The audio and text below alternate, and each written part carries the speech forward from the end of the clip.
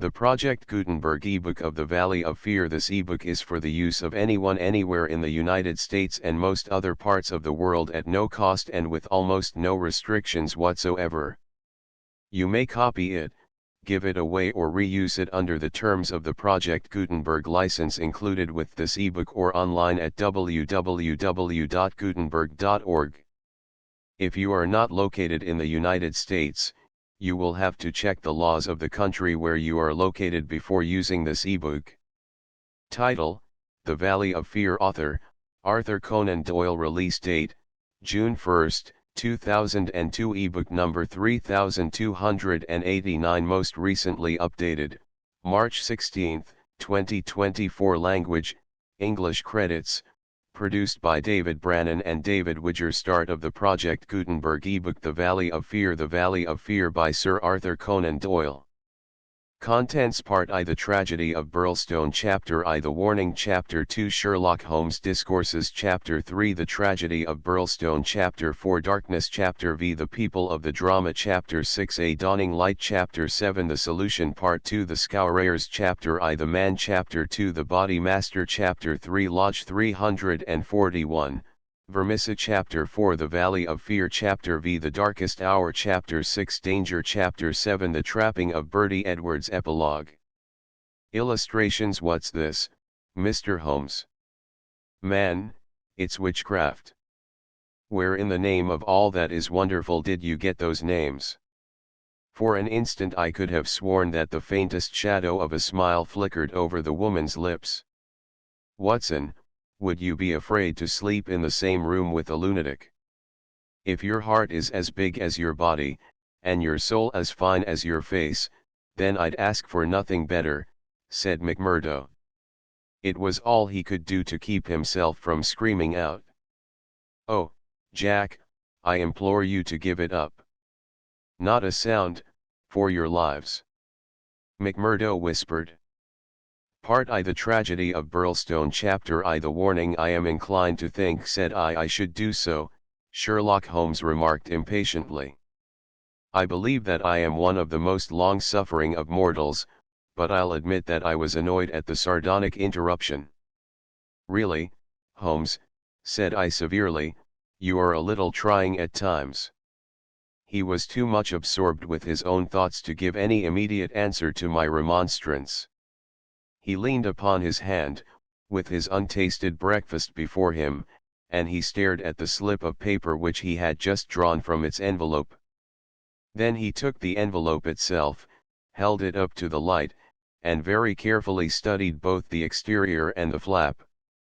It is Perlock's writing, said he thoughtfully. I can hardly doubt that it is Perlock's writing, though I have seen it only twice before. The Greek E with the peculiar top flourish is distinctive. But if it is Perlock, then it must be something of the very first importance. He was speaking to himself rather than to me, but my vexation disappeared in the interest which the words awakened. Who then is Perlock? I asked. Perlock, Watson, is a nom de plume, a mere identification mark, but behind it lies a shifty and evasive personality. In a former letter he frankly informed me that the name was not his own, and defied me ever to trace him among the teeming millions of this great city. Perlock is important, not for himself, but for the great man with whom he is in touch.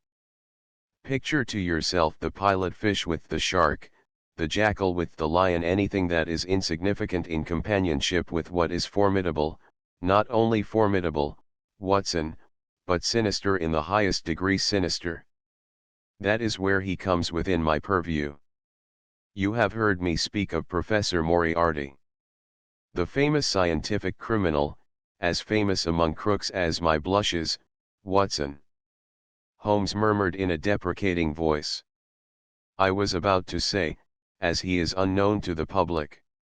A touch. A distinct touch, cried Holmes. You are developing a certain unexpected vein of pocket humor, Watson, against which I must learn to guard myself. But in calling Moriarty a criminal you are uttering libel in the eyes of the law, and there lie the glory and the wonder of it. the greatest schemer of all time, the organizer of every deviltry, the controlling brain of the underworld, a brain which might have made or marred the destiny of nations. That's the man. But so aloof is he from general suspicion, so immune from criticism, so admirable in his management and self-effacement, that for those very words that you have uttered he could hale you to a court and emerge with your year's pension as a solatium for his wounded character.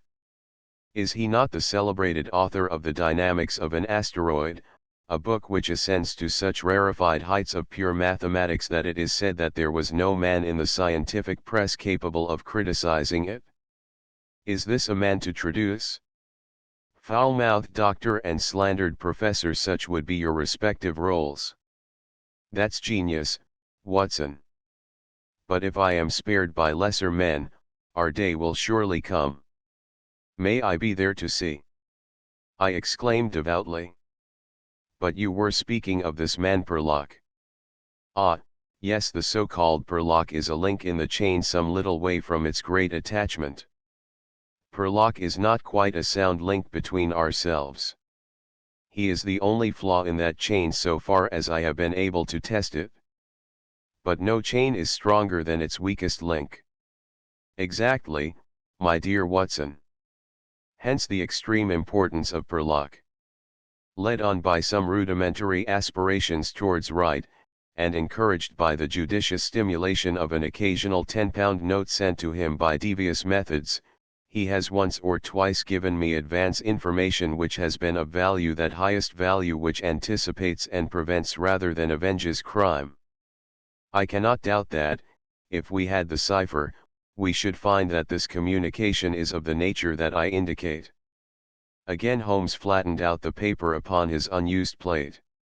I rose and, leaning over him, stared down at the curious inscription, which ran as follows: 534 C2 13 127 36 31 4 17 21 41 Douglas 109 293 537 Burlstone 26 Burlstone 947 171. What do you make of it, Holmes?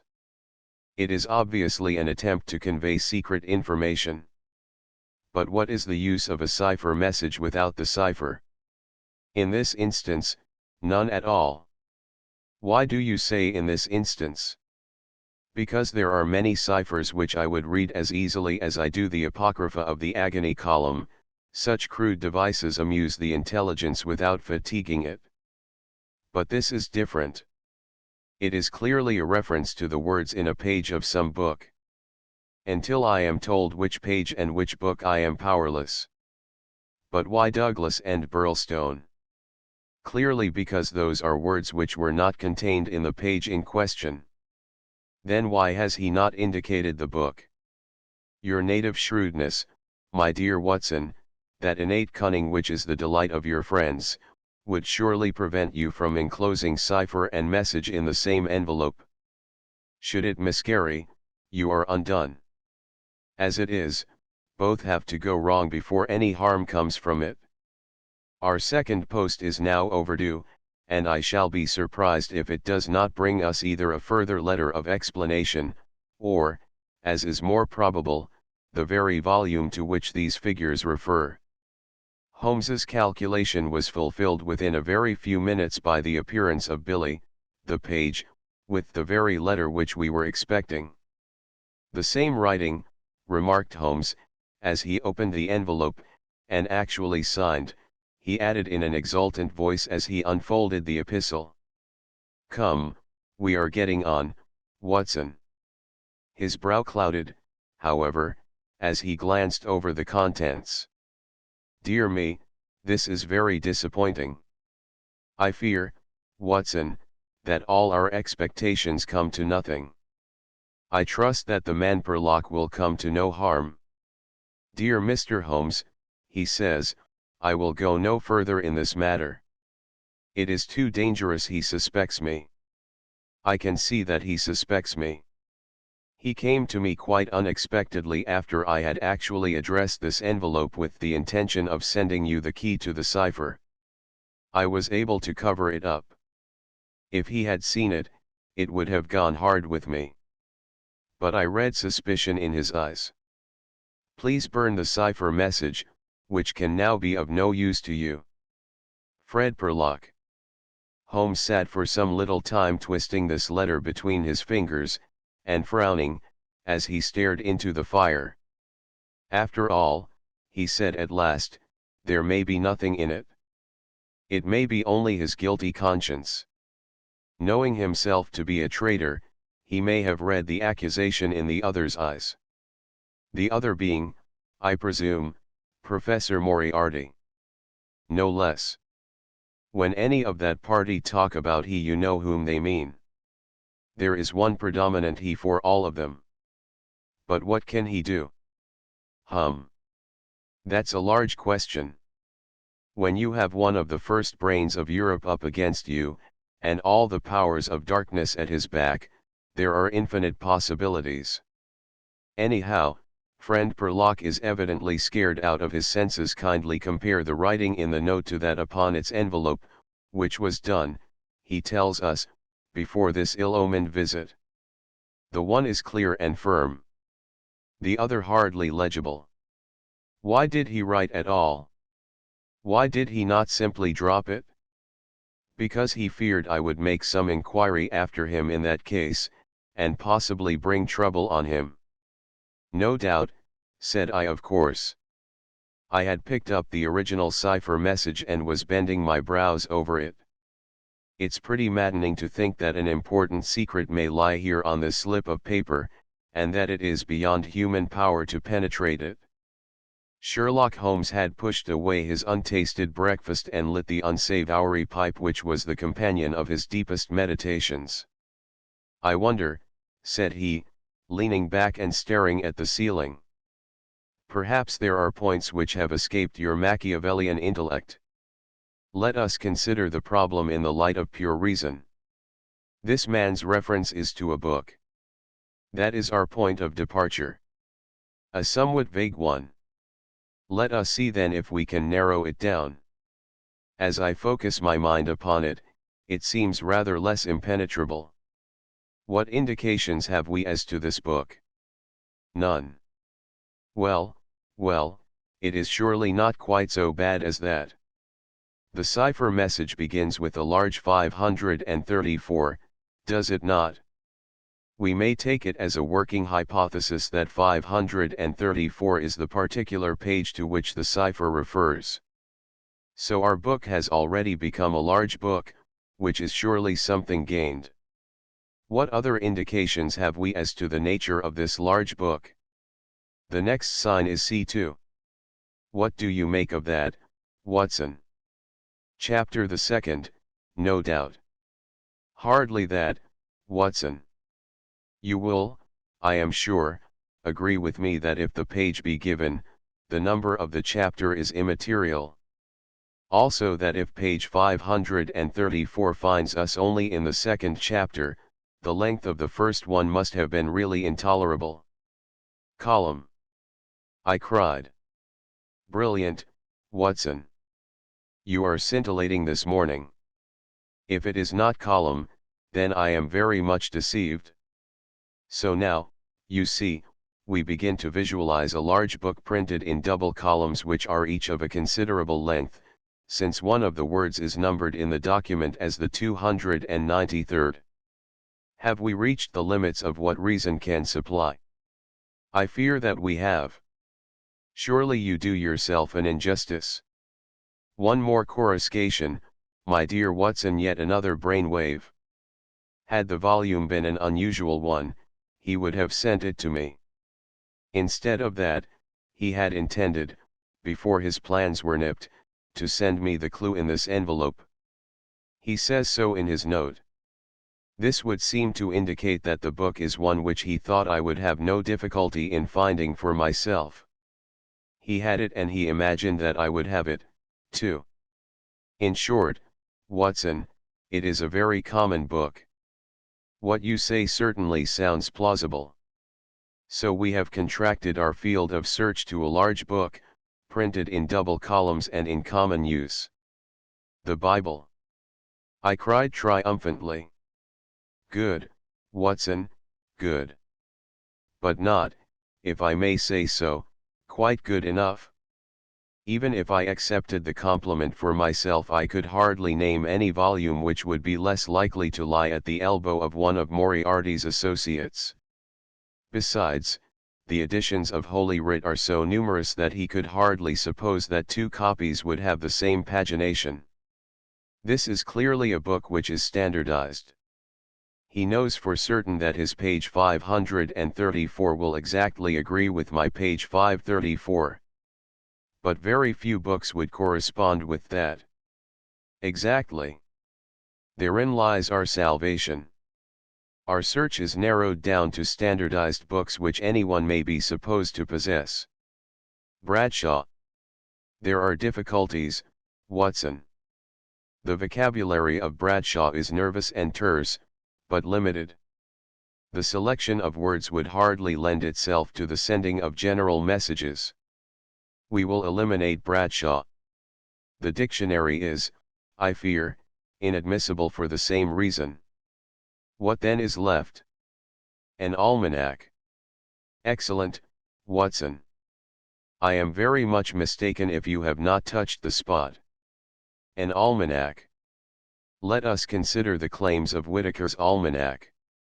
It is in common use. It has the requisite number of pages. It is in double column. Though reserved in its earlier vocabulary, it becomes, if I remember right, quite garrulous towards the end. He picked the volume from his desk. Here is page 534, column 2, a substantial block of print dealing, I perceive, with the trade and resources of British India. Jot down the words, Watson. Number 13 is Maratha. Not, I fear, a very auspicious beginning. Number 127 is government, which at least makes sense, though somewhat irrelevant to ourselves and Professor Moriarty. Now let us try again. What does the Maratha government do? Alas! The next word is pig's bristles. We are undone, my good Watson. It is finished. He had spoken in jesting vein, but the twitching of his bushy eyebrows bespoke his disappointment and irritation. I sat helpless and unhappy, staring into the fire. A long silence was broken by a sudden exclamation from Holmes, who dashed at a cupboard, from which he emerged with a second yellow-covered volume in his hand. "We pay the price, Watson, for being too up-to-date," he cried. "We are before our time, and suffer the usual penalties. Being the 7th of January, we have very properly laid in the new almanac. It is more than likely that Perlock took his message from the old one. No doubt he would have told us so had his letter of explanation been written. Now let us see what page 534 has in store for us. Number 13 is there, which is much more promising. Number 127 is there. Holmes's eyes were gleaming with excitement, and his thin, nervous fingers twitched as he counted the words danger. Ha! Ha! Capital! Put that down, Watson. There is danger may come very soon. 1. Then we have the name Douglas. Rich country now at Burlstone House. Burlstone confidence is pressing. There, Watson. What do you think of pure reason and its fruit? If the greengrocer had such a thing as a laurel wreath, I should send Billy round for it. I was staring at the strange message which I had scrawled, as he deciphered it, upon a sheet of foolscap on my knee. What a queer, scrambling way of expressing his meaning, said I. On the contrary, he has done quite remarkably well, said Holmes. When you search a single column for words with which to express your meaning, you can hardly expect to get everything you want. You are bound to leave something to the intelligence of your correspondent. The purport is perfectly clear. Some deviltry is intended against one Douglas, whoever he may be, residing as stated, a rich country gentleman. He is sure confidence was as near as he could get to confident that it is pressing. There is our result, and a very workmanlike little bit of analysis it was. Holmes had the impersonal joy of the true artist in his better work, even as he mourned darkly when it fell below the high level to which he aspired. He was still chuckling over his success when Billy swung open the door and Inspector MacDonald of Scotland Yard was ushered into the room. Those were the early days at the end of the 80s, when Alec MacDonald was far from having attained the national fame which he has now achieved. He was a young but trusted member of the detective force, who had distinguished himself in several cases which had been intrusted to him. His tall, bony figure gave promise of exceptional physical strength, while his great cranium and deep-set, lustrous eyes spoke no less clearly of the keen intelligence which twinkled out from behind his bushy eyebrows. He was a silent, precise man with a dour nature and a hard Aberdonian accent. Twice already in his career had Holmes helped him to attain success, his own sole reward being the intellectual joy of the problem. For this reason the affection and respect of the Scotchman for his amateur colleague were profound, and he showed them by the frankness with which he consulted Holmes in every difficulty. Mediocrity knows nothing higher than itself, but talent instantly recognizes genius, and MacDonald had talent enough for his profession to enable him to perceive that there was no humiliation in seeking the assistance of one who already stood alone in Europe, both in his gifts and in his experience. Holmes was not prone to friendship, but he was tolerant of the big Scotchman, and smiled at the sight of him. "You are an early bird, Mr. Mac," said he. "I wish you luck with your worm. I fear this means that there is some mischief afoot. If you said hope instead of fear, it would be nearer the truth, I'm thinking, Mr. Holmes," the inspector answered, with a knowing grin. "Well, maybe a wee nip would keep out the raw morning chill." "No, I won't smoke, I thank you. I'll have to be pushing on my way, for the early hours of a case are the precious ones, as no man knows better than your own self." But the inspector had stopped suddenly, and was staring with a look of absolute amazement at a paper upon the table. It was the sheet upon which I had scrawled the enigmatic message. "Douglas," he stammered. "Burlstone. What's this, Mr. Holmes?" "Man, it's witchcraft.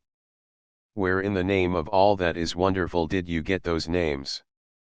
"What's this, Mr. Holmes?" "Man, it's witchcraft. Where in the name of all that is wonderful did you get those names?" "It is a cipher that Dr. Watson and I have had occasion to solve." "But why, what's amiss with the names?" The inspector looked from one to the other of us in dazed astonishment. "Just this," said he, "that Mr. Douglas of Burlstone Manor House was horribly murdered last night." Chapter 2 Sherlock Holmes discourses. It was one of those dramatic moments for which my friend existed. It would be an overstatement to say that he was shocked or even excited by the amazing announcement. Without having a tinge of cruelty in his singular composition, he was undoubtedly callous from long overstimulation. Yet, if his emotions were dulled, his intellectual perceptions were exceedingly active. There was no trace then of the horror which I had myself felt at this curt declaration, but his face showed rather the quiet and interested composure of the chemist who sees the crystals falling into position from his oversaturated solution. "Remarkable," said he. "Remarkable. You don't seem surprised." "Interested, Mr. Mac, but hardly surprised." "Why should I be surprised?" "I receive an anonymous communication from a quarter which I know to be important, warning me that danger threatens a certain person. Within an hour I learn that this danger has actually materialized and that the person is dead. I am interested, but, as you observe, I am not surprised." In a few short sentences he explained to the inspector the facts about the letter and the cipher. MacDonald sat with his chin on his hands and his great sandy eyebrows bunched into a yellow tangle. "I was going down to Burlstone this morning," said he. "I had come to ask you if you cared to come with me, you and your friend here. But from what you say we might perhaps be doing better work in London." "I rather think not," said Holmes. "Hang it all, Mr. Holmes," cried the inspector. "The papers will be full of the Burlstone mystery in a day or two, but where's the mystery if there is a man in London who prophesied the crime before ever it occurred? We have only to lay our hands on that man, and the rest will follow." "No doubt, Mr. Mac.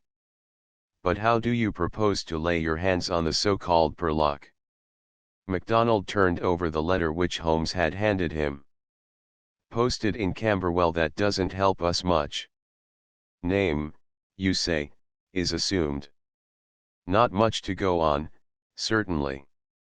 Didn't you say that you have sent him money?" "Twice." "And how?" "In notes to Camberwell Post Office." "Did you ever trouble to see who called for them?" "No." The inspector looked surprised and a little shocked. "Why not?"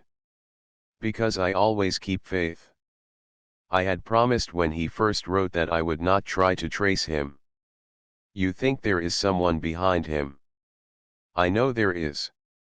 This professor that I've heard you mention." "Exactly." Inspector MacDonald smiled, and his eyelid quivered as he glanced towards me. "I won't conceal from you, Mr. Holmes, that we think in the CID that you have a wee bit of a bee in your bonnet over this professor. I made some inquiries myself about the matter. He seems to be a very respectable, learned, and talented sort of man. I'm glad you've got so far as to recognize the talent. Man, you can't but recognize it. After I heard your view I made it my business to see him. I had a chat with him on eclipses. How the talk got that way I canna think, but he had out a reflector lantern and a globe, and made it all clear in a minute. He lent me a book, but I don't mind saying that it was a bit above my head, though I had a good Aberdeen upbringing. He'd have made a grand minister with his thin face and grey hair and solemn-like way of talking. When he put his hand on my shoulder as we were parting, it was like a father's blessing before you go out into the cold, cruel world." Holmes chuckled and rubbed his hands. "Great," he said. "Great. Tell me, friend MacDonald, this pleasing and touching interview was, I suppose, in the professor's study?" "That's so." "A fine room, is it not?" "Very fine, very handsome indeed, Mr. Holmes." "You sat in front of his writing desk?" "Just so." "Sun in your eyes and his face in the shadow?" "Well, it was evening, but I mind that the lamp was turned on my face." "It would be." "Did you happen to observe a picture over the professor's head?" "I don't miss much, Mr. Holmes." "Maybe I learned that from you." "Yes, I saw the picture, a young woman with her head on her hands, peeping at you sideways." "That painting was by Jean-Baptiste Groite." The inspector endeavored to look interested. "Jean-Baptiste Groite," Holmes continued, joining his fingertips and leaning well back in his chair, "was a French artist who flourished between the years 1750 and 1800. I allude, of course, to his working career. Modern criticism has more than endorsed the high opinion formed of him by his contemporaries." The inspector's eyes grew abstracted. "Hadn't we better?" he said. "We are doing so," Holmes interrupted. "All that I am saying has a very direct and vital bearing upon what you have called the Burlstone mystery. In fact, it may in a sense be called the very center of it." MacDonald smiled feebly, and looked appealingly to me. "Your thoughts move a bit too quick for me, Mr. Holmes. You leave out a link or two, and I can't get over the gap." What in the whole wide world can be the connection between this dead painting man and the affair at Burlstone? All knowledge comes useful to the detective, remarked Holmes. Even the trivial fact that in the year 1865 a picture by Groite entitled La Jeune Fille à l'Anneau fetched 1,200,000 francs, more than £40,000 at the Port à la Sale, may start a train of reflection in your mind. It was clear that it did. The inspector looked honestly interested. I may remind you, Holmes continued, that the professor's salary can be ascertained in several trustworthy books of reference. It is 700 a year. Then how could he buy quite so? How could he? That's remarkable, said the inspector thoughtfully. Talk away, Mr. Holmes. I'm just loving it. It's fine. Holmes smiled. He was always warmed by genuine admiration, the characteristic of the real artist. What about Burlstone? He asked. We've time yet, said the inspector, glancing at his watch. I've a cab at the door, and it won't take us 20 minutes to Victoria.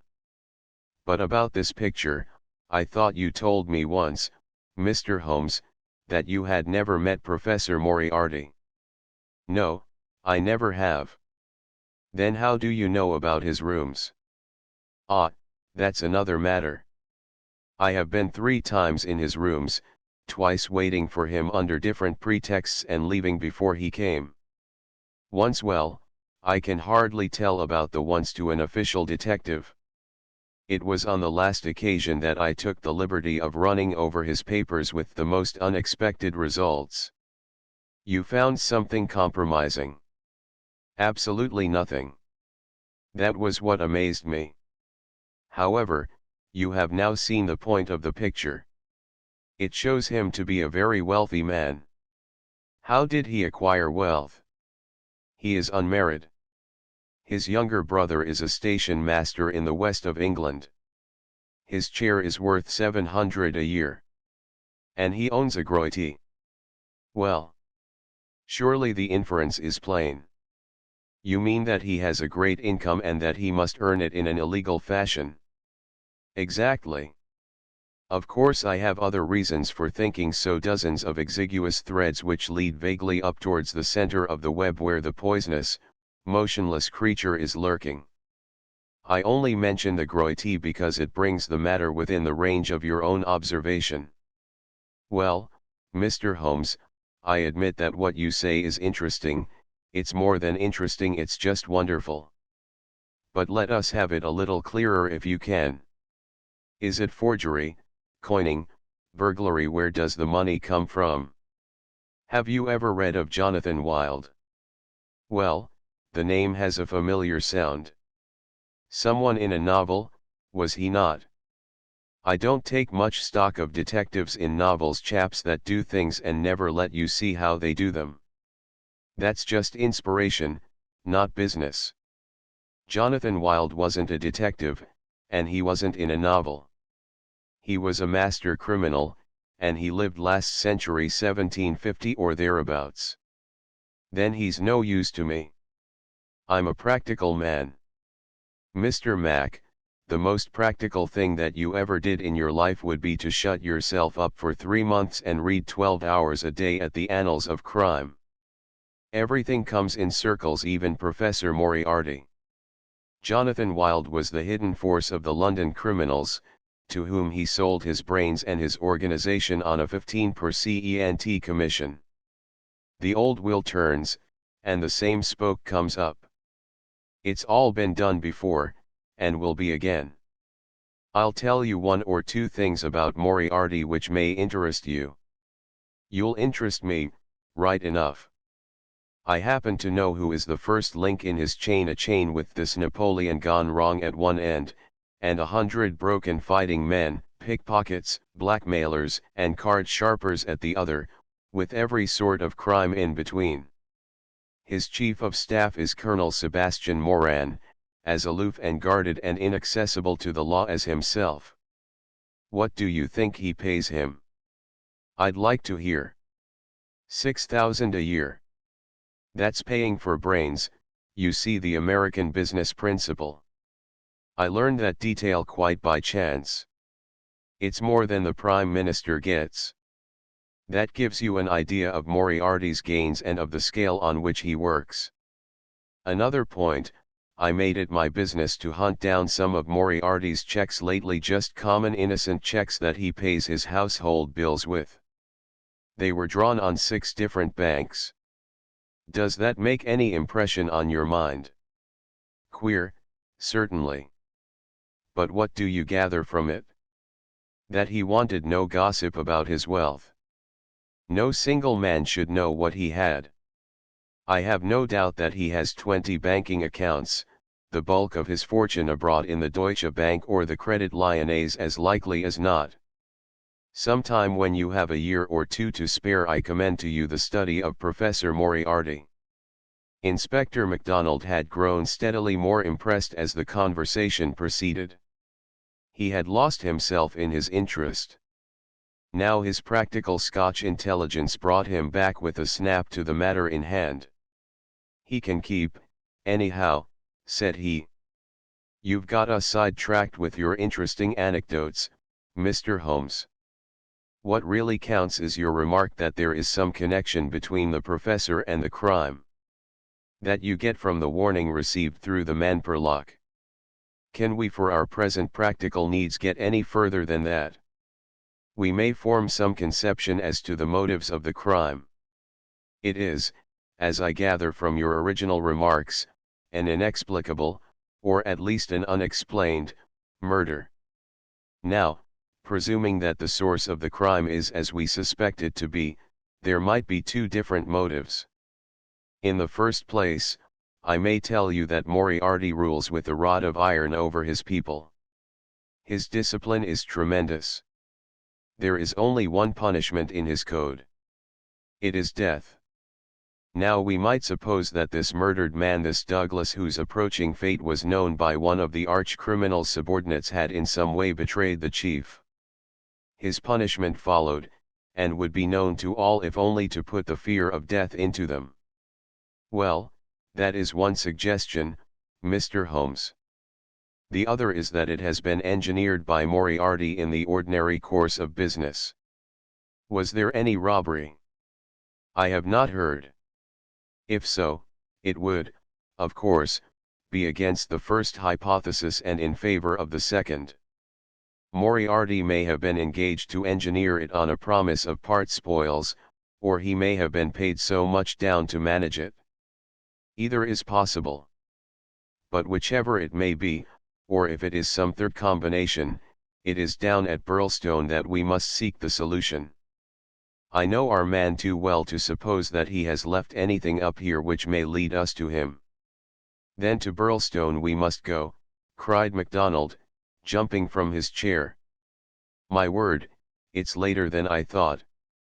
I can give you, gentlemen, 5 minutes for preparation, and that is all. And ample for us both, said Holmes, as he sprang up and hastened to change from his dressing gown to his coat. While we are on our way, Mr. Mac, I will ask you to be good enough to tell me all about it. All about it proved to be disappointingly little, and yet there was enough to assure us that the case before us might well be worthy of the expert's closest attention. He brightened and rubbed his thin hands together as he listened to the meager but remarkable details. A long series of sterile weeks lay behind us, and here at last there was a fitting object for those remarkable powers which, like all special gifts, become irksome to their owner when they are not in use. That razor brain blunted and rusted with inaction. Sherlock Holmes's eyes glistened, his pale cheeks took a warmer hue, and his whole eager face shone with an inward light when the call for work reached him. Leaning forward in the cab, he listened intently to MacDonald's short sketch of the problem which awaited us in Sussex. The inspector was himself dependent, as he explained to us, upon a scribbled account forwarded to him by the milk train in the early hours of the morning. White Mason, the local officer, was a personal friend, and hence MacDonald had been notified much more promptly than is usual at Scotland Yard when provincials need their assistance. It is a very cold scent upon which the metropolitan expert is generally asked to run. "Dear Inspector MacDonald," said the letter which he read to us, "official requisition for your services is in separate envelope. This is for your private eye. Wire me what train in the morning you can get for Burlstone, and I will meet it or have it met if I am too occupied. This case is a snorter.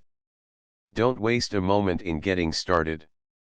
If you can bring Mr. Holmes, please do so, for he will find something after his own heart. We would think the whole had been fixed up for theatrical effect if there wasn't a dead man in the middle of it. My word! It is a snorter." "Your friend seems to be no fool," remarked Holmes. "No, sir, White Mason is a very live man, if I am any judge." "Well, have you anything more?" "Only that he will give us every detail when we meet." "Then how did you get at Mr. Douglas and the fact that he had been horribly murdered?" "That was in the enclosed official report." "It didn't say horrible, that's not a recognized official term." "It gave the name John Douglas." "It mentioned that his injuries had been in the head, from the discharge of a shotgun." "It also mentioned the hour of the alarm, which was close on to midnight last night." "It added that the case was undoubtedly one of murder, but that no arrest had been made, and that the case was one which presented some very perplexing and extraordinary features." "That's absolutely all we have at present, Mr. Holmes."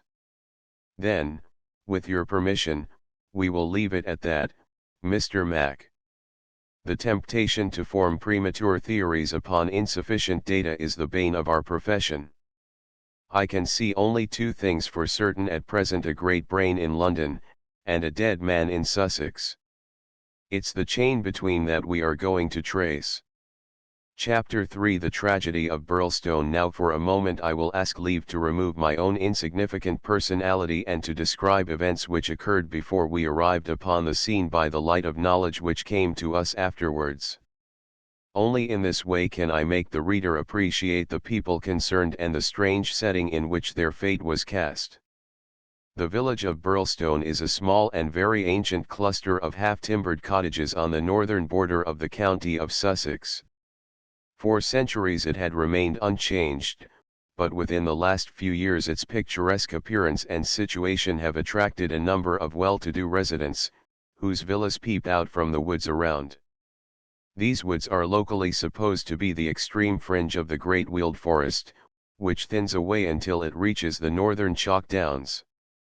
A number of small shops have come into being to meet the wants of the increased population, so there seems some prospect that Burlstone may soon grow from an ancient village into a modern town.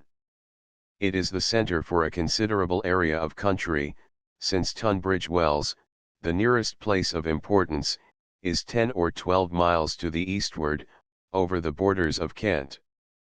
About half a mile from the town, standing in an old park famous for its huge beech trees, is the ancient manor house of Burlstone. Part of this venerable building dates back to the time of the First Crusade, when Hugo de Capus built a fortalice in the centre of the estate, which had been granted to him by the Red King.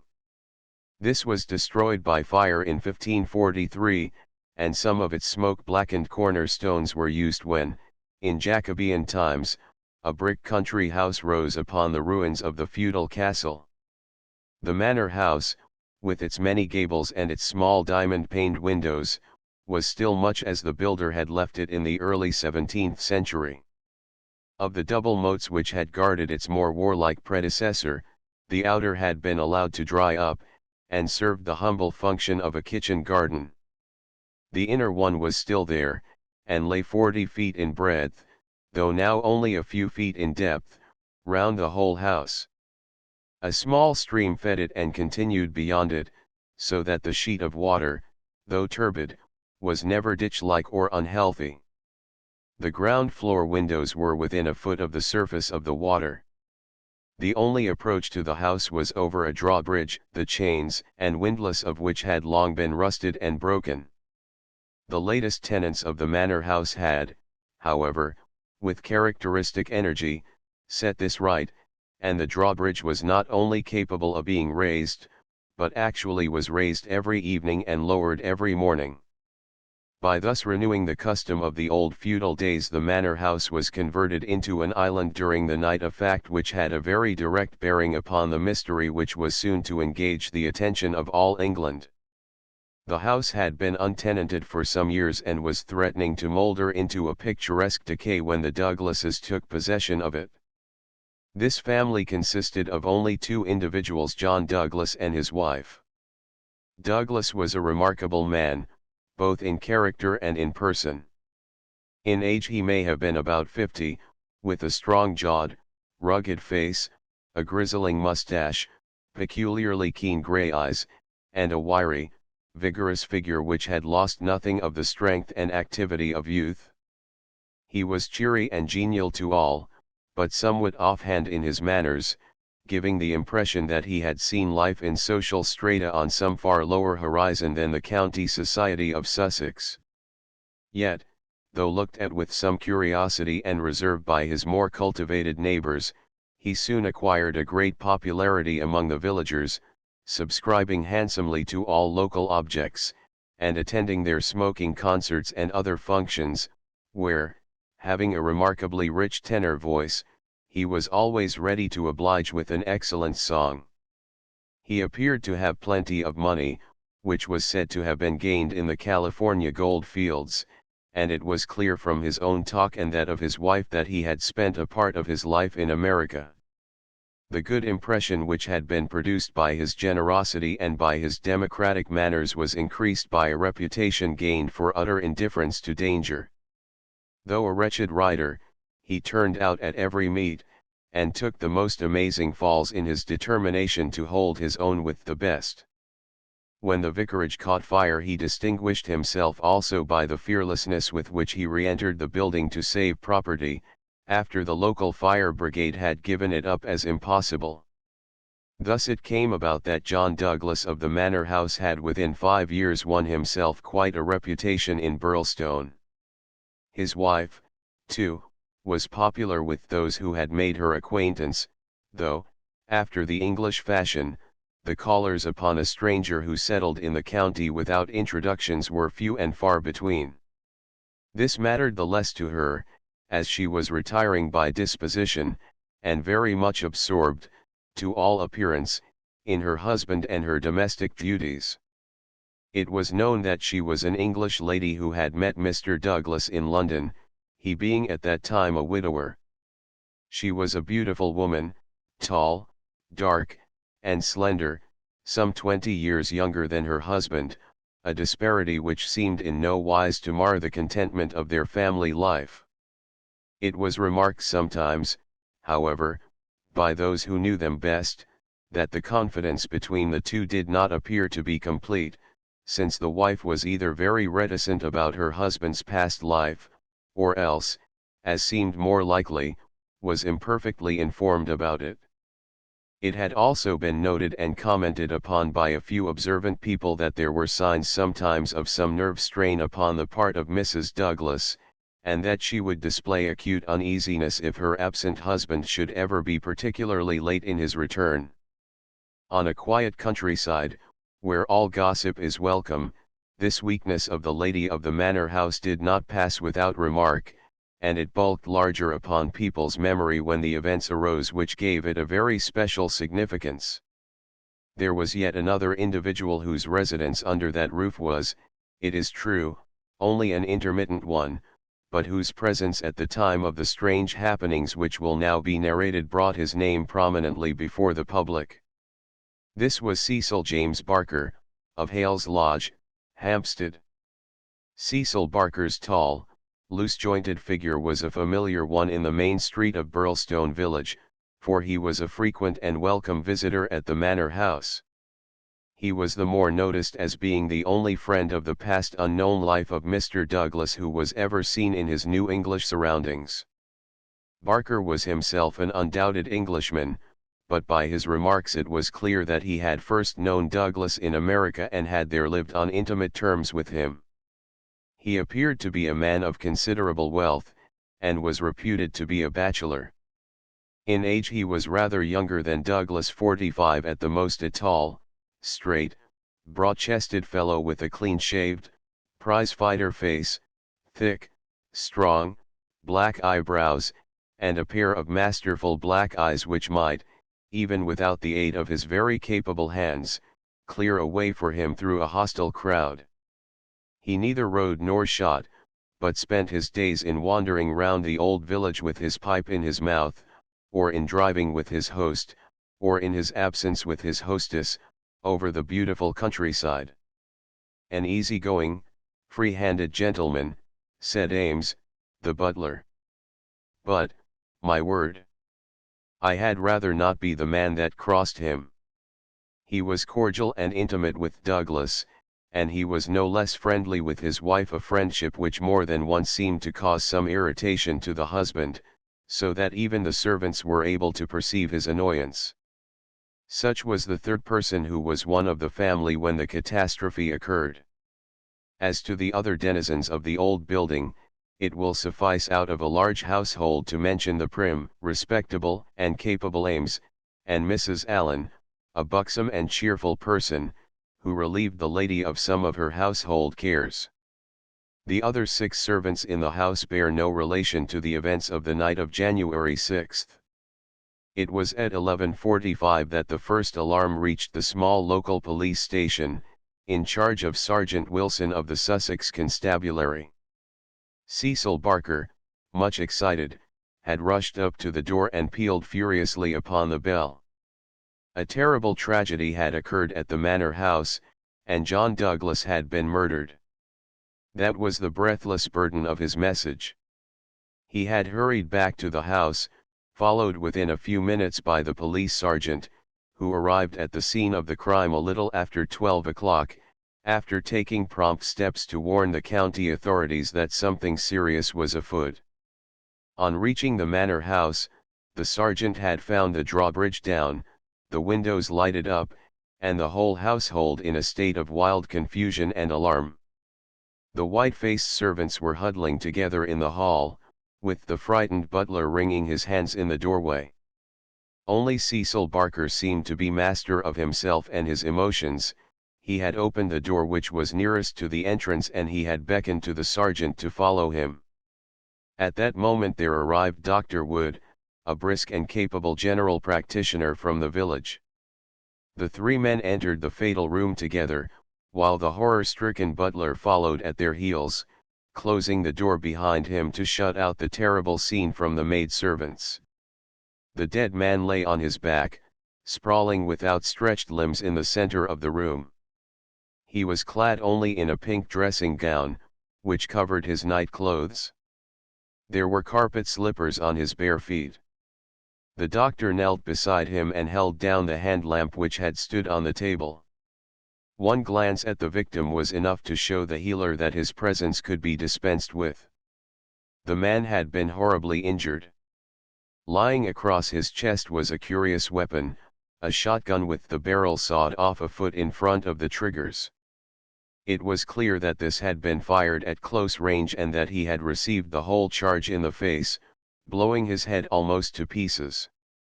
The triggers had been wired together, so as to make the simultaneous discharge more destructive.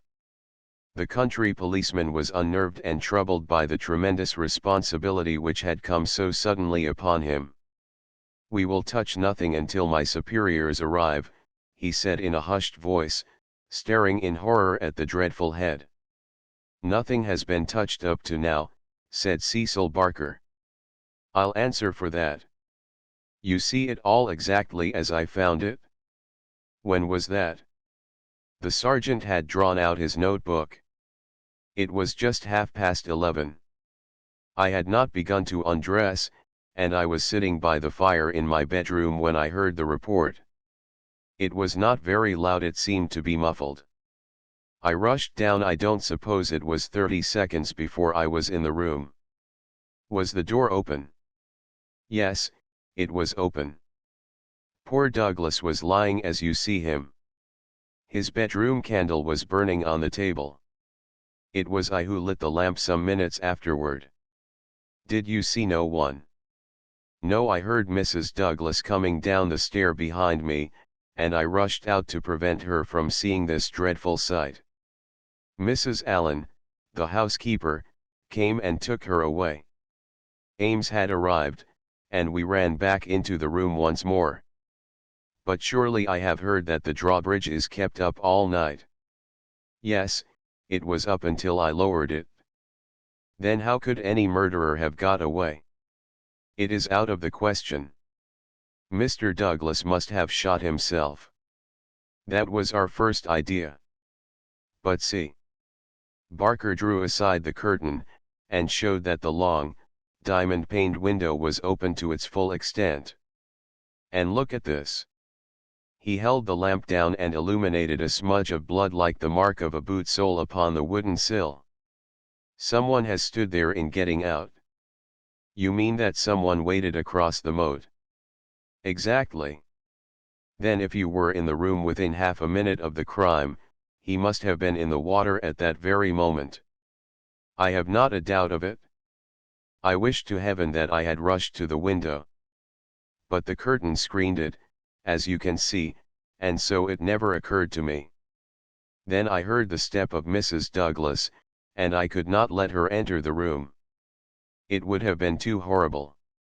Horrible enough, said the doctor, looking at the shattered head and the terrible marks which surrounded it.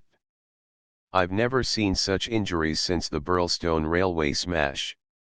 But, I say, remarked the police sergeant, whose slow, bucolic common sense was still pondering the open window. It's all very well you're saying that a man escaped by wading this moat, but what I ask you is, how did he ever get into the house at all if the bridge was up? Ah, that's the question, said Barker. At what o'clock was it raised? It was nearly 6 o'clock, said Ames, the butler. I've heard, said the sergeant, that it was usually raised at sunset. That would be nearer 4:30 than 6 at this time of year. Mrs. Douglas had visitors to tea, said Ames. I couldn't raise it until they went. Then I wound it up myself. Then it comes to this, said the sergeant, if anyone came from outside, if they did, they must have got in across the bridge before 6 and been in hiding ever since, until Mr. Douglas came into the room after 11. That is so. Mr. Douglas went round the house every night the last thing before he turned in to see that the lights were right. That brought him in here. The man was waiting and shot him. Then he got away through the window and left his gun behind him. That's how I read it, for nothing else will fit the facts. The sergeant picked up a card which lay beside the dead man on the floor. The initials VV and under them the number 341 were rudely scrawled in ink upon it. What's this? He asked, holding it up. Barker looked at it with curiosity. I never noticed it before, he said. The murderer must have left it behind him. V.V341. I can make no sense of that. The sergeant kept turning it over in his big fingers. What's VV? Somebody's initials, maybe. What have you got there, Dr. Wood? It was a good-sized hammer which had been lying on the rug in front of the fireplace, a substantial, workmanlike hammer. Cecil Barker pointed to a box of brass-headed nails upon the mantelpiece. Mr. Douglas was altering the pictures yesterday, he said. I saw him myself, standing upon that chair and fixing the big picture above it. That accounts for the hammer. We'd best put it back on the rug where we found it, said the sergeant, scratching his puzzled head in his perplexity. It will want the best brains in the force to get to the bottom of this thing. It will be a London job before it is finished.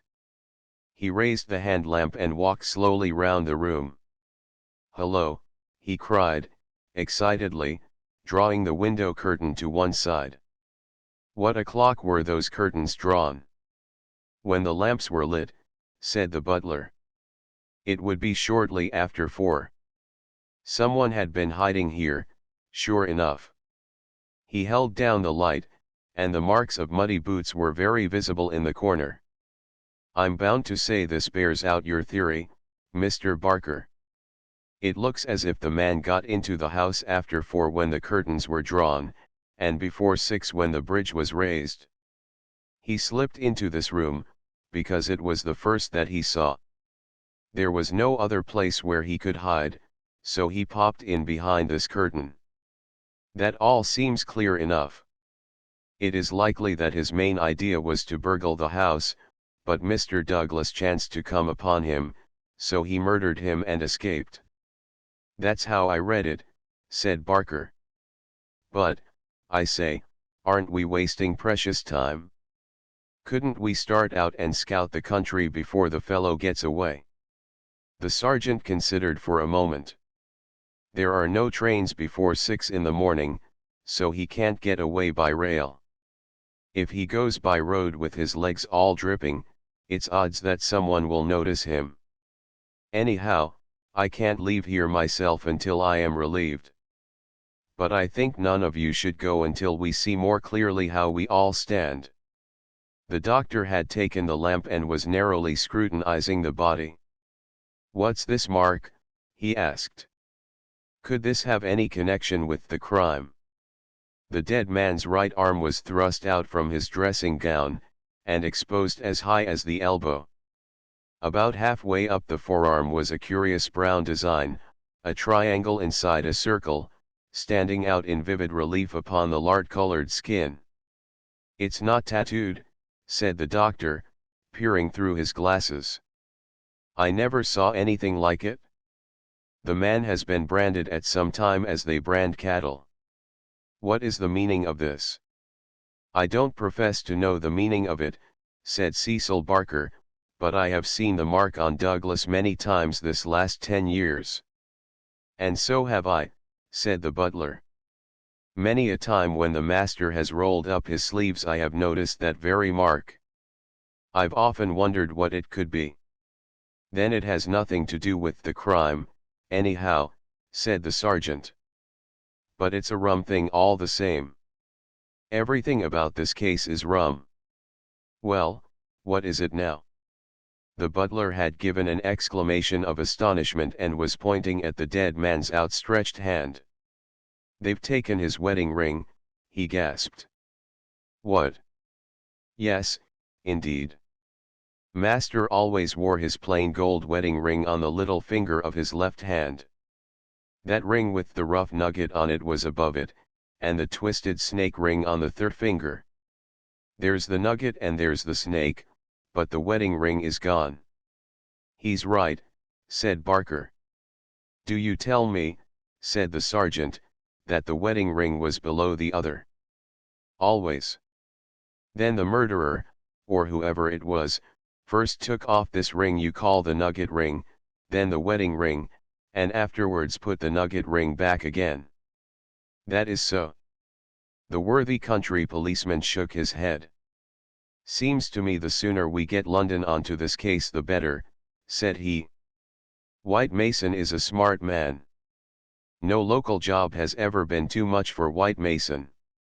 It won't be long now before he is here to help us.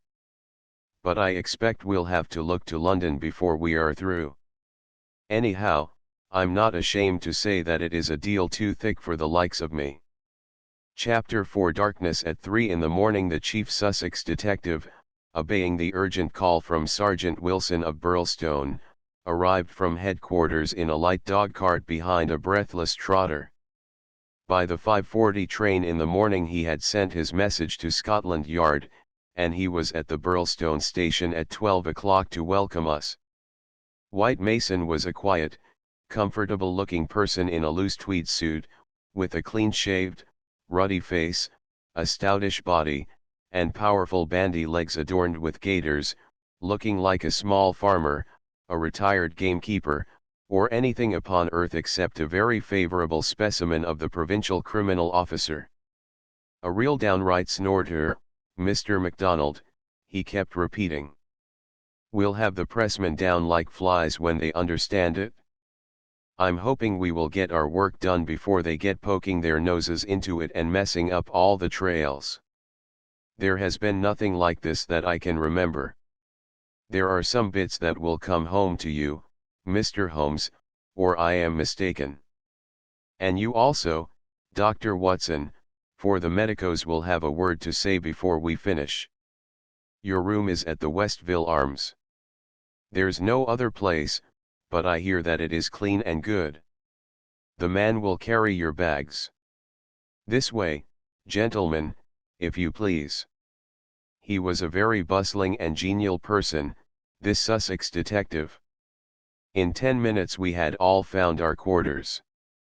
In 10 more we were seated in the parlor of the inn and being treated to a rapid sketch of those events which have been outlined in the previous chapter. MacDonald made an occasional note, while Holmes sat absorbed, with the expression of surprised and reverent admiration with which the botanist surveys the rare and precious bloom. Remarkable, he said, when the story was unfolded, most remarkable. I can hardly recall any case where the features have been more peculiar. I thought you would say so, Mr. Holmes, said White Mason in great delight. We're well up with the times in Sussex. I've told you now how matters were, up to the time when I took over from Sergeant Wilson between 3 and 4 this morning. My word! I made the old mare go. But I need not have been in such a hurry, as it turned out, for there was nothing immediate that I could do. Sergeant Wilson had all the facts. I checked them and considered them and maybe added a few of my own. What were they? Asked Holmes eagerly. Well, I first had the hammer examined. There was Dr. Wood there to help me. We found no signs of violence upon it. I was hoping that if Mr. Douglas defended himself with the hammer, he might have left his mark upon the murderer before he dropped it on the mat. But there was no stain. That, of course, proves nothing at all, remarked Inspector MacDonald. There has been many a hammer murder and no trace on the hammer. Quite so. It doesn't prove it wasn't used. But there might have been stains, and that would have helped us. As a matter of fact there were none. Then I examined the gun. They were buckshot cartridges, and, as Sergeant Wilson pointed out, the triggers were wired together so that, if you pulled on the hinder one, both barrels were discharged. Whoever fixed that up had made up his mind that he was going to take no chances of missing his man. The sawed gun was not more than 2 foot long. One could carry it easily under one's coat. There was no complete maker's name, but the printed letters PEN were on the fluting between the barrels, and the rest of the name had been cut off by the saw. A big P with a flourish above it, E and N smaller, asked Holmes. Exactly. Pennsylvania Small Arms Company, well-known American firm, said Holmes. White Mason gazed at my friend as the little village practitioner looks at the Harley Street specialist who by a word can solve the difficulties that perplex him. That is very helpful, Mr. Holmes. No doubt you are right. Wonderful. Wonderful. Do you carry the names of all the gun makers in the world in your memory? Holmes dismissed the subject with a wave. No doubt it is an American shotgun, White Mason continued. I seem to have read that a sawed-off shotgun is a weapon used in some parts of America. Apart from the name upon the barrel, the idea had occurred to me. There is some evidence then, that this man who entered the house and killed its master was an American. MacDonald shook his head. Man, you are surely traveling overfast, said he. I have heard no evidence yet that any stranger was ever in the house at all. The open window, the blood on the sill, the queer card, the marks of boots in the corner, the gun. Nothing there that could not have been arranged. Mr. Douglas was an American, or had lived long in America. So had Mr. Barker. You don't need to import an American from outside in order to account for American doings. Ames, the butler, what about him? Is he reliable? 10 years with Sir Charles Chandos, as solid as a rock. He has been with Douglas ever since he took the manor house 5 years ago. He has never seen a gun of the sort in the house. The gun was made to conceal. That's why the barrels were sawed. It would fit into any box. How could he swear there was no such gun in the house? Well, anyhow, he had never seen one. MacDonald shook his obstinate Scotch head. I'm not convinced yet that there was ever anyone in the house, said he. I'm asking you to consider. His accent became more Aberdonian as he lost himself in his argument. I'm asking you to consider what it involves if you suppose that this gun was ever brought into the house, and that all these strange things were done by a person from outside. Oh, man, it's just inconceivable. It's clean against common sense. I put it to you, Mr. Holmes, judging it by what we have heard. Well, state your case, Mr. Mac, said Holmes in his most judicial style. The man is not a burglar, supposing that he ever existed. The ring business and the card point to premeditated murder for some private reason. Very good. Here is a man who slips into a house with the deliberate intention of committing murder. He knows, if he knows anything, that he will have a difficulty in making his escape, as the house is surrounded with water. What weapon would he choose? You would say the most silent in the world. Then he could hope when the deed was done to slip quickly from the window, to wade the moat, and to get away at his leisure. That's understandable. But is it understandable that he should go out of his way to bring with him the most noisy weapon he could select, knowing well that it will fetch every human being in the house to the spot as quick as they can run, and that it is all odds that he will be seen before he can get across the moat? Is that credible, Mr. Holmes? Well, you put the case strongly, my friend replied thoughtfully. It certainly needs a good deal of justification. May I ask, Mr. White Mason, whether you examined the farther side of the moat at once to see if there were any signs of the man having climbed out from the water? There were no signs, Mr. Holmes. But it is a stone ledge, and one could hardly expect them. No tracks or marks? None. Ha! Would there be any objection, Mr. White Mason, to our going down to the house at once? There may possibly be some small point which might be suggestive. I was going to propose it, Mr. Holmes, but I thought it well to put you in touch with all the facts before we go. I suppose if anything should strike you. White Mason looked doubtfully at the amateur. I have worked with Mr. Holmes before, said Inspector MacDonald. He plays the game. My own idea of the game, at any rate, said Holmes, with a smile. I go into a case to help the ends of justice and the work of the police. If I have ever separated myself from the official force, it is because they have first separated themselves from me. I have no wish ever to score at their expense. At the same time, Mr. White Mason, I claim the right to work in my own way and give my results at my own time complete rather than in stages. I am sure we are honored by your presence and to show you all we know, said White Mason cordially. Come along, Dr. Watson, and when the time comes we'll all hope for a place in your book. We walked down the quaint village street with a row of pollard elms on each side of it. Just beyond were two ancient stone pillars, weather-stained and lichen-blotched, bearing upon their summits a shapeless something which had once been the rampant lion of Capus of Burlstone. A short walk along the winding drive with such sward and oaks around it as one only sees in rural England, then a sudden turn, and the long, low Jacobean house of dingy, liver-coloured brick lay before us, with an old-fashioned garden of cut yews on each side of it. As we approached it, there was the wooden drawbridge and the beautiful broad moat as still and luminous as quicksilver in the cold, winter sunshine. 3 centuries had flowed past the old manor house, centuries of births and of homecomings, of country dances and of the meetings of fox hunters. Strange that now in its old age this dark business should have cast its shadow upon the venerable walls. And yet those strange, peaked roofs and quaint, overhung gables were a fitting covering to grim and terrible intrigue.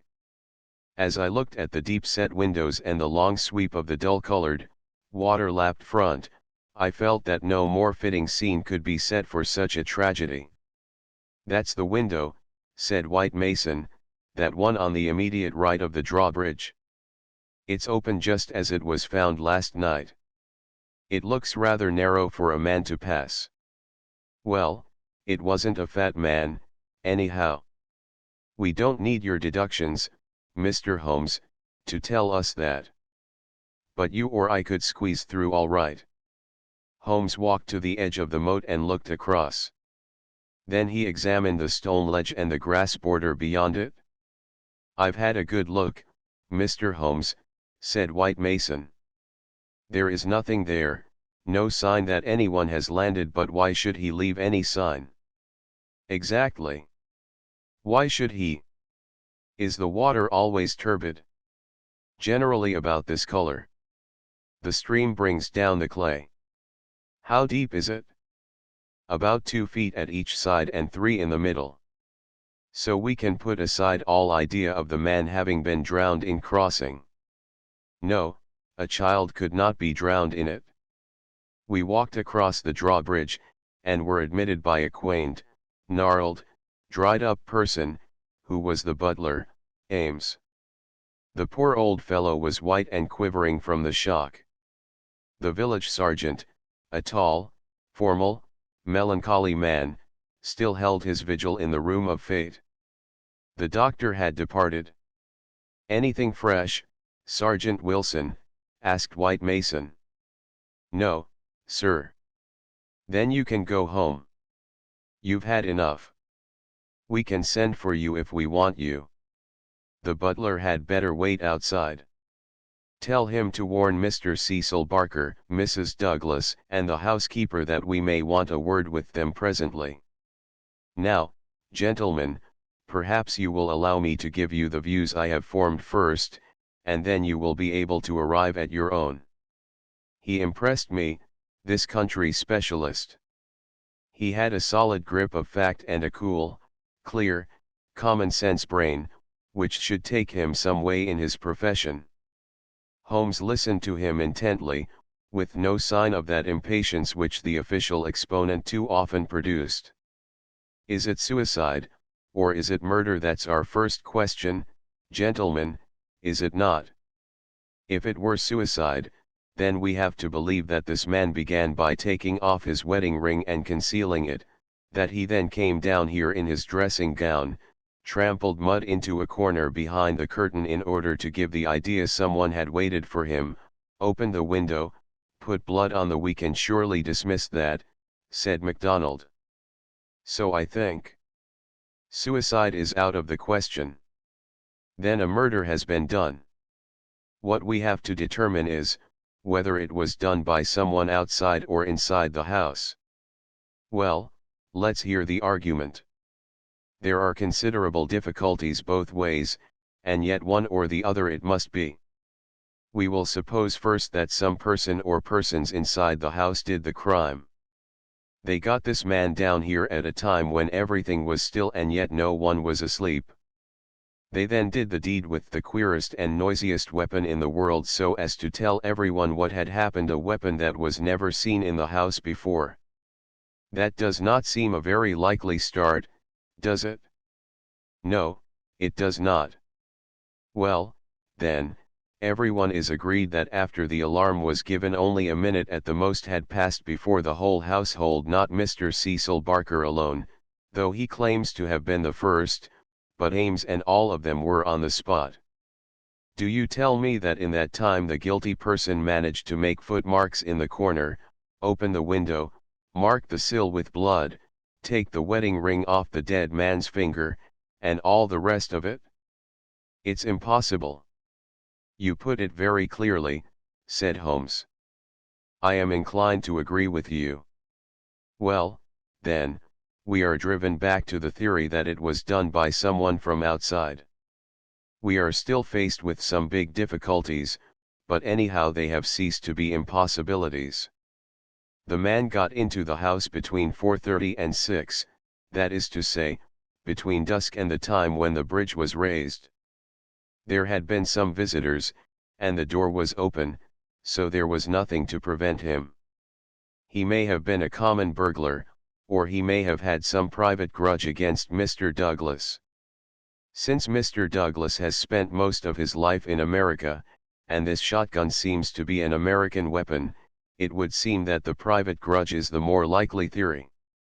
He slipped into this room because it was the first he came to, and he hid behind the curtain.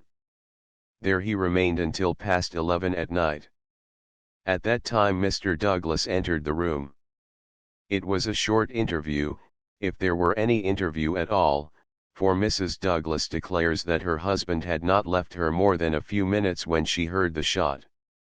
The candle shows that, said Holmes. Exactly. The candle, which was a new one, is not burned more than half an inch. He must have placed it on the table before he was attacked, otherwise, of course, it would have fallen when he fell. This shows that he was not attacked the instant that he entered the room. When Mr. Barker arrived the candle was lit and the lamp was out. That's all clear enough. Well, now, we can reconstruct things on those lines. Mr. Douglas enters the room. He puts down the candle. A man appears from behind the curtain. He is armed with this gun.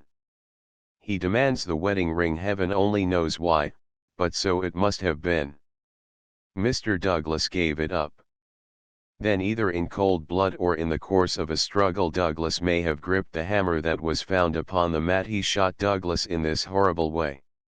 He dropped his gun and also it would seem this queer card V.V 341, whatever that may mean, and he made his escape through the window and across the moat at the very moment when Cecil Barker was discovering the crime. How's that, Mr. Holmes? Very interesting, but just a little unconvincing. Man, it would be absolute nonsense if it wasn't that. Anything else is even worse, cried MacDonald. Somebody killed the man, and whoever it was I could clearly prove to you that he should have done it some other way. What does he mean by allowing his retreat to be cut off like that? What does he mean by using a shotgun when silence was his one chance of escape? Come, Mr. Holmes, it's up to you to give us a lead, since you say Mr. White Mason's theory is unconvincing. Holmes had sat intently observant during this long discussion, missing no word that was said, with his keen eyes darting to right and to left, and his forehead wrinkled with speculation. I should like a few more facts before I get so far as a theory, Mr. Mac, said he, kneeling down beside the body. Dear me, these injuries are really appalling. Can we have the butler in for a moment? Ames, I understand that you have often seen this very unusual mark, a branded triangle inside a circle upon Mr. Douglas's forearm. Frequently, sir. You never heard any speculation as to what it meant? No, sir. It must have caused great pain when it was inflicted. It is undoubtedly a burn. Now, I observe, Ames, that there is a small piece of plaster at the angle of Mr. Douglas's jaw. Did you observe that in life? Yes, sir, he cut himself in shaving yesterday morning.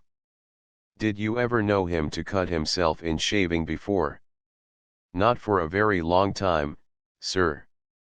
Suggestive, said Holmes. It may, of course, be a mere coincidence, or it may point to some nervousness which would indicate that he had reason to apprehend danger. Had you noticed anything unusual in his conduct, yesterday, Ames? It struck me that he was a little restless and excited. Sir. Ha! The attack may not have been entirely unexpected.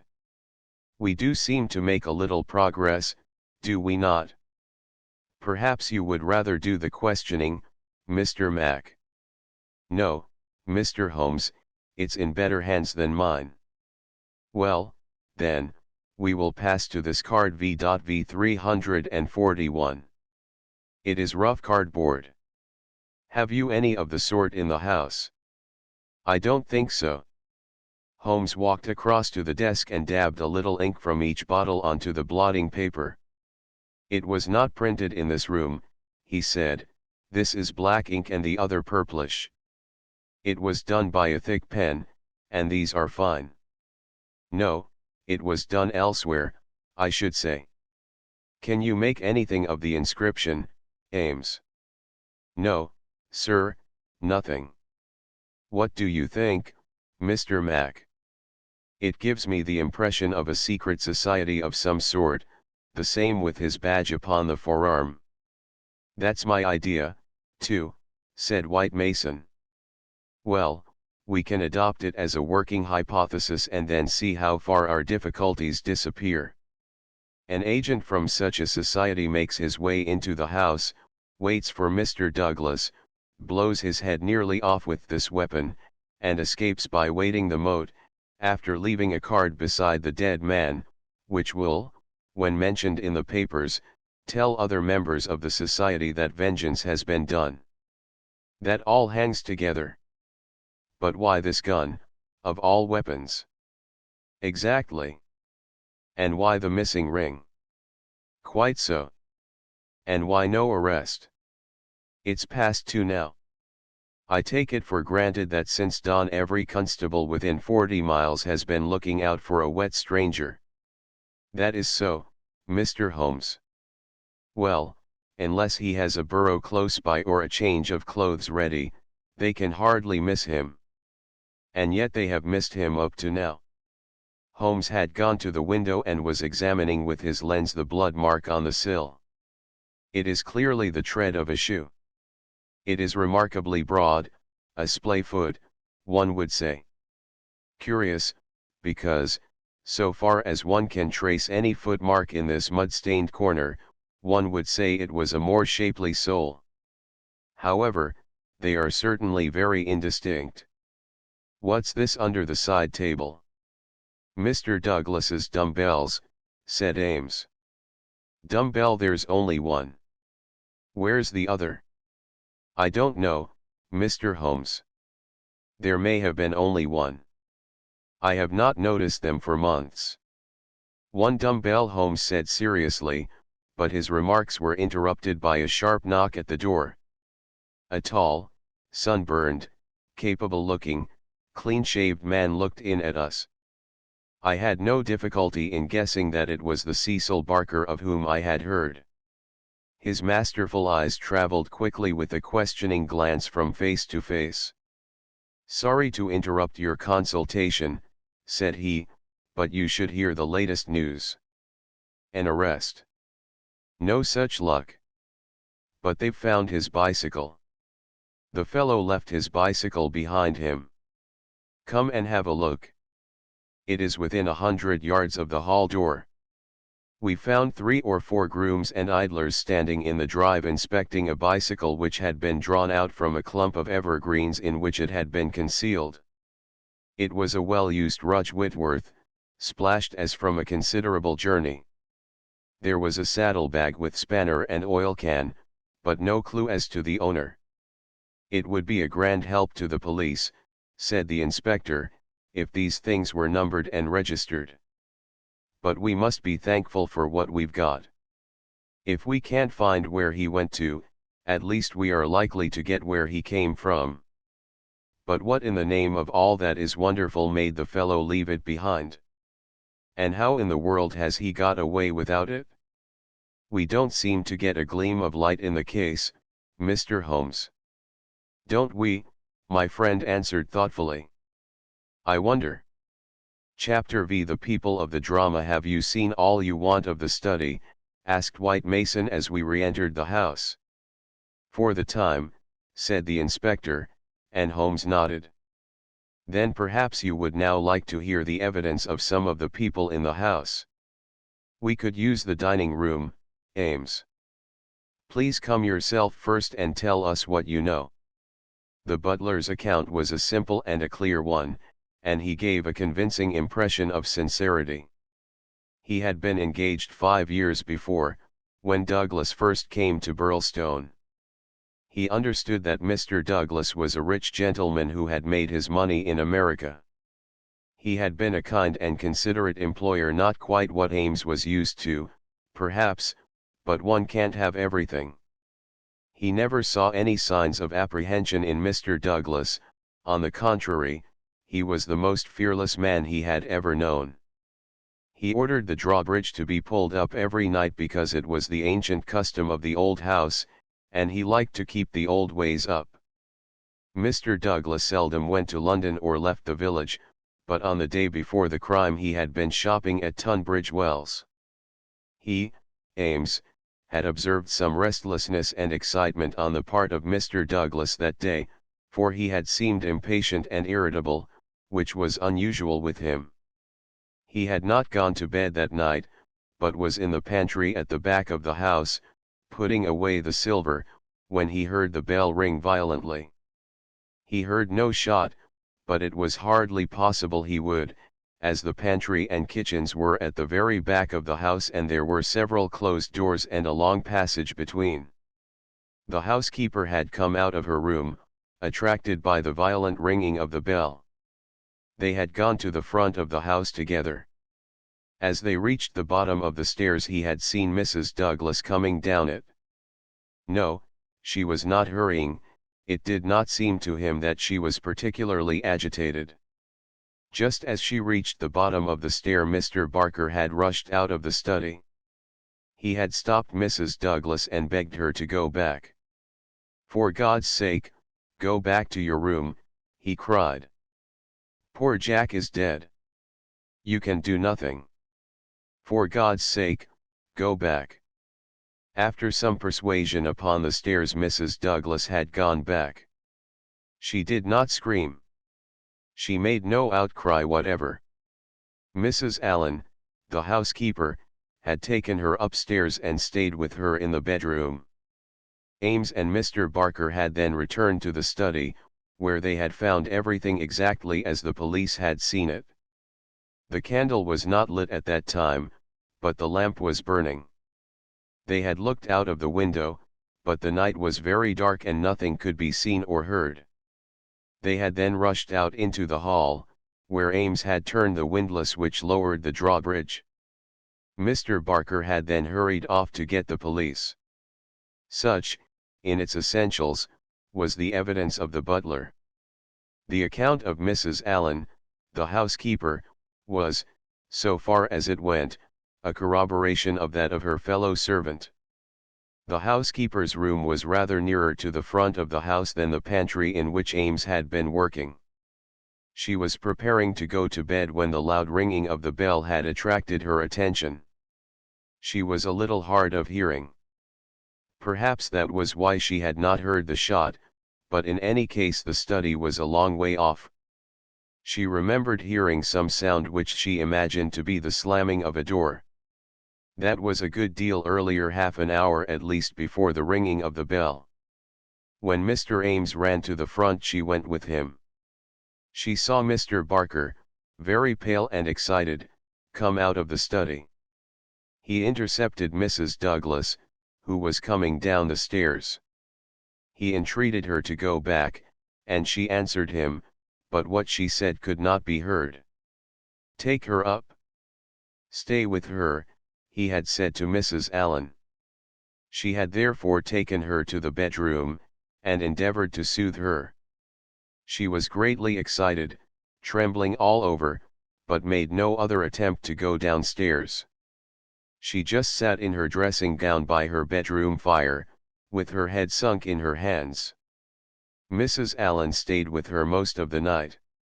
As to the other servants, they had all gone to bed, and the alarm did not reach them until just before the police arrived. They slept at the extreme back of the house, and could not possibly have heard anything.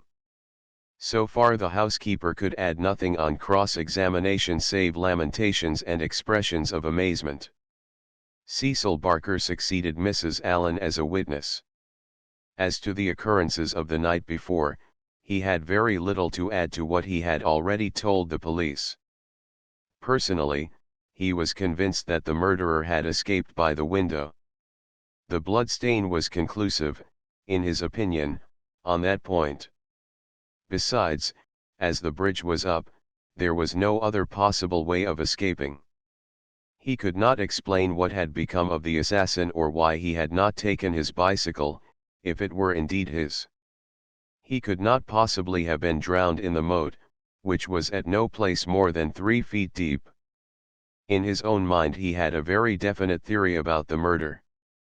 Douglas was a reticent man, and there were some chapters in his life of which he never spoke. He had emigrated to America when he was a very young man. He had prospered well, and Barker had first met him in California, where they had become partners in a successful mining claim at a place called Bonito Canyon. They had done very well, but Douglas had suddenly sold out and started for England. He was a widower at that time. Barker had afterwards realized his money and come to live in London. Thus they had renewed their friendship. Douglas had given him the impression that some danger was hanging over his head, and he had always looked upon his sudden departure from California, and also his renting a house in so quiet a place in England, as being connected with this peril. He imagined that some secret society, some implacable organization, was on Douglas's track, which would never rest until it killed him. Some remarks of his had given him this idea, though he had never told him what the society was, nor how he had come to offend it. He could only suppose that the legend upon the placard had some reference to this secret society. "How long were you with Douglas in California?" asked Inspector MacDonald. 5 years altogether. He was a bachelor, you say? A widower? Have you ever heard where his first wife came from? No, I remember his saying that she was of German extraction, and I have seen her portrait. She was a very beautiful woman. She died of typhoid the year before I met him. You don't associate his past with any particular part of America. I have heard him talk of Chicago. He knew that city well and had worked there. I have heard him talk of the coal and iron districts. He had traveled a good deal in his time. Was he a politician? Had this secret society to do with politics? No, he cared nothing about politics. You have no reason to think it was criminal. On the contrary, I never met a straighter man in my life. Was there anything curious about his life in California? He liked best to stay and to work at our claim in the mountains. He would never go where other men were if he could help it. That's why I first thought that someone was after him. Then when he left so suddenly for Europe I made sure that it was so. I believe that he had a warning of some sort. Within a week of his leaving 6 men were inquiring for him. What sort of men? Well, they were a mighty hard-looking crowd. They came up to the claim and wanted to know where he was. I told them that he was gone to Europe and that I did not know where to find him. They meant him no good, it was easy to see that. Were these men Americans, Californians? Well, I don't know about Californians. They were Americans, all right. But they were not miners. I don't know what they were, and was very glad to see their backs. That was 6 years ago. Nearer 7. And then you were together 5 years in California, so that this business dates back not less than 11 years at the least. That is so. It must be a very serious feud that would be kept up with such earnestness for as long as that. It would be no light thing that would give rise to it. I think it shadowed his whole life. It was never quite out of his mind. But if a man had a danger hanging over him, and knew what it was, don't you think he would turn to the police for protection? Maybe it was some danger that he could not be protected against. There's one thing you should know. He always went about armed. His revolver was never out of his pocket. But, by bad luck, he was in his dressing gown and had left it in the bedroom last night. Once the bridge was up, I guess he thought he was safe. I should like these dates a little clearer, said MacDonald. It is quite 6 years since Douglas left California. You followed him next year, did you not? That is so. And he had been married 5 years. You must have returned about the time of his marriage. About a month before.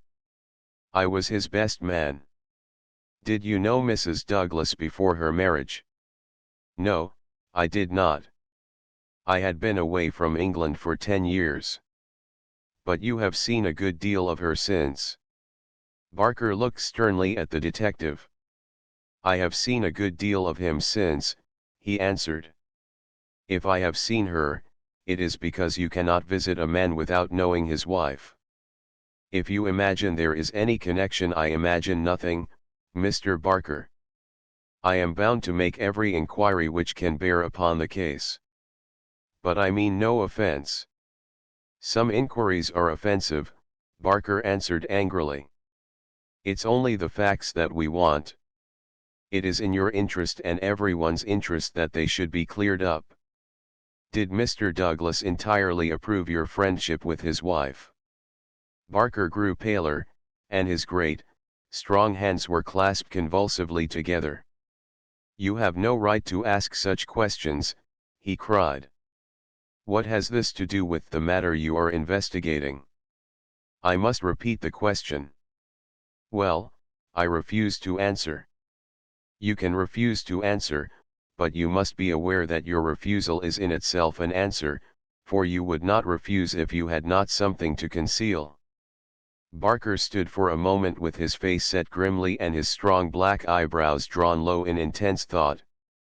Then he looked up with a smile. Well, I guess you gentlemen are only doing your clear duty after all, and I have no right to stand in the way of it. I'd only ask you not to worry Mrs. Douglas over this matter, for she has enough upon her just now. I may tell you that poor Douglas had just one fault in the world, and that was his jealousy. He was fond of me, no man could be fonder of a friend. And he was devoted to his wife. He loved me to come here, and was forever sending for me. And yet if his wife and I talked together or there seemed any sympathy between us, a kind of wave of jealousy would pass over him, and he would be off the handle and saying the wildest things in a moment. More than once I've sworn off coming for that reason, and then he would write me such penitent, imploring letters that I just had to. But you can take it from me, gentlemen, if it was my last word, that no man ever had a more loving, faithful wife, and I can say also no friend could be more loyal than I. It was spoken with fervour and feeling, and yet Inspector MacDonald could not dismiss the subject. You are aware, said he, that the dead man's wedding ring has been taken from his finger. So it appears, said Barker. What do you mean by appears? You know it as a fact. The man seemed confused and undecided. When I said appears, I meant that it was conceivable that he had himself taken off the ring. The mere fact that the ring should be absent, whoever may have removed it, would suggest to anyone's mind, would it not, that the marriage and the tragedy were connected? Barker shrugged his broad shoulders. I can't profess to say what it means, he answered. But if you mean to hint that it could reflect in any way upon this lady's honor. His eyes blazed for an instant, and then with an evident effort he got a grip upon his own emotions. Well, you are on the wrong track, that's all.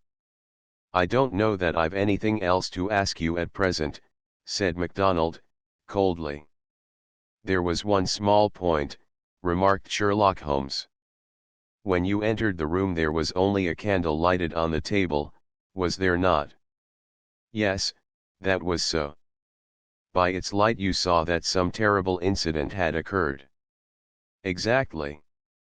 You at once rang for help. Yes. And it arrived very speedily. Within a minute or so.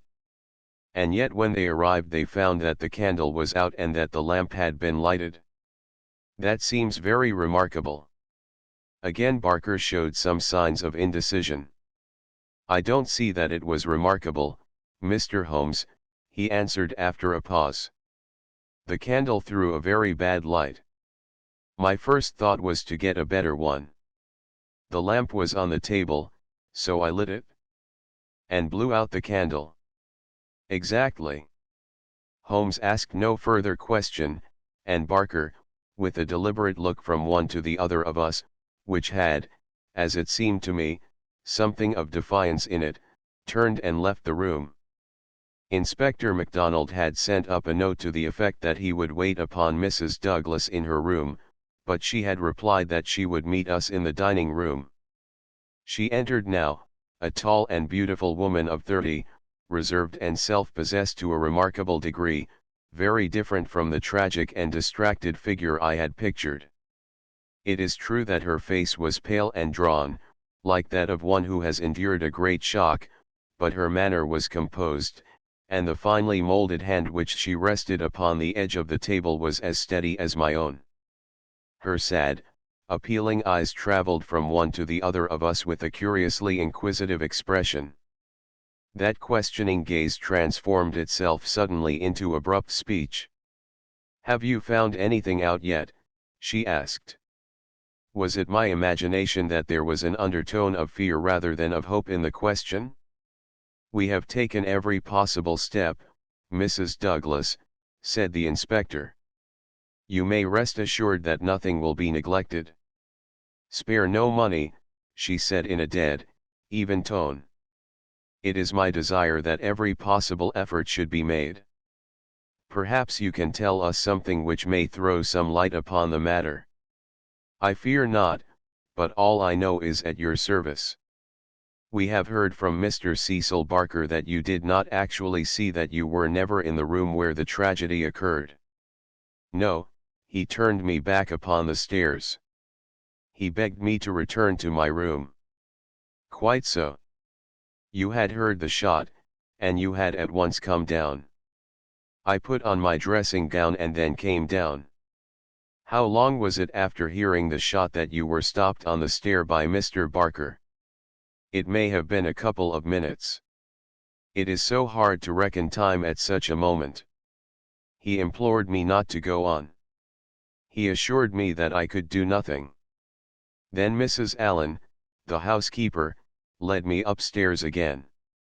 It was all like some dreadful dream."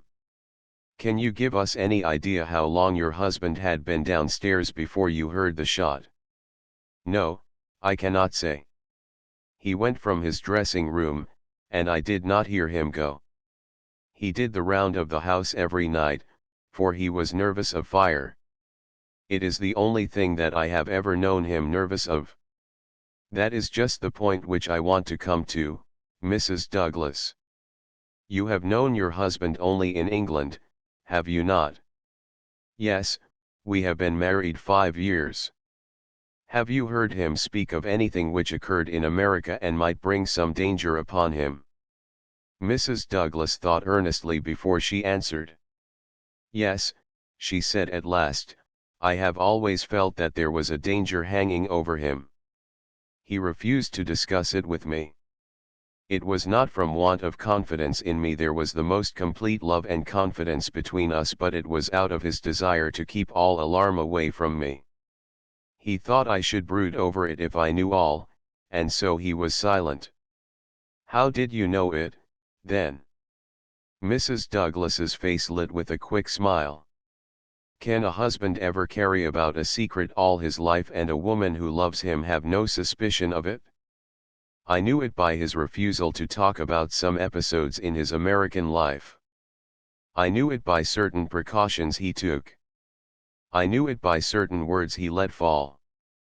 I knew it by the way he looked at unexpected strangers. I was perfectly certain that he had some powerful enemies, that he believed they were on his track, and that he was always on his guard against them. I was so sure of it that for years I have been terrified if ever he came home later than was expected. Might I ask, asked Holmes, what the words were which attracted your attention? The Valley of Fear, the lady answered. That was an expression he has used when I questioned him. I have been in the Valley of Fear. I am not out of it yet. Are we never to get out of the Valley of Fear? I have asked him when I have seen him more serious than usual. Sometimes I think that we never shall, he has answered. Surely you asked him what he meant by the Valley of Fear. I did, but his face would become very grave and he would shake his head. It is bad enough that one of us should have been in its shadow, he said. Please God it shall never fall upon you.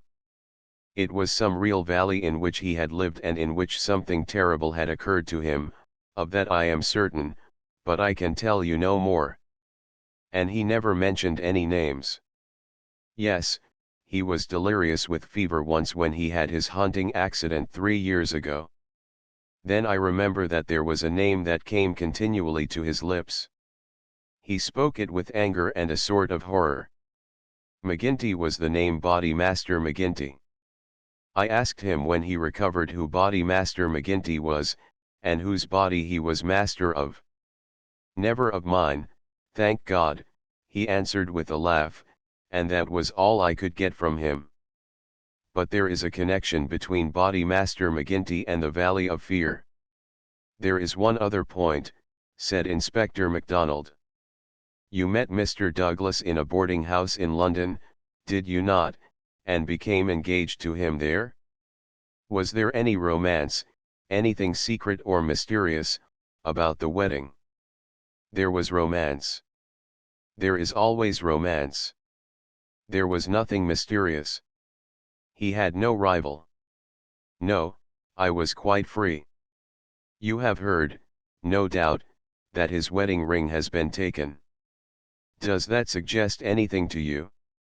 Suppose that some enemy of his old life had tracked him down and committed this crime, what possible reason could he have for taking his wedding ring? For an instant I could have sworn that the faintest shadow of a smile flickered over the woman's lips. For an instant I could have sworn that the faintest shadow of a smile flickered over the woman's lips. I really cannot tell, she answered. It is certainly a most extraordinary thing. Well, we will not detain you any longer, and we are sorry to have put you to this trouble at such a time, said the inspector. There are some other points, no doubt, but we can refer to you as they arise. She rose, and I was again conscious of that quick, questioning glance with which she had just surveyed us. What impression has my evidence made upon you? The question might as well have been spoken. Then, with a bow, she swept from the room. She's a beautiful woman, a very beautiful woman, said MacDonald thoughtfully, after the door had closed behind her. This man Barker has certainly been down here a good deal. He is a man who might be attractive to a woman. He admits that the dead man was jealous, and maybe he knew best himself what cause he had for jealousy. Then there's that wedding ring. You can't get past that. The man who tears a wedding ring off a dead man's, what do you say to it, Mr. Holmes? My friend had sat with his head upon his hands, sunk in the deepest thought. Now he rose and rang the bell.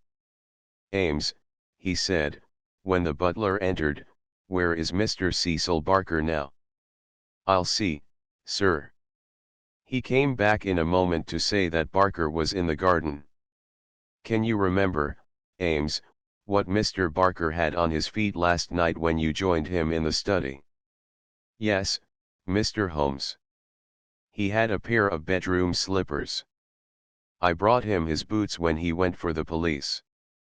Where are the slippers now?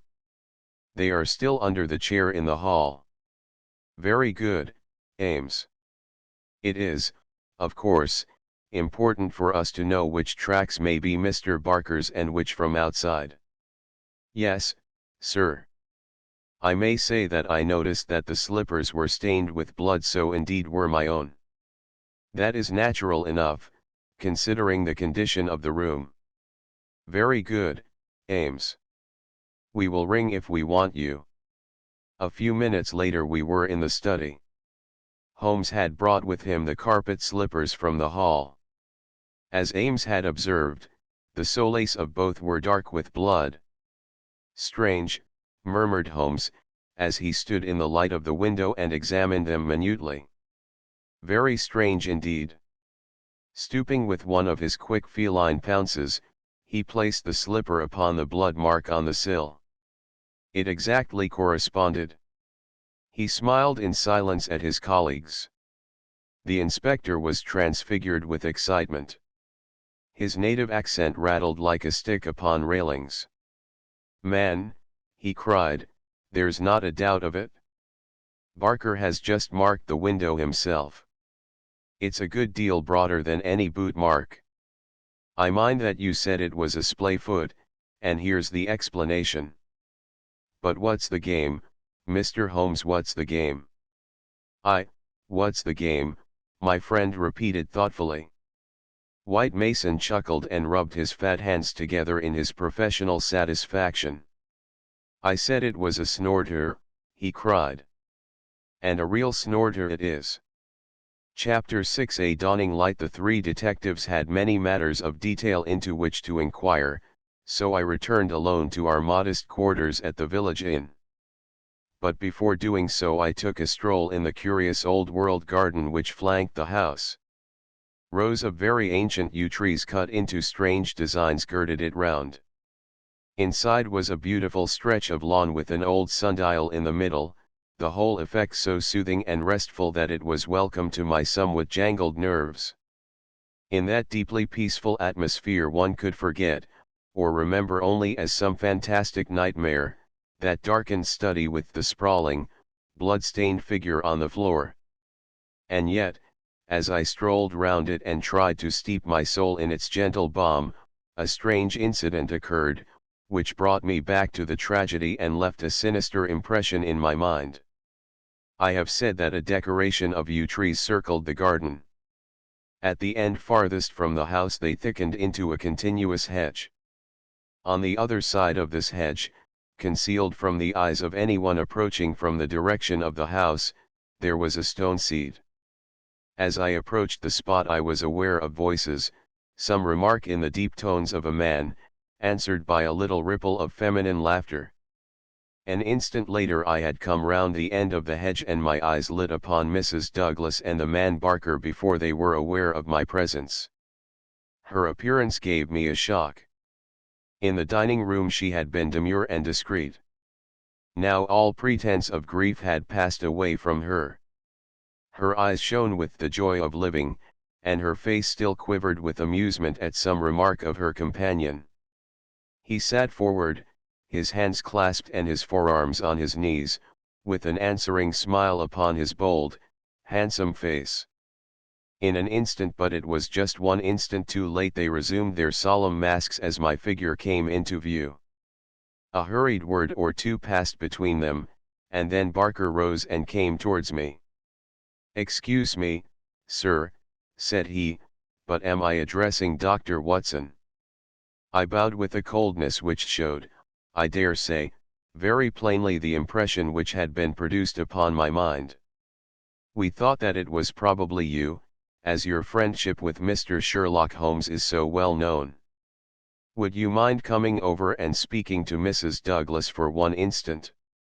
I followed him with a dour face. Very clearly I could see in my mind's eye that shattered figure on the floor. Here within a few hours of the tragedy were his wife and his nearest friend laughing together behind a bush in the garden which had been his. I greeted the lady with reserve. I had grieved with her grief in the dining room. Now I met her appealing gaze with an unresponsive eye. "I fear that you think me callous and hard-hearted," said she. I shrugged my shoulders. "It is no business of mine," said I. "Perhaps some day you will do me justice. If you only realized there is no need why Dr. Watson should realize," said Barker quickly. "As he has himself said, it is no possible business of his." "Exactly," said I, "and so I will beg leave to resume my walk." "One moment, Dr. Watson," cried the woman in a pleading voice. "There is one question which you can answer with more authority than anyone else in the world, and it may make a very great difference to me. You know Mr. Holmes and his relations with the police better than anyone else can. Supposing that a matter were brought confidentially to his knowledge, is it absolutely necessary that he should pass it on to the detectives?" "Yes, that's it," said Barker eagerly. "Is he on his own or is he entirely in with them? I really don't know that I should be justified in discussing such a point. I beg, I implore that you will, Dr. Watson. I assure you that you will be helping me greatly if you will guide us on that point." There was such a ring of sincerity in the woman's voice that for the instant I forgot all about her levity and was moved only to do her will. "Mr. Holmes is an independent investigator," I said. "He is his own master, and would act as his own judgment directed. At the same time, he would naturally feel loyalty towards the officials who were working on the same case, and he would not conceal from them anything which would help them in bringing a criminal to justice. Beyond this I can say nothing, and I would refer you to Mr. Holmes himself if you wanted fuller information." So saying, I raised my hat and went upon my way, leaving them still seated behind that concealing hedge. I looked back as I rounded the far end of it, and saw that they were still talking very earnestly together, and, as they were gazing after me, it was clear that it was our interview that was the subject of their debate. "I wish none of their confidences," said Holmes, when I reported to him what had occurred. He had spent the whole afternoon at the Manor House in consultation with his two colleagues, and returned about 5 with a ravenous appetite for a high tea which I had ordered for him. "No confidences, Watson, for they are mighty awkward if it comes to an arrest for conspiracy and murder." "You think it will come to that?" He was in his most cheerful and debonair humor. "My dear Watson, when I have exterminated that fourth egg I shall be ready to put you in touch with the whole situation. I don't say that we have fathomed it, far from it, but when we have traced the missing dumbbell, Dear me, Watson, is it possible that you have not penetrated the fact that the case hangs upon the missing dumbbell? Well, well, you need not be downcast, for between ourselves I don't think that either Inspector Mack or the excellent local practitioner has grasped the overwhelming importance of this incident. One dumbbell, Watson. Consider an athlete with one dumbbell.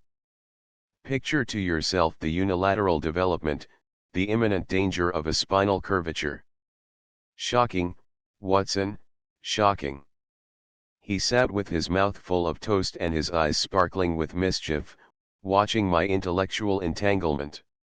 The mere sight of his excellent appetite was an assurance of success, for I had very clear recollections of days and nights without a thought of food, when his baffled mind had chafed before some problem while his thin, eager features became more attenuated with the asceticism of complete mental concentration. Finally he lit his pipe, and sitting in the inglenook of the old village inn he talked slowly and at random about his case, rather as one who thinks aloud than as one who makes a considered statement. "A lie, Watson, a great, big, thumping, obtrusive, uncompromising lie, that's what meets us on the threshold. There is our starting point. The whole story told by Barker is a lie. But Barker's story is corroborated by Mrs. Douglas. Therefore she is lying also. They are both lying, and in a conspiracy. So now we have the clear problem.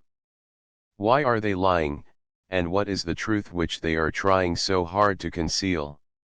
Let us try, Watson, you and I, if we can get behind the lie and reconstruct the truth. How do I know that they are lying? Because it is a clumsy fabrication which simply could not be true. Consider. According to the story given to us, the assassin had less than a minute after the murder had been committed to take that ring, which was under another ring, from the dead man's finger, to replace the other ring, a thing which he would surely never have done, and to put that singular card beside his victim. I say that this was obviously impossible. You may argue, but I have too much respect for your judgment, Watson, to think that you will do so that the ring may have been taken before the man was killed. The fact that the candle had been lit only a short time shows that there had been no lengthy interview. Was Douglas, from what we hear of his fearless character, a man who would be likely to give up his wedding ring at such short notice, or could we conceive of his giving it up at all? No, no, Watson, the assassin was alone with the dead man for some time with the lamp lit. Of that I have no doubt at all. But the gunshot was apparently the cause of death. Therefore the shot must have been fired some time earlier than we are told. But there could be no mistake about such a matter as that. We are in the presence, therefore, of a deliberate conspiracy upon the part of the two people who heard the gunshot of the man Barker and of the woman Douglas. When on the top of this I am able to show that the blood mark on the windowsill was deliberately placed there by Barker, in order to give a false clue to the police, you will admit that the case grows dark against him. Now we have to ask ourselves at what hour the murder actually did occur. Up to 10:30 the servants were moving about the house, so it was certainly not before that time.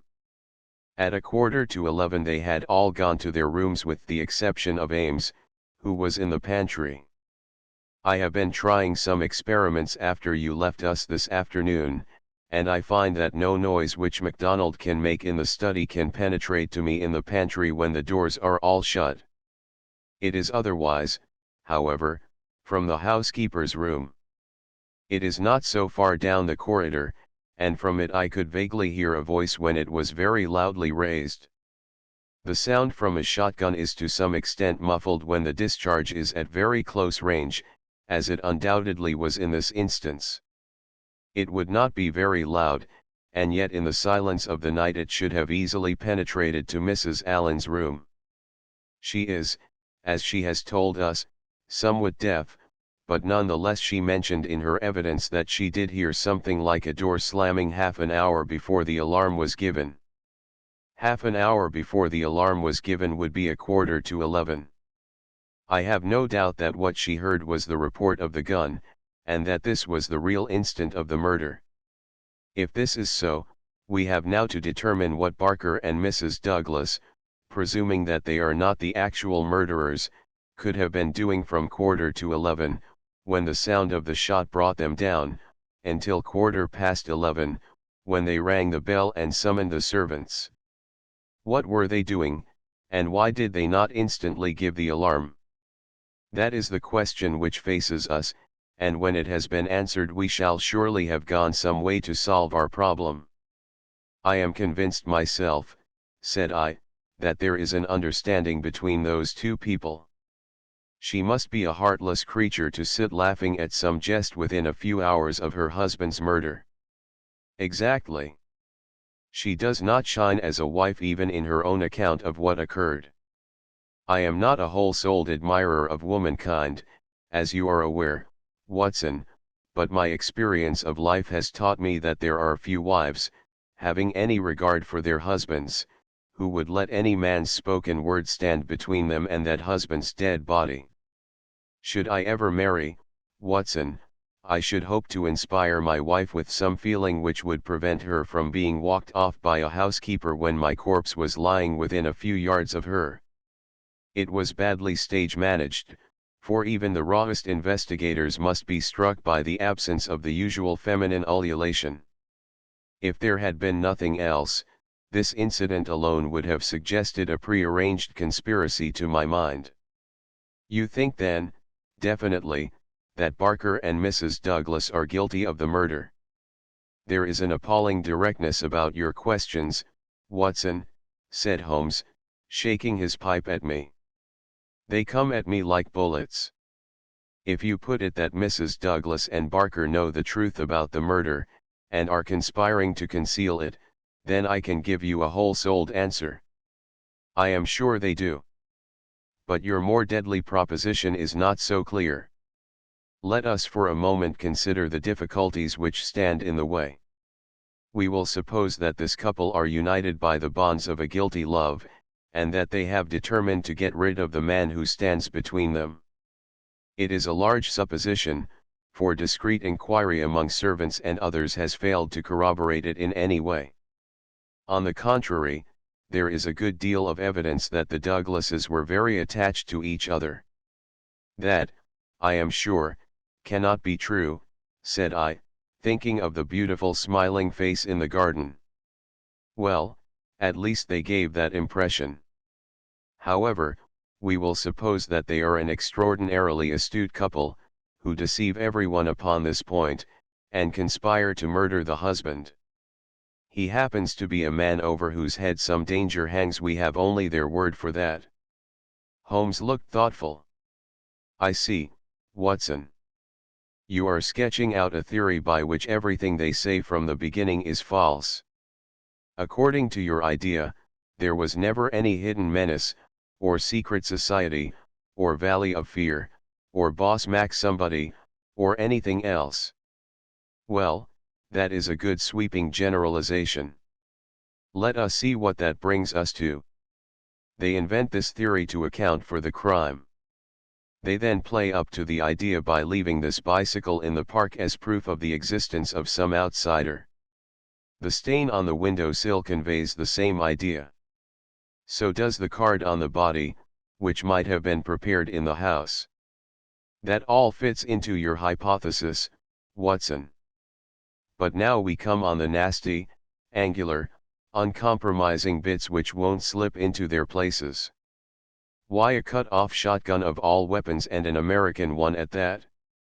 How could they be so sure that the sound of it would not bring someone onto them? It's a mere chance as it is that Mrs. Allen did not start out to inquire for the slamming door. Why did your guilty couple do all this, Watson? I confess that I can't explain it. Then again, if a woman and her lover conspire to murder a husband, are they going to advertise their guilt by ostentatiously removing his wedding ring after his death? Does that strike you as very probable, Watson? No, it does not. And once again, if the thought of leaving a bicycle concealed outside had occurred to you, would it really have seemed worth doing when the dullest detective would naturally say this is an obvious blind, as the bicycle is the first thing which the fugitive needed in order to make his escape? I can conceive of no explanation. And yet there should be no combination of events for which the wit of man cannot conceive an explanation. Simply as a mental exercise, without any assertion that it is true, let me indicate a possible line of thought. It is, I admit, mere imagination, but how often is imagination the mother of truth? We will suppose that there was a guilty secret, a really shameful secret in the life of this man Douglas. This leads to his murder by someone who is, we will suppose, an avenger, someone from outside.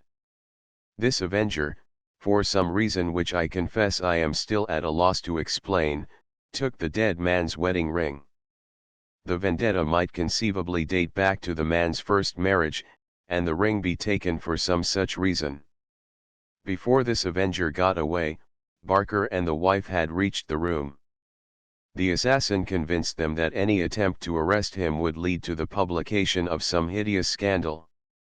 They were converted to this idea, and preferred to let him go. For this purpose they probably lowered the bridge, which can be done quite noiselessly, and then raised it again.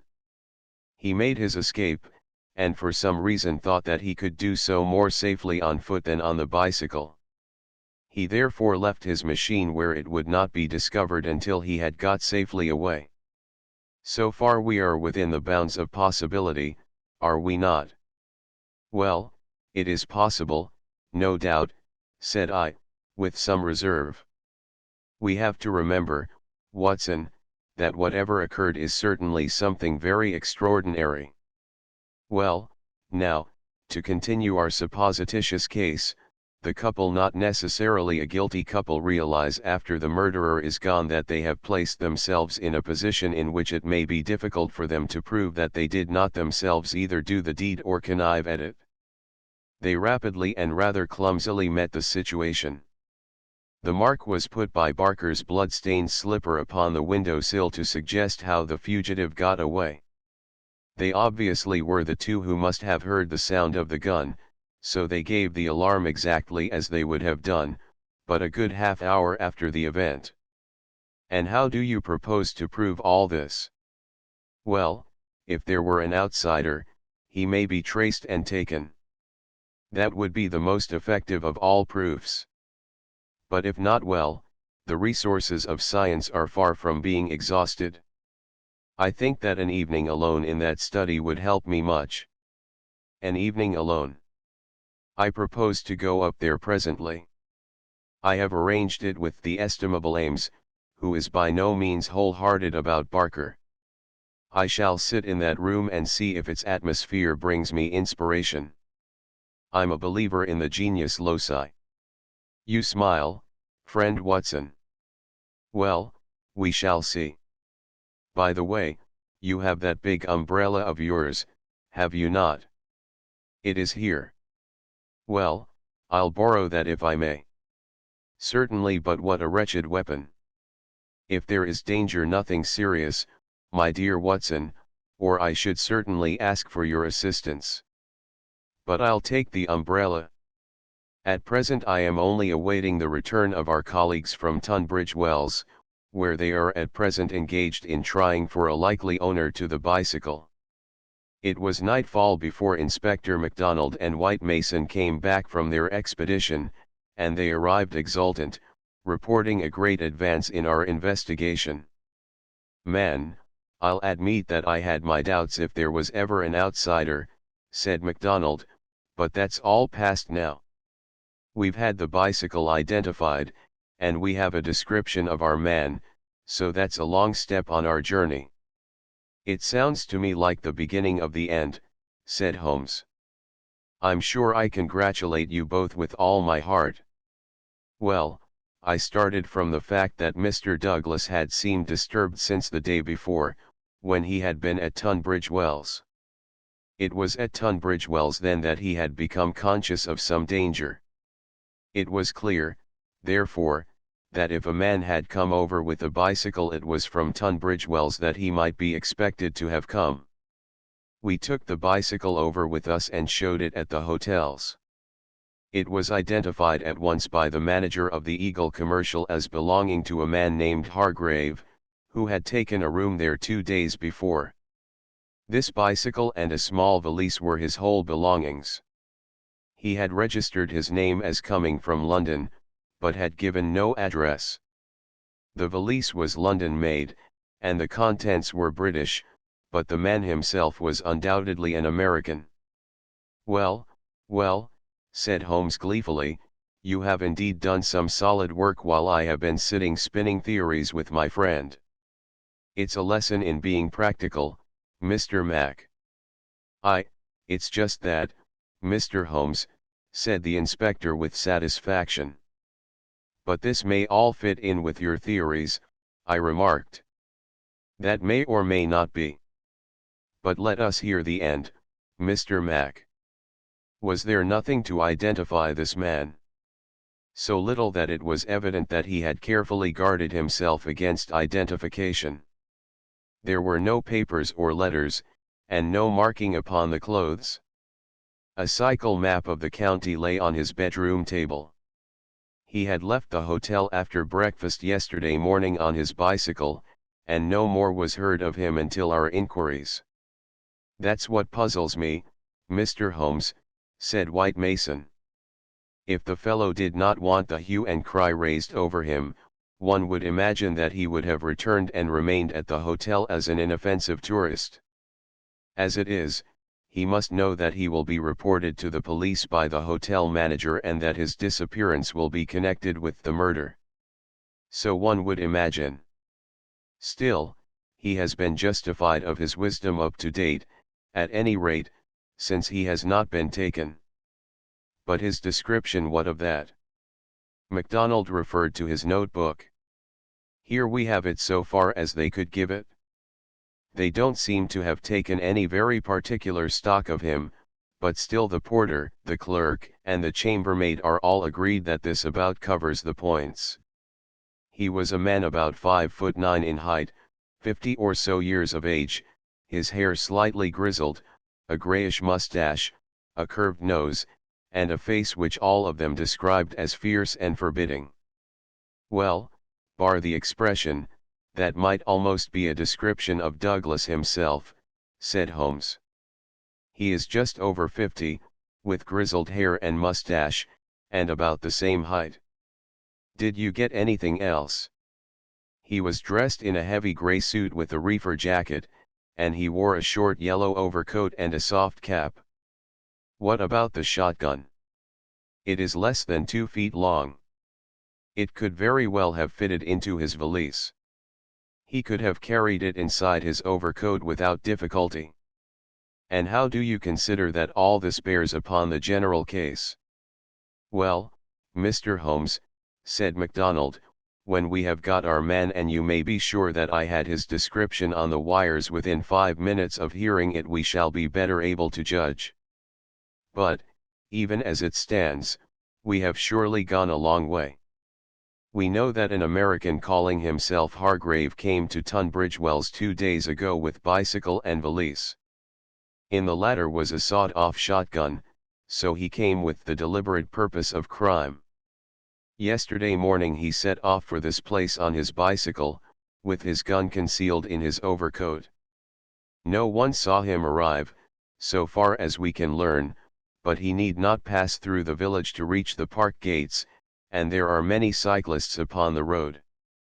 Presumably he at once concealed his cycle among the laurels where it was found, and possibly lurked there himself, with his eye on the house, waiting for Mr. Douglas to come out.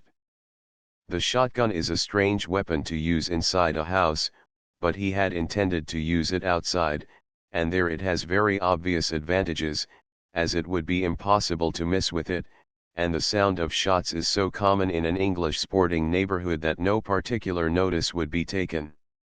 That is all very clear, said Holmes. Well, Mr. Douglas did not appear. What was he to do next?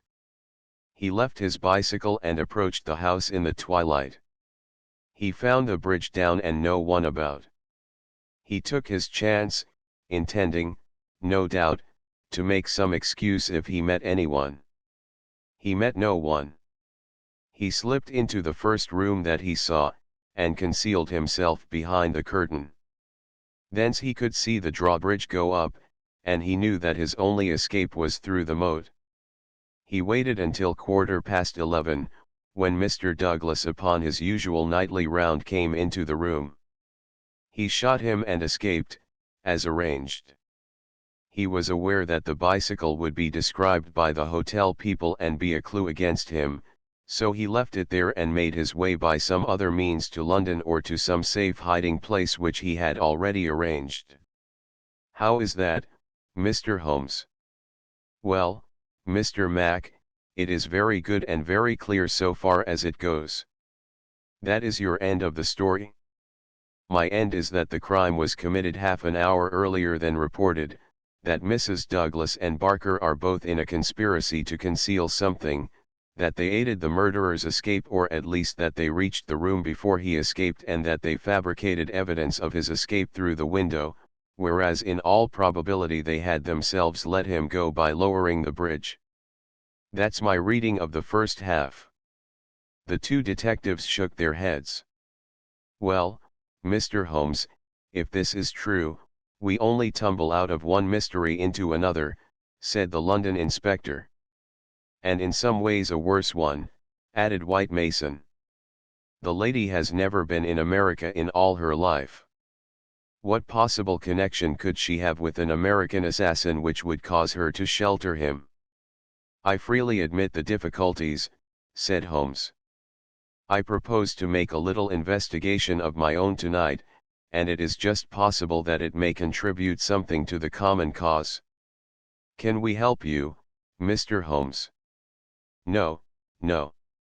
Darkness and Dr. Watson's umbrella. My wants are simple. And Ames, the faithful Ames, no doubt he will stretch a point for me. All my lines of thought led me back invariably to the one basic question: why should an athletic man develop his frame upon so unnatural an instrument as a single dumbbell? It was late that night when Holmes returned from his solitary excursion. We slept in a double-bedded room, which was the best that the little country inn could do for us. I was already asleep when I was partly awakened by his entrance. "Well, Holmes," I murmured, "have you found anything out?" He stood beside me in silence, his candle in his hand. Then the tall, lean figure inclined towards me. "I say, Watson," he whispered, "would you be afraid to sleep in the same room with a lunatic, a man with softening of the brain, an idiot whose mind has lost its grip?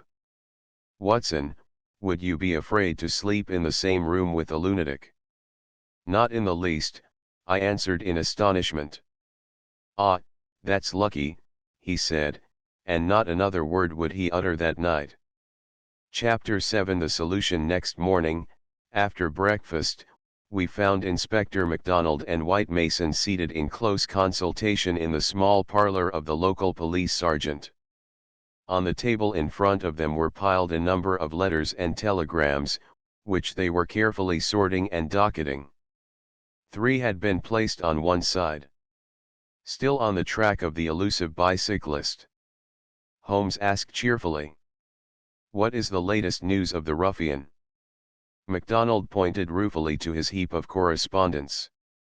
"He is at present reported from Leicester, Nottingham, Southampton, Derby, East Ham, Richmond, and 14 other places. In 3 of them, East Ham, Leicester, and Liverpool, there is a clear case against him, and he has actually been arrested. The country seems to be full of the fugitives with yellow coats." "Dear me," said Holmes sympathetically. "Now, Mr. Mac, and you, Mr. White Mason, I wish to give you a very earnest piece of advice. When I went into this case with you, I bargained, as you will no doubt remember, that I should not present you with half-proved theories, but that I should retain and work out my own ideas until I had satisfied myself that they were correct. For this reason I am not at the present moment telling you all that is in my mind.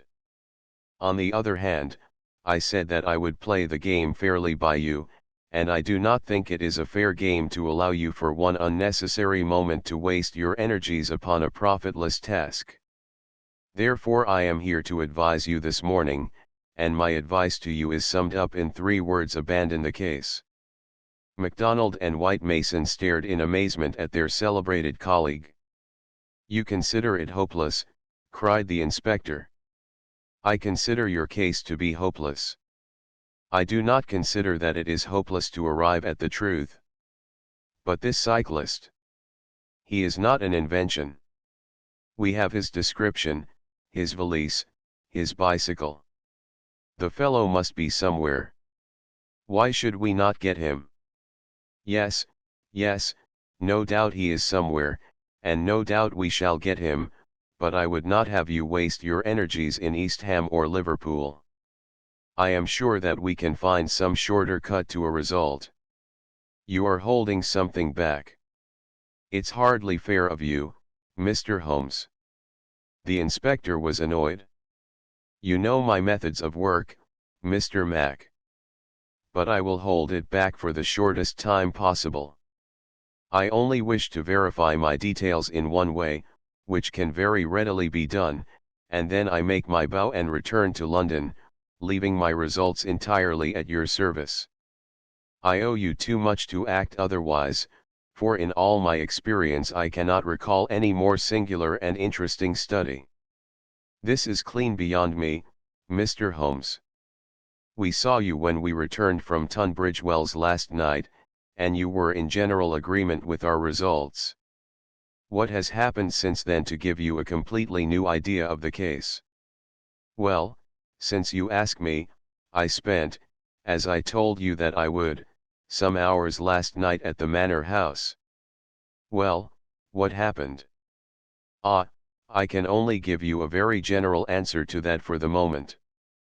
By the way, I have been reading a short but clear and interesting account of the old building, purchasable at the modest sum of 1 penny from the local tobacconist.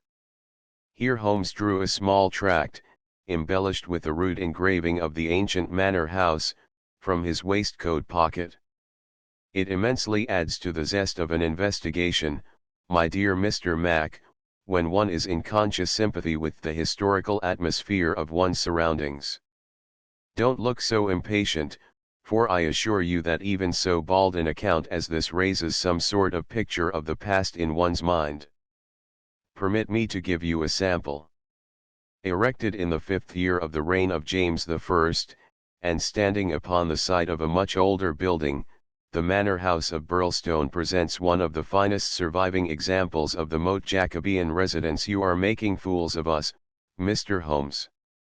Tut, tut, Mr. Mac, the first sign of temper I have detected in you. Well, I won't read it verbatim, since you feel so strongly upon the subject.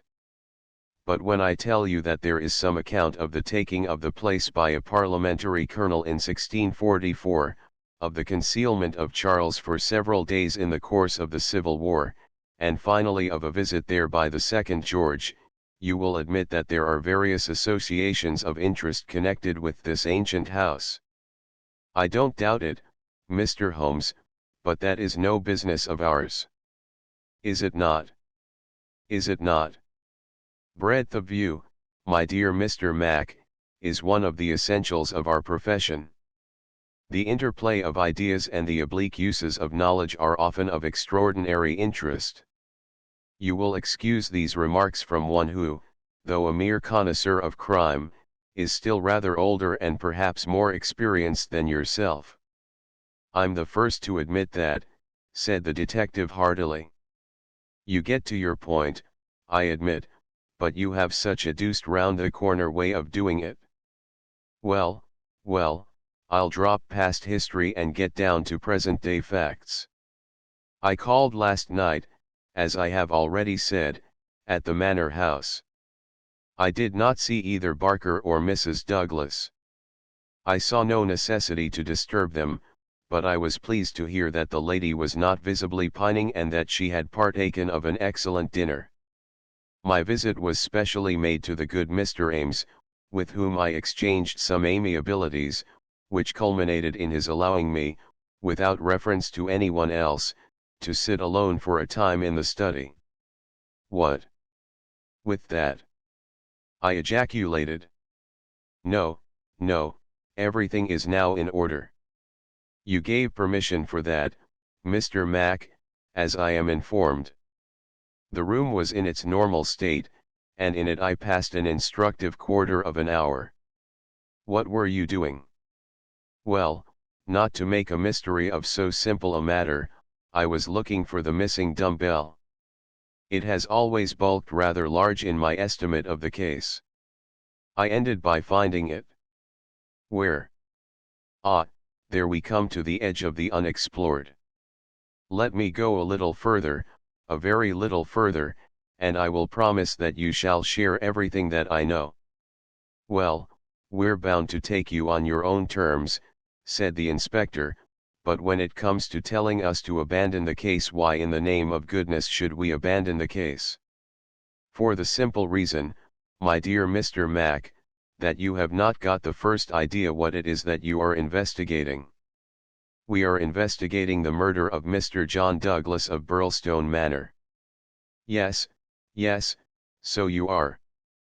But don't trouble to trace the mysterious gentleman upon the bicycle. I assure you that it won't help you. Then what do you suggest that we do? I will tell you exactly what to do, if you will do it. Well, I'm bound to say I've always found you had reason behind all your queer ways. I'll do what you advise. And you, Mr. White Mason?" The country detective looked helplessly from one to the other. Holmes and his methods were new to him. "Well, if it is good enough for the inspector, it is good enough for me," he said at last. "Capital," said Holmes. "Well, then, I should recommend a nice, cheery country walk for both of you. They tell me that the views from Burlstone Ridge over the Weald are very remarkable. No doubt lunch could be got at some suitable hostelry, though my ignorance of the country prevents me from recommending one. In the evening, tired but happy man, this is getting past a joke," cried MacDonald, rising angrily from his chair. "Well, well, spend the day as you like," said Holmes, patting him cheerfully upon the shoulder. "Do what you like and go where you will, but meet me here before dusk without fail, Mr. Mac." That sounds more like sanity. All of it was excellent advice, but I don't insist, so long as you are here when I need you. But now, before we part, I want you to write a note to Mr. Barker. "Well, I'll dictate it, if you like." "Ready." "Dear Sir, it has struck me that it is our duty to drain the moat, in the hope that we may find some." "It's impossible," said the inspector. "I've made inquiry." "Tut, tut. My dear sir, please do what I ask you." "Well, go on." "In the hope that we may find something which may bear upon our investigation. I have made arrangements, and the workmen will be at work early tomorrow morning diverting the stream." "Impossible." "Diverting the stream, so I thought it best to explain matters beforehand. Now sign that, and send it by hand about 4 o'clock. At that hour we shall meet again in this room. Until then we may each do what we like, for I can assure you that this inquiry has come to a definite pause." Evening was drawing in when we reassembled. Holmes was very serious in his manner, myself curious, and the detectives obviously critical and annoyed. "Well, gentlemen," said my friend gravely, "I am asking you now to put everything to the test with me, and you will judge for yourselves whether the observations I have made justify the conclusions to which I have come. It is a chill evening, and I do not know how long our expedition may last, so I beg that you will wear your warmest coats. It is of the first importance that we should be in our places before it grows dark, so with your permission we shall get started at once." We passed along the outer bounds of the Manor House Park until we came to a place where there was a gap in the rails which fenced it. Through this we slipped, and then in the gathering gloom we followed Holmes until we had reached a shrubbery which lies nearly opposite to the main door and the drawbridge. The latter had not been raised. Holmes crouched down behind the screen of laurels, and we all three followed his example. "Well, what are we to do now?" asked MacDonald with some gruffness. "Possess our souls in patience and make as little noise as possible," Holmes answered. "What are we here for at all? I really think that you might treat us with more frankness." Holmes laughed. "Watson insists that I am the dramatist in real life," said he. "Some touch of the artist wells up within me, and calls insistently for a well-staged performance. Surely our profession, Mr. Mac, would be a drab and sordid one if we did not sometimes set the scene so as to glorify our results. The blunt accusation, the brutal tap upon the shoulder, what can one make of such a denouement? But the quick inference, the subtle trap, the clever forecast of coming events, the triumphant vindication of bold theories, are these not the pride and the justification of our life's work? At the present moment you thrill with the glamour of the situation and the anticipation of the hunt. Where would be that thrill if I had been as definite as a timetable? I only ask a little patience, Mr. Mac, and all will be clear to you." "Well, I hope the pride and justification and the rest of it will come before we all get our death of cold," said the London detective with comic resignation. We all had good reason to join in the aspiration, for our vigil was a long and bitter one. Slowly the shadows darkened over the long, somber face of the old house. A cold, damp reek from the moat chilled us to the bones and set our teeth chattering. There was a single lamp over the gateway and a steady globe of light in the fatal study. Everything else was dark and still. "How long is this to last?" asked the inspector finally. "And what is it we are watching for?" "I have no more notion than you how long it is to last," Holmes answered with some asperity. "If criminals would always schedule their movements like railway trains, it would certainly be more convenient for all of us. As to what it is that's what we are watching for." As he spoke the bright, yellow light in the study was obscured by somebody passing to and fro before it. The laurels among which we lay were immediately opposite the window and not more than 100 feet from it. Presently it was thrown open with a whining of hinges, and we could dimly see the dark outline of a man's head and shoulders looking out into the gloom. For some minutes he peered forth in furtive, stealthy fashion, as one who wishes to be assured that he is unobserved. Then he leaned forward, and in the intense silence we were aware of the soft lapping of agitated water. He seemed to be stirring up the moat with something which he held in his hand. Then suddenly he hauled something in as a fisherman lands a fish, some large, round object which obscured the light as it was dragged through the open casement. "Now," cried Holmes. "Now." We were all upon our feet, staggering after him with our stiffened limbs, while he ran swiftly across the bridge and rang violently at the bell. There was the rasping of bolts from the other side, and the amazed Ames stood in the entrance. Holmes brushed him aside without a word and, followed by all of us, rushed into the room which had been occupied by the man whom we had been watching. The oil lamp on the table represented the glow which we had seen from outside. It was now in the hand of Cecil Barker, who held it towards us as we entered. Its light shone upon his strong, resolute, clean-shaved face and his menacing eyes. "What the devil is the meaning of all this?" he cried. "What are you after, anyhow?" Holmes took a swift glance round, and then pounced upon a sodden bundle tied together with cord which lay where it had been thrust under the writing table. "This is what we are after, Mr. Barker, this bundle, weighted with a dumbbell, which you have just raised from the bottom of the moat." Barker stared at Holmes with amazement in his face. "How in thunder came you to know anything about it?"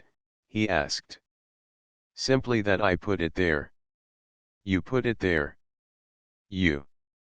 "Perhaps I should have said replaced it there," said Holmes. "You will remember, Inspector MacDonald, that I was somewhat struck by the absence of a dumbbell. I drew your attention to it, but with the pressure of other events you had hardly the time to give it the consideration which would have enabled you to draw deductions from it. When water is near and a weight is missing, it is not a very far-fetched supposition that something has been sunk in the water. The idea was at least worth testing, so with the help of Ames, who admitted me to the room, and the crook of Dr. Watson's umbrella, I was able last night to fish up and inspect this bundle. It was of the first importance, however, that we should be able to prove who placed it there. This we accomplished by the very obvious device of announcing that the moat would be dry tomorrow, which had, of course, the effect that whoever had hidden the bundle would most certainly withdraw it the moment that darkness enabled him to do so. We have no less than 4 witnesses as to who it was who took advantage of the opportunity, and so, Mr. Barker, I think the word lies now with you." Sherlock Holmes put the sopping bundle upon the table beside the lamp and undid the cord which bound it. From within he extracted a dumbbell, which he tossed down to its fellow in the corner. Next he drew forth a pair of boots. "American, as you perceive," he remarked, pointing to the toes. Then he laid upon the table a long, deadly, sheathed knife. Finally he unraveled a bundle of clothing, comprising a complete set of underclothes, socks, a grey tweed suit, and a short yellow overcoat. "The clothes are commonplace," remarked Holmes, "save only the overcoat, which is full of suggestive touches."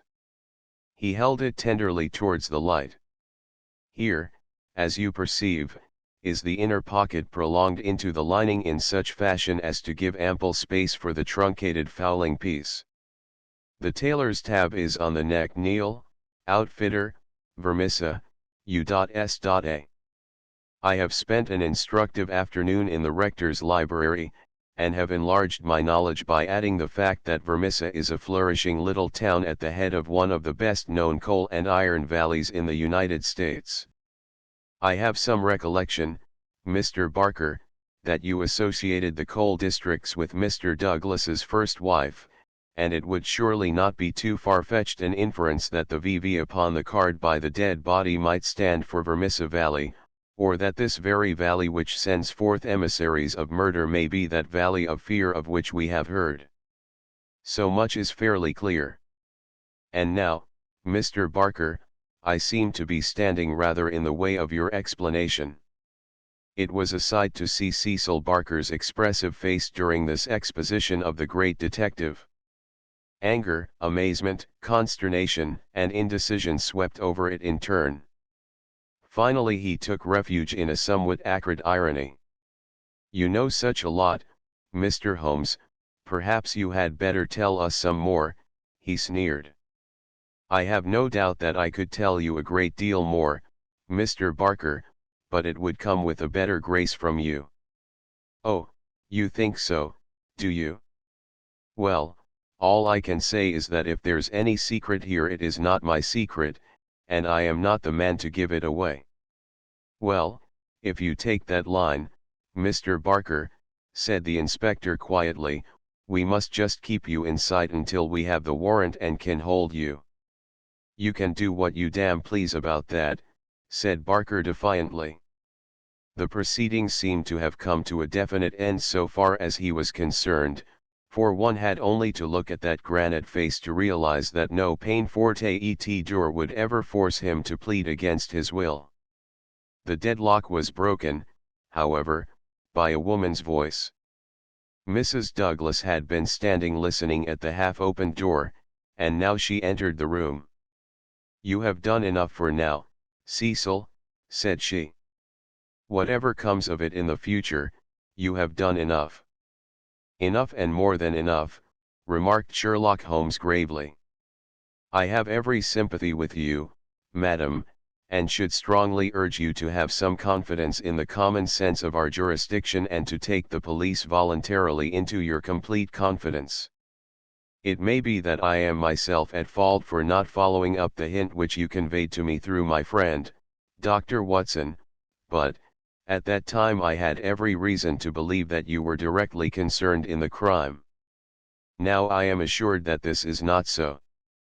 At the same time, there is much that is unexplained, and I should strongly recommend that you ask Mr. Douglas to tell us his own story." Mrs. Douglas gave a cry of astonishment at Holmes's words. The detectives and I must have echoed it, when we were aware of a man who seemed to have emerged from the wall, who advanced now from the gloom of the corner in which he had appeared. Mrs. Douglas turned, and in an instant her arms were round him. Barker had seized his outstretched hand. "It's best this way, Jack," his wife repeated, "I am sure that it is best." "Indeed, yes, Mr. Douglas," said Sherlock Holmes, "I am sure that you will find it best." The man stood blinking at us with the dazed look of one who comes from the dark into the light. It was a remarkable face, bold grey eyes, a strong, short-clipped, grizzled mustache, a square, projecting chin, and a humorous mouth. He took a good look at us all, and then to my amazement he advanced to me and handed me a bundle of paper. "I've heard of you," said he in a voice which was not quite English and not quite American, but was altogether mellow and pleasing. "You are the historian of this bunch. Well, Dr. Watson, you've never had such a story as that pass through your hands before, and I'll lay my last dollar on that. Tell it your own way, but there are the facts, and you can't miss the public so long as you have those. I've been cooped up 2 days, and I've spent the daylight hours, as much daylight as I could get in that rat trap, in putting the thing into words. You're welcome to them, you and your public. There's the story of the Valley of Fear. That's the past, Mr. Douglas," said Sherlock Holmes quietly. "What we desire now is to hear your story of the present." "You'll have it, sir," said Douglas. "May I smoke as I talk?" "Well, thank you, Mr. Holmes. You're a smoker yourself, if I remember right, and you'll guess what it is to be sitting for 2 days with tobacco in your pocket and afraid that the smell will give you away." He leaned against the mantelpiece and sucked at the cigar which Holmes had handed him. "I've heard of you, Mr. Holmes. I never guessed that I should meet you. But before you are through with that," he nodded at my papers, "you will say I've brought you something fresh." Inspector MacDonald had been staring at the newcomer with the greatest amazement. "Well, this fairly beats me," he cried at last. "If you are Mr. John Douglas of Burlstone Manor, then whose death have we been investigating for these 2 days, and where in the world have you sprung from now? You seem to me to come out of the floor like a jack in a box." "Ah, Mr. Mac," said Holmes, shaking a reproving forefinger, "you would not read that excellent local compilation which described the concealment of King Charles. People did not hide in those days without excellent hiding places, and the hiding place that has once been used may be again. I had persuaded myself that we should find Mr. Douglas under this roof." "And how long have you been playing this trick upon us, Mr. Holmes?" said the inspector angrily. "How long have you allowed us to waste ourselves upon a search that you knew to be an absurd one?" "Not one instant, my dear Mr. Mac. Only last night did I form my views of the case. As they could not be put to the proof until this evening, I invited you and your colleague to take a holiday for the day. Pray, what more could I do? When I found the suit of clothes in the moat, it at once became apparent to me that the body we had found could not have been the body of Mr. John Douglas at all, but must be that of the bicyclist from Tunbridge Wells. No other conclusion was possible. Therefore I had to determine where Mr. John Douglas himself could be, and the balance of probability was that with the connivance of his wife and his friend he was concealed in a house which had such conveniences for a fugitive, and awaiting quieter times when he could make his final escape." "Well, you figured it out about right," said Douglas approvingly. "I thought I'd dodge your British law, for I was not sure how I stood under it, and also I saw my chance to throw these hounds once for all off my track. Mind you, from first to last I have done nothing to be ashamed of, and nothing that I would not do again, but you'll judge that for yourselves when I tell you my story. Never mind warning me, Inspector, I'm ready to stand pat upon the truth. I'm not going to begin at the beginning. That's all there," he indicated my bundle of papers, "and a mighty queer yarn you'll find it.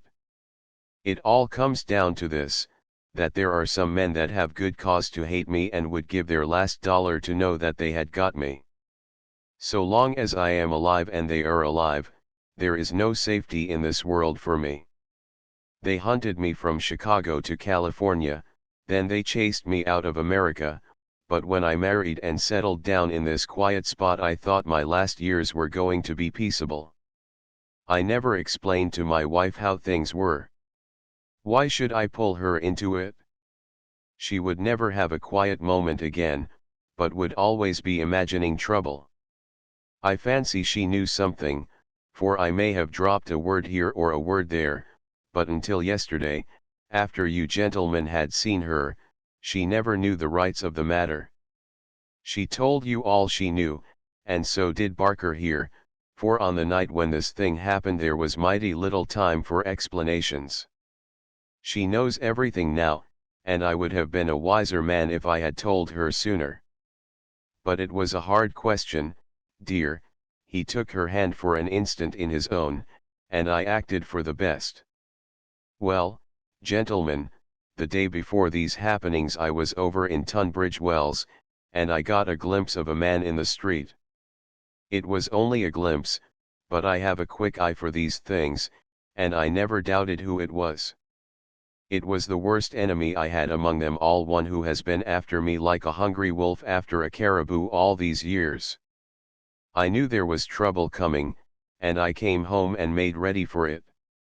I guessed I'd fight through it all right on my own. My luck was a proverb in the States about 76. I never doubted that it would be with me still. I was on my guard all that next day, and never went out into the park. It's as well, or he'd have had the drop on me with that buckshot gun of his before ever I could draw on him. After the bridge was up my mind was always more restful. When that bridge was up in the evenings I put the thing clear out of my head.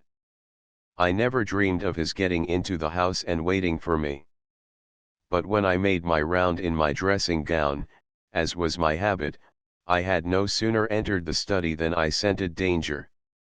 I guess when a man has had dangers in his life, and I've had more than most in my time, there is a kind of sixth sense that waves the red flag. I saw the signal clear enough, and yet I couldn't tell you why. Next instant I spotted a boot under the window curtain, and then I saw why plain enough. I'd just the one candle that was in my hand, but there was a good light from the hall lamp through the open door. I put down the candle and jumped for a hammer that I'd left on the mantel. At the same moment he sprang at me. I saw the glint of a knife, and I lashed at him with the hammer. I got him somewhere, for the knife tinkled down on the floor. He dodged round the table as quick as an eel, and a moment later he'd got his gun from under his coat. I heard him cock it, but I had got hold of it before he could fire. I had it by the barrel, and we wrestled for it all ends up for a minute or more. It was death to the man that lost his grip. He never lost his grip, but he got it butt downward for a moment too long. Maybe it was I that pulled the trigger. Maybe we just jolted it off between us. Anyhow, he got both barrels in the face, and there I was, staring down at all that was left of Ted Baldwin. I'd recognized him in the township, and again when he sprang for me, but his own mother wouldn't recognize him as I saw him then. I'm used to rough work, but I fairly turned sick at the sight of him. I was hanging on the side of the table when Barker came hurrying down. I heard my wife coming, and I ran to the door and stopped her. It was no sight for a woman. I promised I'd come to her soon. I said a word or two to Barker. He took it all in at a glance, and we waited for the rest to come along. But there was no sign of them. Then we understood that they could hear nothing, and that all that had happened was known only to ourselves. It was at that instant that the idea came to me. I was fairly dazzled by the brilliance of it.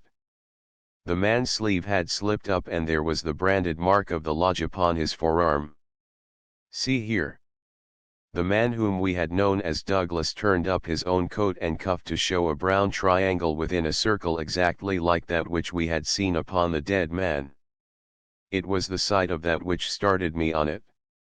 I seemed to see it all clear at a glance. There were his height and hair and figure, about the same as my own. No one could swear to his face, poor devil. I brought down this suit of clothes, and in a quarter of an hour Barker and I had put my dressing gown on him, and he lay as you found him. We tied all his things into a bundle, and I weighted them with the only weight I could find and put them through the window. The card he had meant to lay upon my body was lying beside his own. My rings were put on his finger, but when it came to the wedding ring, he held out his muscular hand. you can see for yourselves that I had struck the limit. I have not moved it since the day I was married, and it would have taken a file to get it off.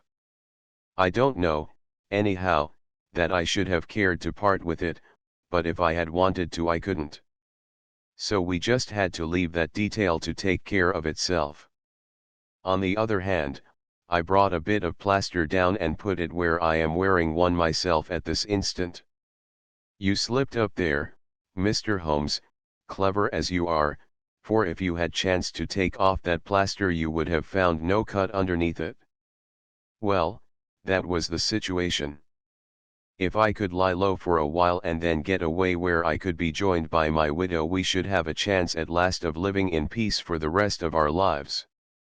These devils would give me no rest so long as I was above ground, but if they saw in the papers that Baldwin had got his man, there would be an end of all my troubles. I hadn't much time to make it all clear to Barker and to my wife, but they understood enough to be able to help me.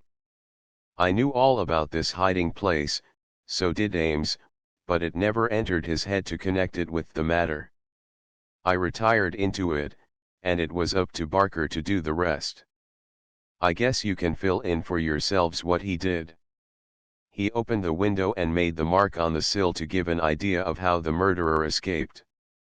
It was a tall order, that, but as the bridge was up there was no other way. Then, when everything was fixed, he rang the bell for all he was worth. What happened afterward you know. And so, gentlemen, you can do what you please, but I've told you the truth and the whole truth, so help me God. What I ask you now is, how do I stand by the English law? There was a silence which was broken by Sherlock Holmes. The English law is in the main a just law. You will get no worse than your deserts from that, Mr. Douglas. But I would ask you, how did this man know that you lived here, or how to get into your house, or where to hide to get you? I know nothing of this. Holmes's face was very white and grave. The story is not over yet, I fear, said he. You may find worse dangers than the English law, or even than your enemies from America. I see trouble before you, Mr. Douglas. You'll take my advice and still be on your guard. And now, my long-suffering readers, I will ask you to come away with me for a time, far from the Sussex manor house of Burlstone, and far also from the year of grace in which we made our eventful journey, which ended with the strange story of the man who had been known as John Douglas. I wish you to journey back some 20 years in time, and westward some thousands of miles in space, that I may lay before you a singular and terrible narrative, so singular and so terrible that you may find it hard to believe that even as I tell it, even so did it occur. Do not think that I intrude one story before another is finished. As you read on you will find that this is not so. And when I have detailed those distant events and you have solved this mystery of the past, we shall meet once more in those rooms on Baker Street, where this, like so many other wonderful happenings, will find its end. Part 2. The Scourers. Chapter I. The Man. It was the 4th of February in the year 1875. It had been a severe winter, and the snow lay deep in the gorges of the Gilmerton Mountains. The steam plows had, however, kept the railroad open, and the evening train which connects the long line of coal mining and iron working settlements was slowly groaning its way up the steep gradients which lead from Stagville on the plain to Vermissa, the central township which lies at the head of Vermissa Valley. From this point the track sweeps downward to Barton's Crossing, Helmdale, and the purely agricultural county of Merton. It was a single-track railroad, but at every siding and they were numerous long lines of trucks piled with coal and iron ore told of the hidden wealth which had brought a rude population and a bustling life to this most desolate corner of the United States of America. For desolate it was. Little could the first pioneer who had traversed it have ever imagined that the fairest prairies and the most lush water pastures were valueless compared to this gloomy land of black crag and tangled forest. above the dark and often scarcely penetrable woods upon their flanks, the high, bare crowns of the mountains, white snow and jagged rock towered upon each flank, leaving a long, winding, tortuous valley in the center. Up this the little train was slowly crawling. The oil lamps had just been lit in the leading passenger car, a long, bare carriage in which some 20 or 30 people were seated. The greater number of these were workmen returning from their day's toil in the lower part of the valley. At least a dozen, by their grim faces and the safety lanterns which they carried, proclaimed themselves miners. These sat smoking in a group and conversed in low voices, glancing occasionally at two men on the opposite side of the car, whose uniforms and badges showed them to be policemen. Several women of the laboring class and one or two travelers who might have been small local storekeepers made up the rest of the company, with the exception of one young man in a corner by himself. It is with this man that we are concerned. Take a good look at him, for he is worth it. He is a fresh-complexioned, middle-sized young man, not far, one would guess, from his 30th year. He has large, shrewd, humorous gray eyes which twinkle inquiringly from time to time as he looks round through his spectacles at the people about him. It is easy to see that he is of a sociable and possibly simple disposition, anxious to be friendly to all men. Anyone could pick him at once as gregarious in his habits and communicative in his nature, with a quick wit and a ready smile. And yet the man who studied him more closely might discern a certain firmness of jaw and grim tightness about the lips which would warn him that there were depths beyond, and that this pleasant, brown-haired young Irishman might conceivably leave his mark for good or evil upon any society to which he was introduced. Having made one or two tentative remarks to the nearest miner, and receiving only short, gruff replies, the traveler resigned himself to ungenial silence, staring moodily out of the window at the fading landscape. It was not a cheering prospect. Through the growing gloom there pulsed the red glow of the furnaces on the sides of the hills. Great heaps of slag and dumps of cinders loomed up on each side, with the high shafts of the collieries towering above them. Huddled groups of mean, wooden houses, the windows of which were beginning to outline themselves in light, were scattered here and there along the line, and the frequent halting places were crowded with their swarthy inhabitants. The iron and coal valleys of the Vermissa district were no resorts for the leisured or the cultured.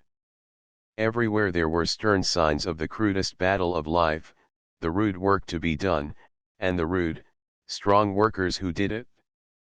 The young traveler gazed out into this dismal country with a face of mingled repulsion and interest, which showed that the scene was new to him. At intervals he drew from his pocket a bulky letter to which he referred, and on the margins of which he scribbled some notes. Once from the back of his waist he produced something which one would hardly have expected to find in the possession of so mild-mannered a man.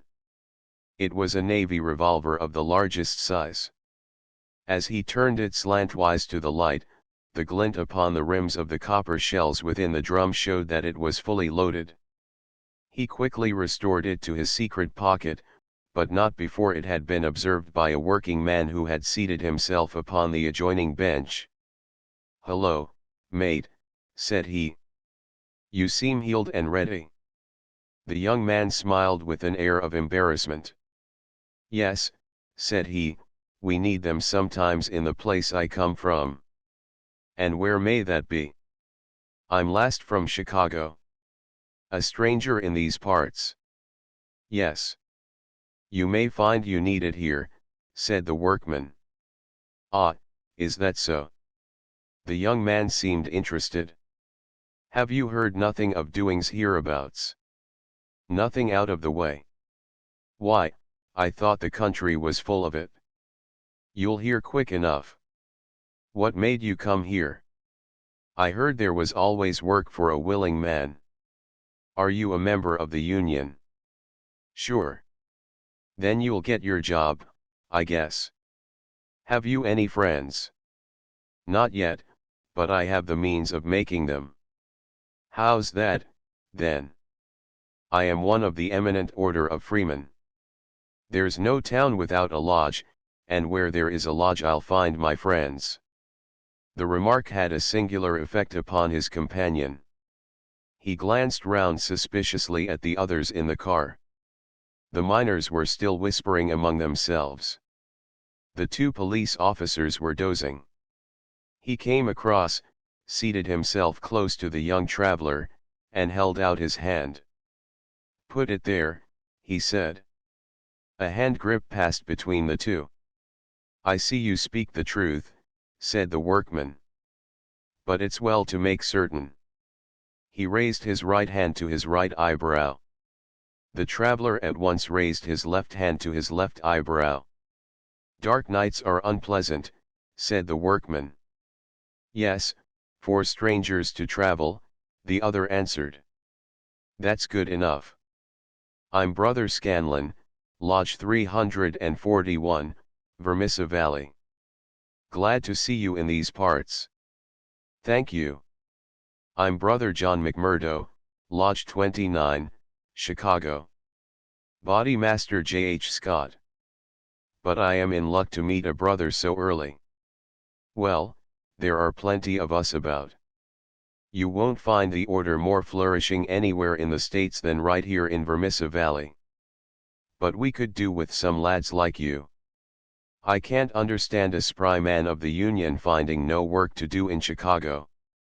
"I found plenty of work to do," said McMurdo.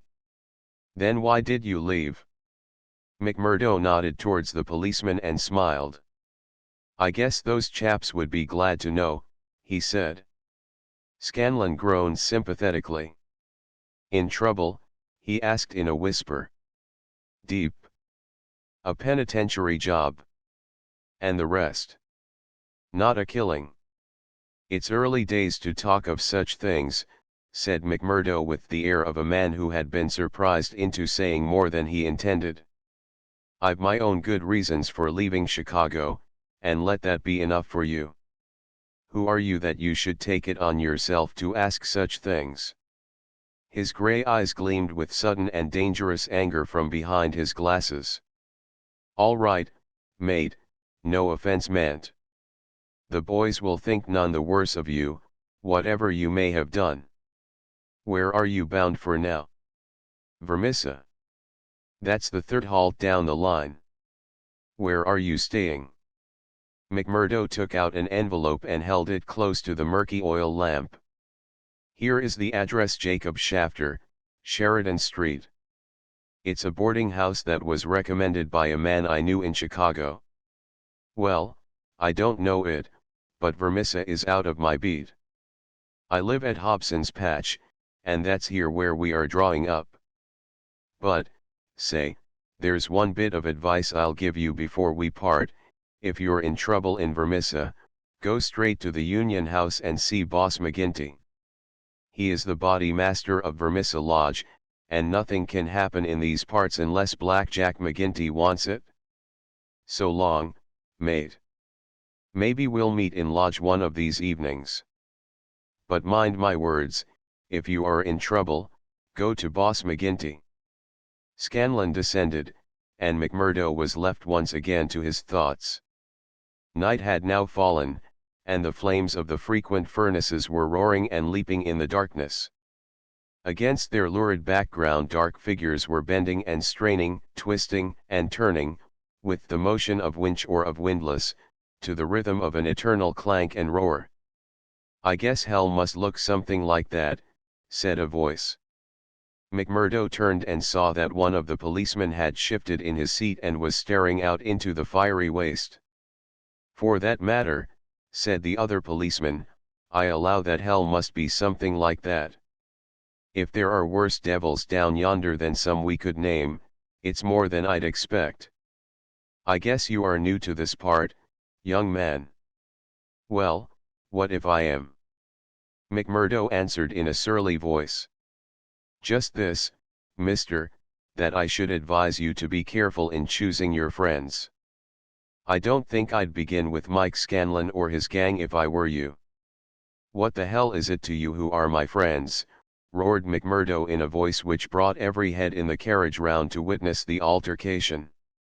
"Did I ask you for your advice, or did you think me such a sucker that I couldn't move without it? You speak when you are spoken to, and by the Lord you'd have to wait a long time if it was me." He thrust out his face and grinned at the patrolman like a snarling dog. The two policemen, heavy, good-natured men, were taken aback by the extraordinary vehemence with which their friendly advances had been rejected. "No offense, stranger," said one. "It was a warning for your own good, seeing that you are, by your own showing, new to the place." "I'm new to the place, but I'm not new to you and your kind," cried McMurdo in cold fury. "I guess you're the same in all places, shoving your advice in when nobody asks for it." "Maybe we'll see more of you before very long," said one of the patrolmen with a grin. "You're a real hand-picked one, if I am a judge." "I was thinking the same," remarked the other. "I guess we may meet again." "I'm not afraid of you, and don't you think it," cried McMurdo. "My name's Jack McMurdo, see? If you want me, you'll find me at Jacob Shafter's on Sheridan Street, Vermissa, so I'm not hiding from you, am I? Day or night I dare to look the like of you in the face, don't make any mistake about that." There was a murmur of sympathy and admiration from the miners at the dauntless demeanor of the newcomer, while the two policemen shrugged their shoulders and renewed a conversation between themselves. A few minutes later the train ran into the ill-lit station, and there was a general clearing, for Vermissa was by far the largest town on the line. McMurdo picked up his leather gripsack and was about to start off into the darkness, when one of the miners accosted him. "By gar, mate, you know how to speak to the cops," he said in a voice of awe. "It was grand to hear you. Let me carry your grip and show you the road. I'm passing Shafters on the way to my own shack." There was a chorus of friendly good nights from the other miners as they passed from the platform. Before ever he had set foot in it, McMurdo the turbulent had become a character in Vermissa. The country had been a place of terror, but the town was in its way even more depressing.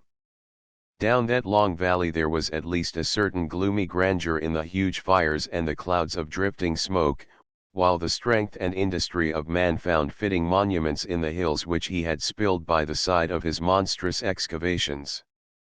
But the town showed a dead level of mean ugliness and squalor. The broad street was churned up by the traffic into a horrible rutted paste of muddy snow. The sidewalks were narrow and uneven. The numerous gas lamps served only to show more clearly a long line of wooden houses, each with its veranda facing the street, unkempt and dirty.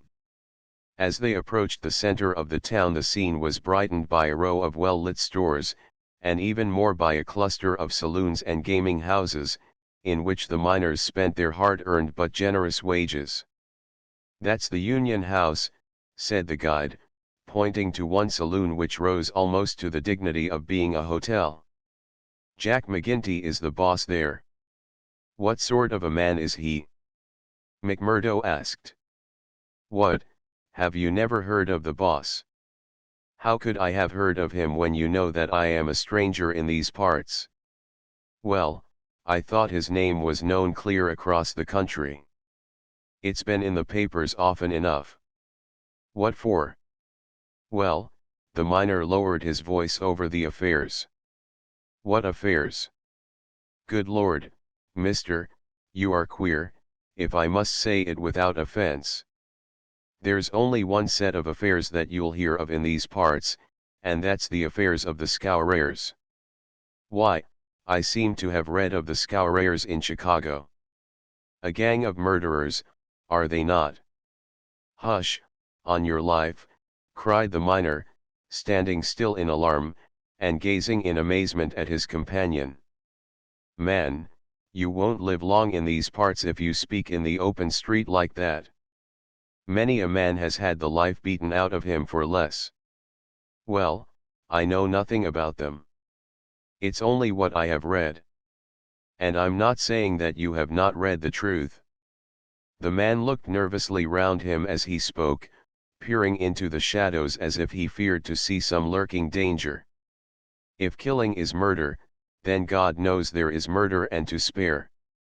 But don't you dare to breathe the name of Jack McGinty in connection with it, stranger, for every whisper goes back to him, and he is not one that is likely to let it pass. Now, that's the house you're after, that one standing back from the street. You'll find old Jacob Shafter that runs it as honest a man as lives in this township.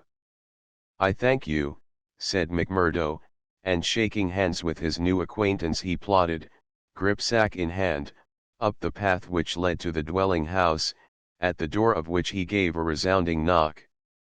It was opened at once by someone very different from what he had expected. It was a woman, young and singularly beautiful. She was of the German type, blonde and fair-haired, with the piquant contrast of a pair of beautiful dark eyes with which she surveyed the stranger with surprise and a pleasing embarrassment which brought a wave of color over her pale face. Framed in the bright light of the open doorway, it seemed to McMurdo that he had never seen a more beautiful picture, the more attractive for its contrast with the sordid and gloomy surroundings. A lovely violet growing upon one of those black slag heaps of the mines would not have seemed more surprising. So entranced was he that he stood staring without a word, and it was she who broke the silence. I thought it was father, said she with a pleasing little touch of a German accent. Did you come to see him? He is downtown. I expect him back every minute. McMurdo continued to gaze at her in open admiration until her eyes dropped in confusion before this masterful visitor. No, miss, he said at last, I'm in no hurry to see him. But your house was recommended to me for board. I thought it might suit me and now I know it will. You are quick to make up your mind, said she with a smile. Anyone but a blind man could do as much, the other answered. She laughed at the compliment. Come right in, sir, she said. I'm Miss Etty Shafter, Mr. Shafter's daughter. My mother's dead, and I run the house.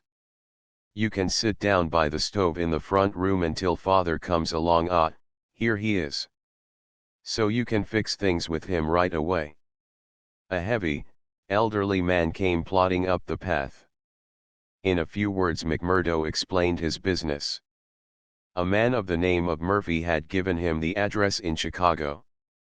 He in turn had had it from someone else.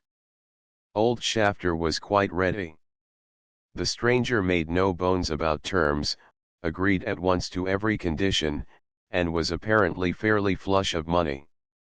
For $7 a week paid in advance he was to have board and lodging.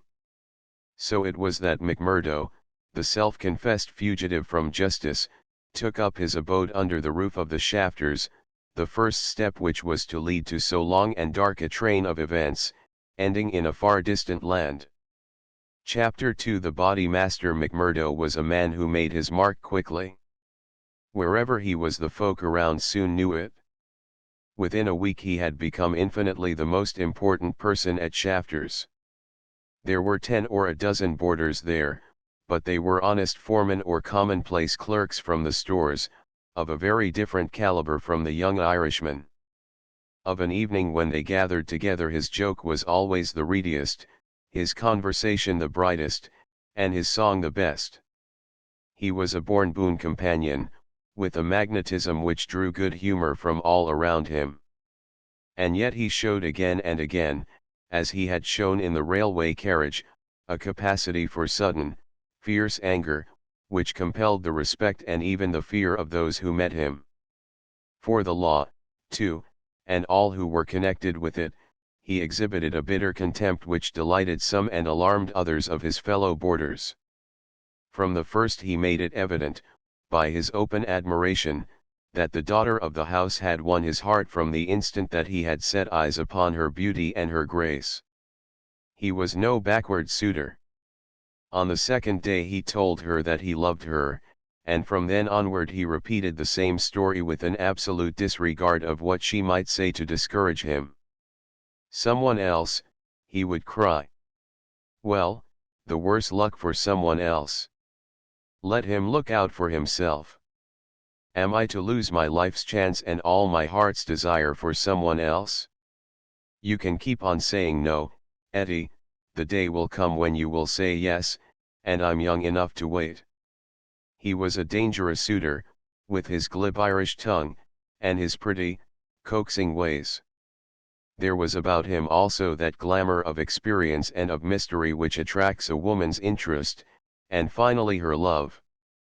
He could talk of the sweet valleys of County Monaghan from which he came, of the lovely, distant island, the low hills and green meadows of which seemed the more beautiful when imagination viewed them from this place of grime and snow. Then he was versed in the life of the cities of the north, of Detroit and the lumber camps of Michigan, and finally of Chicago, where he had worked in a planing mill. And afterwards came the hint of romance, the feeling that strange things had happened to him in that great city, so strange and so intimate that they might not be spoken of. He spoke wistfully of a sudden leaving, a breaking of old ties, a flight into a strange world, ending in this dreary valley, and Eddie listened, her dark eyes gleaming with pity and with sympathy, those two qualities which may turn so rapidly and so naturally to love. McMurdo had obtained a temporary job as bookkeeper, for he was a well-educated man. This kept him out most of the day, and he had not found occasion yet to report himself to the head of the lodge of the Eminent Order of Freemen.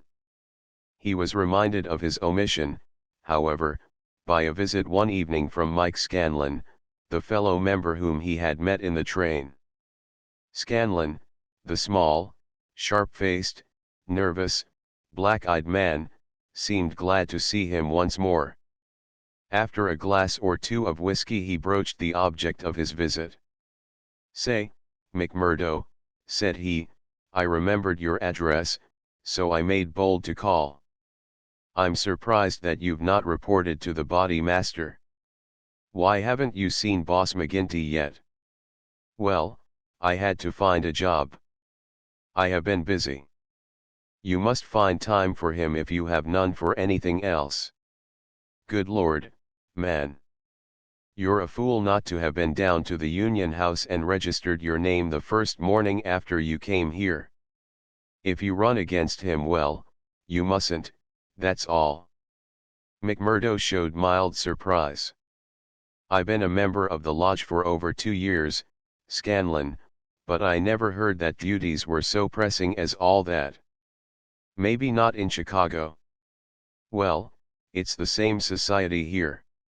"Is it?" Scanlon looked at him long and fixedly. There was something sinister in his eyes. "Isn't it? You'll tell me that in a month's time. I hear you had a talk with the patrolman after I left the train." "How did you know that?" "Oh, it got about. Things do get about for good and for bad in this district." "Well, yes. I told the hounds what I thought of them." "By the Lord, you'll be a man after McGinty's heart." "What, does he hate the police too?" Scanlon burst out laughing. "You go and see him, my lad," said he as he took his leave. "It's not the police but you that he'll hate if you don't. Now, take a friend's advice and go at once." It chanced that on the same evening McMurdo had another more pressing interview which urged him in the same direction. It may have been that his attentions to Eddie had been more evident than before, or that they had gradually obtruded themselves into the slow mind of his good German host, but, whatever the cause, the boarding house keeper beckoned the young man into his private room and started on the subject without any circumlocution. "It seems to me, mister," said he, "that you are gettin' set on my Eddie. Ain't that so, or am I wrong?" "Yes, that is so," the young man answered. "Vell, I vant to tell you right now that it ain't no manner of use. There's someone slipped in afore you. She told me so." "Vell, you can lay that she told you truth. But did she tell you who it was? No, I asked her, but she wouldn't tell. I dare say not, the little baggage. Perhaps she did not wish to frighten you, Evie. Frighten? McMurdo was on fire in a moment. Ah, yes, my friend. You need not be ashamed to be frightened of him. It is Teddy Baldwin. And who the devil is he? He is a boss of scourers. Scourers. I've heard of them before. It's scourers here and scourers there, and always in a whisper. What are you all afraid of?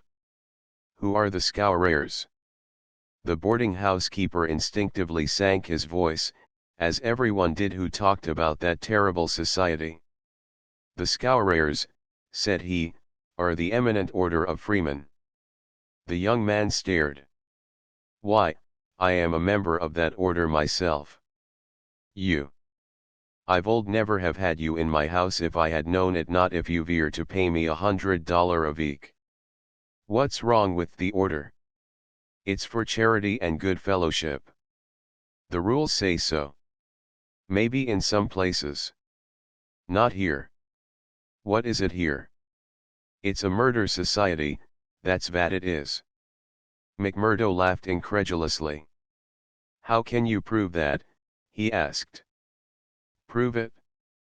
Are there not 50 murders to prove it? What about Millman and Van Shorst, and the Nicholson family, and old Mr. Hyam, and little Billy James, and the others? Prove it?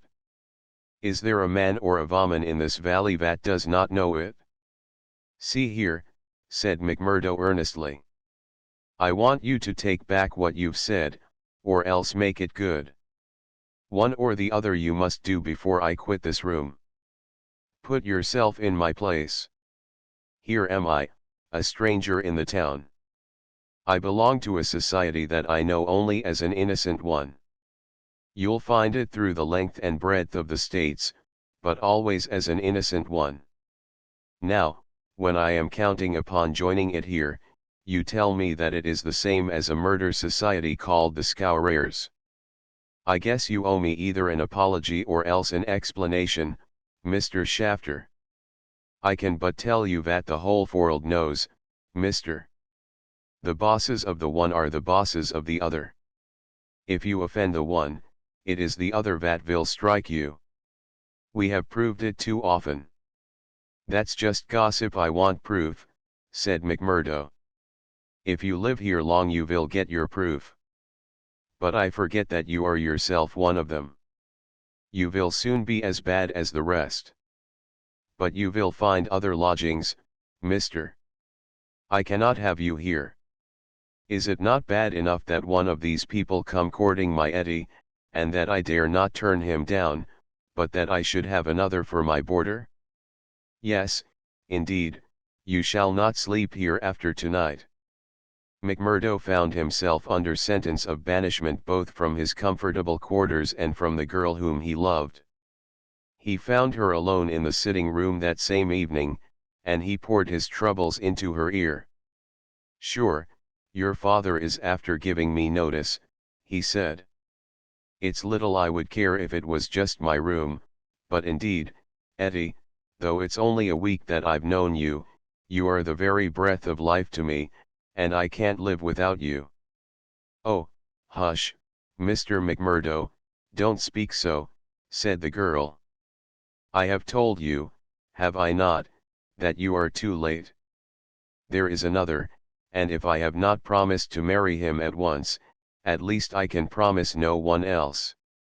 Suppose I had been first, Eddie, would I have had a chance? The girl sank her face into her hands. I wish to heaven that you had been first, she sobbed. McMurdo was down on his knees before her in an instant. For God's sake, Eddie, let it stand at that, he cried. Will you ruin your life and my own for the sake of this promise? Follow your heart, Akushla. 'Tis a safer guide than any promise before you knew what it was that you were saying. He had seized Eddie's white hand between his own strong brown ones. "Say that you will be mine, and we will face it out together." "Not here." "Yes, here." "No, no, Jack." His arms were round her now. "It could not be here. Could you take me away?" A struggle passed for a moment over McMurdo's face, but it ended by setting like granite. "No, here," he said. "I'll hold you against the world, Eddie, right here where we are. Why should we not leave together?" "No, Eddie, I can't leave here." "But why?" "I'd never hold my head up again if I felt that I had been driven out. Besides, what is there to be afraid of? Are we not free folks in a free country? If you love me, and I you, who will dare to come between?" "You don't know, Jack. You've been here too short a time. You don't know this Baldwin. You don't know McGinty and his scourers." "No, I don't know them, and I don't fear them, and I don't believe in them," said McMurdo. "I've lived among rough men, my darling, and instead of fearing them it has always ended that they have feared me always, Eddie. It's mad on the face of it. If these men, as your father says, have done crime after crime in the valley, and if everyone knows them by name, how comes it that none are brought to justice? You answer me that, Eddie. Because no witness dares to appear against them. He would not live a month if he did. Also because they have always their own men to swear that the accused one was far from the scene of the crime. But surely, Jack, you must have read all this." "I had understood that every paper in the United States was writing about it." "Well, I have read something, it is true, but I had thought it was a story. Maybe these men have some reason in what they do. Maybe they are wronged and have no other way to help themselves." "Oh, Jack, don't let me hear you speak so. That is how he speaks, the other one. Baldwin, he speaks like that, does he? And that is why I loathe him so." "Oh, Jack, now I can tell you the truth. I loathe him with all my heart, but I fear him also. I fear him for myself, but above all I fear him for father. I know that some great sorrow would come upon us if I dared to say what I really felt. That is why I have put him off with half promises. It was in real truth our only hope. But if you would fly with me, Jack, we could take father with us and live forever far from the power of these wicked men." Again there was the struggle upon McMurdo's face, and again it set like granite. "No harm shall come to you, Eddie, nor to your father either. As to wicked men, I expect you may find that I am as bad as the worst of them before we're through." "No, no, Jack. I would trust you anywhere." McMurdo laughed bitterly. "Good Lord, how little you know of me. Your innocent soul, my darling, could not even guess what is passing in mine. But, hello, who's the visitor?"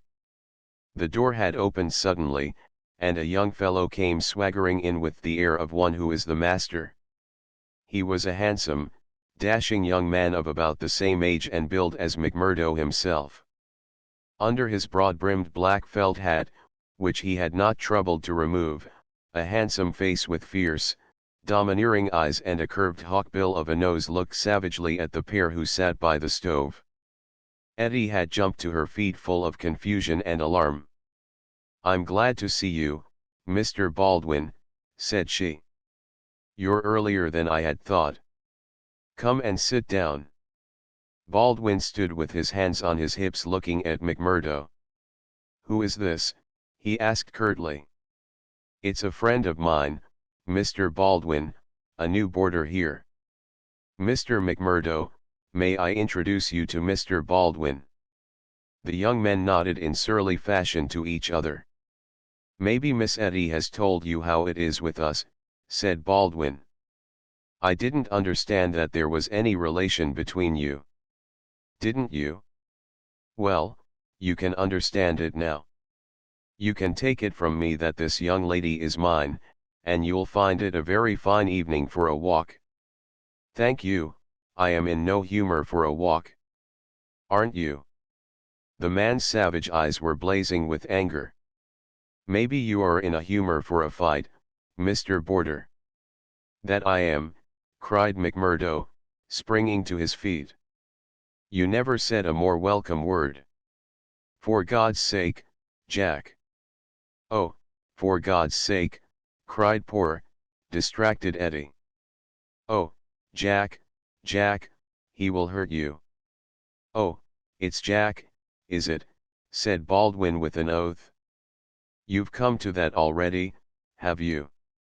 Oh, Ted, be reasonable, be kind.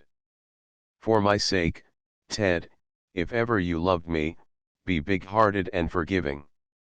I think, Eddie, that if you were to leave us alone we could get this thing settled, said McMurdo quietly.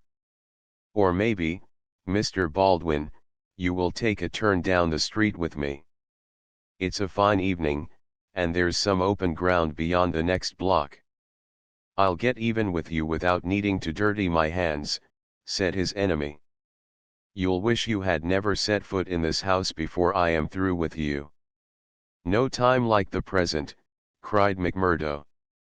I'll choose my own time, mister. You can leave the time to me. See here. He suddenly rolled up his sleeve and showed upon his forearm a peculiar sign which appeared to have been branded there. It was a circle with a triangle within it. Do you know what that means? I neither know nor care. Well, you will know, I'll promise you that. You won't be much older, either. Perhaps Miss Eddie can tell you something about it?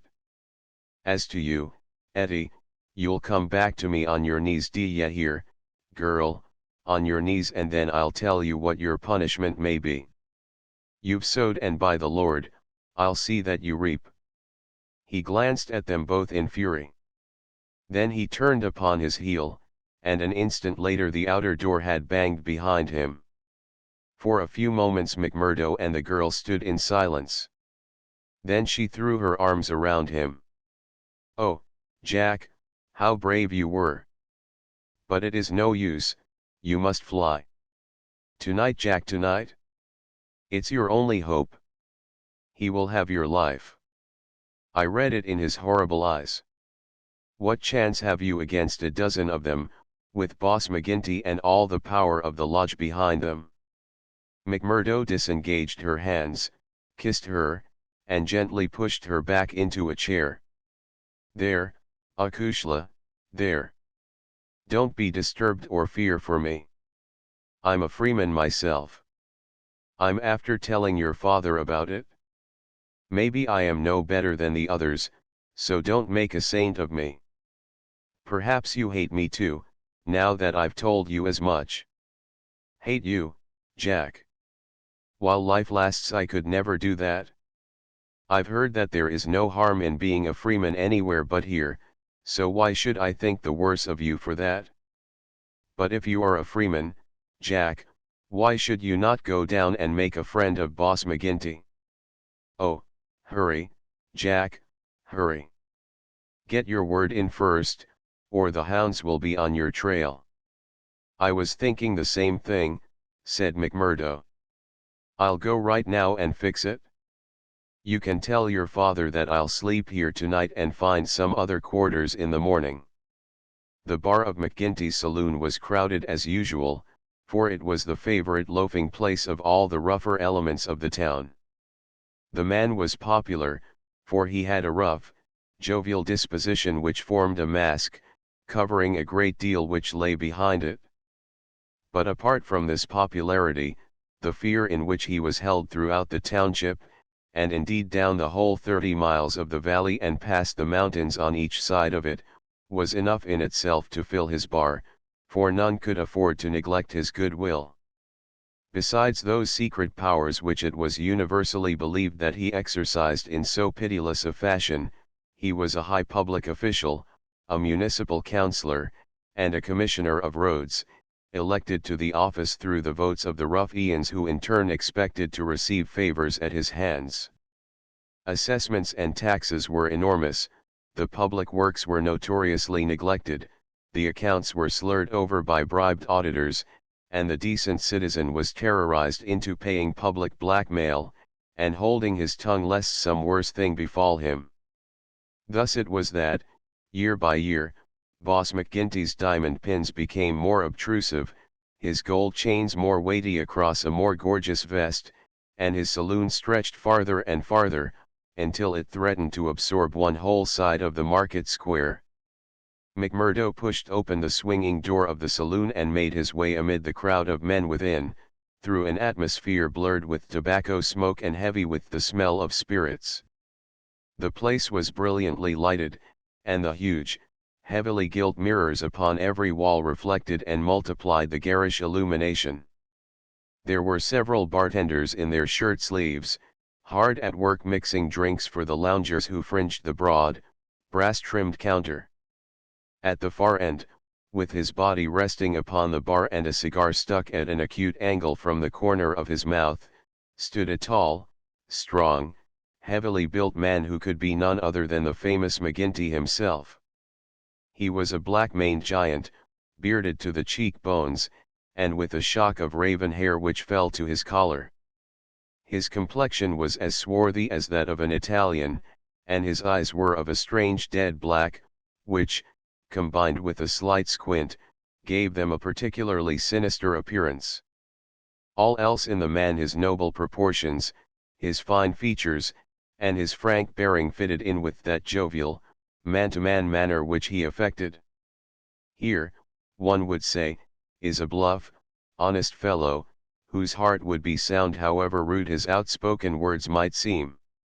It was only when those dead, dark eyes, deep and remorseless, were turned upon a man that he shrank within himself, feeling that he was face to face with an infinite possibility of latent evil, with a strength and courage and cunning behind it which made it 1,000 times more deadly. Having had a good look at his man, McMurdo elbowed his way forward with his usual careless audacity, and pushed himself through the little group of courtiers who were fawning upon the powerful boss, laughing uproariously at the smallest of his jokes. The young stranger's bold grey eyes looked back fearlessly through their glasses at the deadly black ones which turned sharply upon him. "Well, young man, I can't call your face to mind. I'm new here, Mr. McGinty." "You are not so new that you can't give a gentleman his proper title." "He's Councillor McGinty, young man," said a voice from the group. "I'm sorry, Councillor. I'm strange to the ways of the place. But I was advised to see you." "Well, you see me. This is all there is. What do you think of me?" "Well, it's early days. If your heart is as big as your body, and your soul as fine as your face, then I'd ask for nothing better," said McMurdo. "If your heart is as big as your body, and your soul as fine as your face, then I'd ask for nothing better," said McMurdo. "By gar, you've got an Irish tongue in your head anyhow," cried the saloon keeper, not quite certain whether to humor this audacious visitor or to stand upon his dignity. "So you are good enough to pass my appearance?" "Sure," said McMurdo. "And you were told to see me?" "I was." "And who told you?" "Brother Scanlon of Lodge 341, Vermissa." "I drink your health, Councillor, and to our better acquaintance." He raised a glass with which he had been served to his lips and elevated his little finger as he drank it. McGinty, who had been watching him narrowly, raised his thick black eyebrows. "Oh, it's like that, is it?"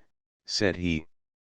"I'll have to look a bit closer into this, Mr. McMurdo." "A bit closer, Mr. McMurdo, for we don't take folk on trust in these parts, nor believe all we're told neither. Come in here for a moment, behind the bar." There was a small room there, lined with barrels.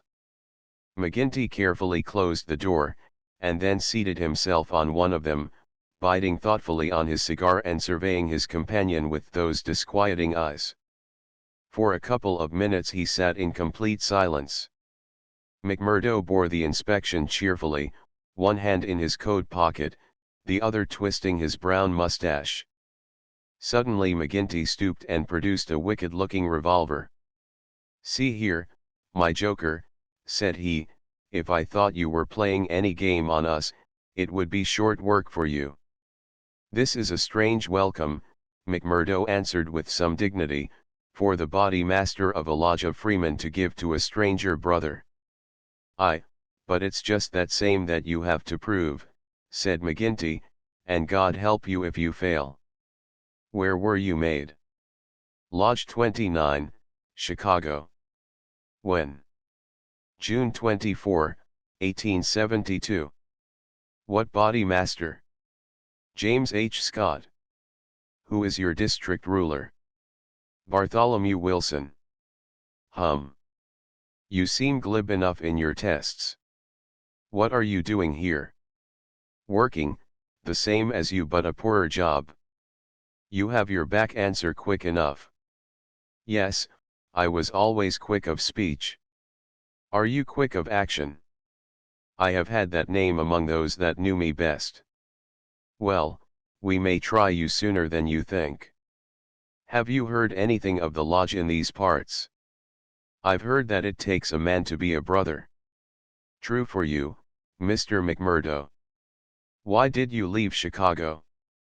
"I'm damned if I tell you that." McGinty opened his eyes. He was not used to being answered in such fashion, and it amused him. "Why won't you tell me?" "Because no brother may tell another a lie." "Then the truth is too bad to tell." "You can put it that way if you like." "See here, mister, you can't expect me, as body master, to pass into the lodge a man for whose past he can't answer." McMurdo looked puzzled. Then he took a worn newspaper cutting from an inner pocket. "You wouldn't squeal on a fellow," said he. "I'll wipe my hand across your face if you say such words to me," cried McGinty hotly. "You are right, counselor," said McMurdo meekly. "I should apologize. I spoke without thought. Well, I know that I am safe in your hands. Look at that clipping." McGinty glanced his eyes over the account of the shooting of one Jonas Pinto, in the Lake Saloon, Market Street, Chicago, in the New Year week of 1874. "Your work?" he asked, as he handed back the paper. McMurdo nodded. "Why did you shoot him?" "I was helping Uncle Sam to make dollars. Maybe mine were not as good gold as his, but they looked as well and were cheaper to make. This man Pinto helped me to shove the queer to do what? Well, it means to pass the dollars out into circulation. Then he said he would split. Maybe he did split. I didn't wait to see. I just killed him and lighted out for the coal country." "Why the coal country?" "'Cause I'd read in the papers that they weren't too particular in those parts." McGinty laughed. "You were first a coiner and then a murderer, and you came to these parts because you thought you'd be welcome." "That's about the size of it," McMurdo answered. "Well, I guess you'll go far. Say, can you make those dollars yet?" McMurdo took half a dozen from his pocket. "Those never passed the Philadelphia Mint," said he. "You don't say." McGinty held them to the light in his enormous hand, which was hairy as a gorilla's. "I can see no difference." "Gar. You'll be a mighty useful brother, I'm thinking. We can do with a bad man or two among us, friend McMurdo, for there are times when we have to take our own part. We'd soon be against the wall if we didn't shove back at those that were pushing us. Well, I guess I'll do my share of shoving with the rest of the boys." You seem to have a good nerve. You didn't squirm when I shoved this gun at you. It was not me that was in danger. Who then? It was you, counselor. McMurdo drew a cocked pistol from the side pocket of his pea jacket. I was covering you all the time. I guess my shot would have been as quick as yours. By gar. McGinty flushed an angry red and then burst into a roar of laughter. Say, we've had no such holy terror come to hand this many a year. I reckon the lodge will learn to be proud of you. Well, what the hell do you want? And can't I speak alone with a gentleman for 5 minutes, but you must butt in on us? The bartender stood abashed. I'm sorry, counselor, but it's Ted Baldwin. He says he must see you this very minute. The message was unnecessary, for the set, cruel face of the man himself was looking over the servant's shoulder. He pushed the bartender out and closed the door on him. So, said he with a furious glance at McMurdo, you got here first, did you? I've a word to say to you, counselor, about this man. Then say it here and now before my face, cried McMurdo. I'll say it at my own time, in my own way. Tut! Tut, said McGinty, getting off his barrel. This will never do. We have a new brother here, Baldwin, and it's not for us to greet him in such fashion. Hold out your hand, man, and make it up. Never, cried Baldwin in a fury. I've offered to fight him if he thinks I have wronged him, said McMurdo. I'll fight him with fists, or, if that won't satisfy him, I'll fight him any other way he chooses. Now, I'll leave it to you, counselor, to judge between us as a body master should. What is it, then? A young lady. She's free to choose for herself. Is she? Cried Baldwin. As between two brothers of the lodge I should say that she was, said the boss. Oh, that's your ruling, is it? Yes, it is, Ted Baldwin, said McGinty, with a wicked stare. Is it you that would dispute it? You would throw over one that has stood by you this 5 years in favor of a man that you never saw before in your life. You're not body master for life, Jack McGinty, and by God. When next it comes to a vote, the counselor sprang at him like a tiger. His hand closed round the other's neck, and he hurled him back across one of the barrels. In his mad fury he would have squeezed the life out of him if McMurdo had not interfered. Easy, counselor. For heaven's sake, go easy, he cried, as he dragged him back. McGinty released his hold, and Baldwin, cowed and shaken, gasping for breath, and shivering in every limb, as one who has looked over the very edge of death, sat up on the barrel over which he had been hurled. You've been asking for it this many a day, Ted Baldwin, now you've got it, cried McGinty, his huge chest rising and falling.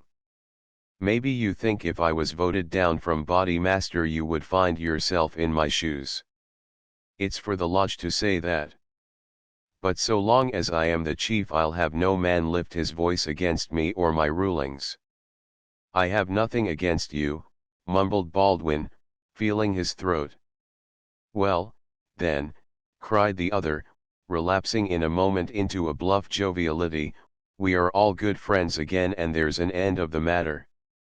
He took a bottle of champagne down from the shelf and twisted out the cork.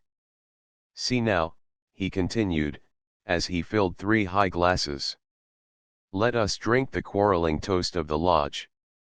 After that, as you know, there can be no bad blood between us. Now, then, the left hand on the apple of my throat. I say to you, Ted Baldwin, what is the offense, sir? The clouds are heavy, answered Baldwin, but they will forever brighten. And this I swear. The men drank their glasses, and the same ceremony was performed between Baldwin and McMurdo. There, cried McGinty, rubbing his hands. That's the end of the black blood. You come under lodge discipline if it goes further, and that's a heavy hand in these parts, as Brother Baldwin knows and as you will damn soon find out, Brother McMurdo, if you ask for trouble.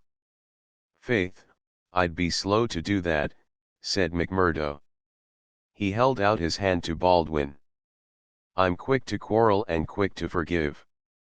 It's my hot Irish blood, they tell me. But it's over for me, and I bear no grudge. Baldwin had to take the proffered hand, for the baleful eye of the terrible boss was upon him. But his sullen face showed how little the words of the other had moved him. McGinty clapped them both on the shoulders. Tut! These girls! These girls, he cried. To think that the same petticoats should come between two of my boys. It's the devil's own luck. Well, it's the Colleen inside of them that must settle the question, for it's outside the jurisdiction of a body master, and the Lord be praised for that. We have enough on us, without the women as well. You'll have to be affiliated to Lodge 341, Brother McMurdo. We have our own ways and methods, different from Chicago. Saturday night is our meeting, and if you come then, we'll make you free forever of the Vermissa Valley. Chapter 3 Lodge 341, Vermissa. On the day following the evening which had contained so many exciting events, McMurdo moved his lodgings from old Jacob Shafter's and took up his quarters at the widow McNamara's on the extreme outskirts of the town. Scanlon, his original acquaintance aboard the train, had occasion shortly afterwards to move into Vermissa, and the two lodged together. There was no other boarder, and the hostess was an easy-going old Irish woman who left them to themselves, so that they had a freedom for speech and action welcome to men who had secrets in common. Shafter had relented to the extent of letting McMurdo come to his meals there when he liked, so that his intercourse with Etty was by no means broken. On the contrary, it drew closer and more intimate as the weeks went by. In his bedroom at his new abode McMurdo felt it safe to take out the coining molds, and under many a pledge of secrecy a number of brothers from the lodge were allowed to come in and see them, each carrying away in his pocket some examples of the false money, so cunningly struck that there was never the slightest difficulty or danger in passing it. Why, with such a wonderful art at his command, McMurdo should condescend to work at all was a perpetual mystery to his companions, though he made it clear to anyone who asked him that if he lived without any visible means it would very quickly bring the police upon his track. One policeman was indeed after him already, but the incident, as luck would have it, did the adventurer a great deal more good than harm. After the first introduction there were few evenings when he did not find his way to McGinty's saloon, there to make closer acquaintance with the boys, which was the jovial title by which the dangerous gang who infested the place were known to one another. His dashing manner and fearlessness of speech made him a favorite with them all, while the rapid and scientific way in which he polished off his antagonist in an all-in-bar-room scrap earned the respect of that rough community. Another incident, however, raised him even higher in their estimation. Just at the crowded hour one night, the door opened and a man entered with the quiet blue uniform and peaked cap of the mine police. This was a special body raised by the railways and colliery owners to supplement the efforts of the ordinary civil police, who were perfectly helpless in the face of the organized ruffianism which terrorized the district. There was a hush as he entered, and many a curious glance was cast at him, but the relations between policemen and criminals are peculiar in some parts of the states, and McGinty himself, standing behind his counter, showed no surprise when the policeman enrolled himself among his customers. "A straight whiskey, for the night is bitter," said the police officer. "I don't think we have met before, counselor." "You'll be the new captain," said McGinty. "That's so. We're looking to you, counselor, and to the other leading citizens, to help us in upholding law and order in this township." Captain Marvin is my name. We'd do better without you, Captain Marvin, said McGinty coldly, for we have our own police of the township, and no need for any imported goods. What are you but the paid tool of the capitalists, hired by them to club or shoot your poorer fellow citizen? Well, well, we won't argue about that, said the police officer good-humoredly. I expect we all do our duty same as we see it, but we can't all see it the same. He had drunk off his glass and had turned to go, when his eyes fell upon the face of Jack McMurdo, who was scowling at his elbow. "Hello! Hello!" he cried, looking him up and down. "Here's an old acquaintance." McMurdo shrank away from him. "I was never a friend to you nor any other cursed copper in my life," said he. "An acquaintance isn't always a friend," said the police captain, grinning. "You're Jack McMurdo of Chicago, right enough, and don't you deny it?" McMurdo shrugged his shoulders. "I'm not denying it," said he. "D'ye think I'm ashamed of my own name? You've got good cause to be, anyhow." "What the devil do you mean by that?" he roared with his fists clenched. "No, no, Jack, bluster won't do with me. I was an officer in Chicago before ever I came to this darned coal bunker, and I know a Chicago crook when I see one." McMurdo's face fell. "Don't tell me that you're Marvin of the Chicago Central," he cried. "Just the same old Teddy Marvin, at your service. We haven't forgotten the shooting of Jonas Pinto up there. I never shot him." "Did you not? That's good impartial evidence, ain't it? Well, his death came in uncommon handy for you, or they would have had you for shoving the queer. Well, we can let that be bygones, for, between you and me, and perhaps I'm going further than my duty in saying it, they could get no clear case against you, and Chicago's open to you tomorrow. I'm very well where I am. Well, I've given you the pointer, and you're a sulky dog not to thank me for it." "Well, I suppose you mean well, and I do thank you," said McMurdo in no very gracious manner. "It's mum with me so long as I see you living on the straight," said the captain. "But, by the Lord, if you get off after this, it's another story. So good night to you, and good night, counselor." He left the bar room, but not before he had created a local hero. McMurdo's deeds in far Chicago had been whispered before.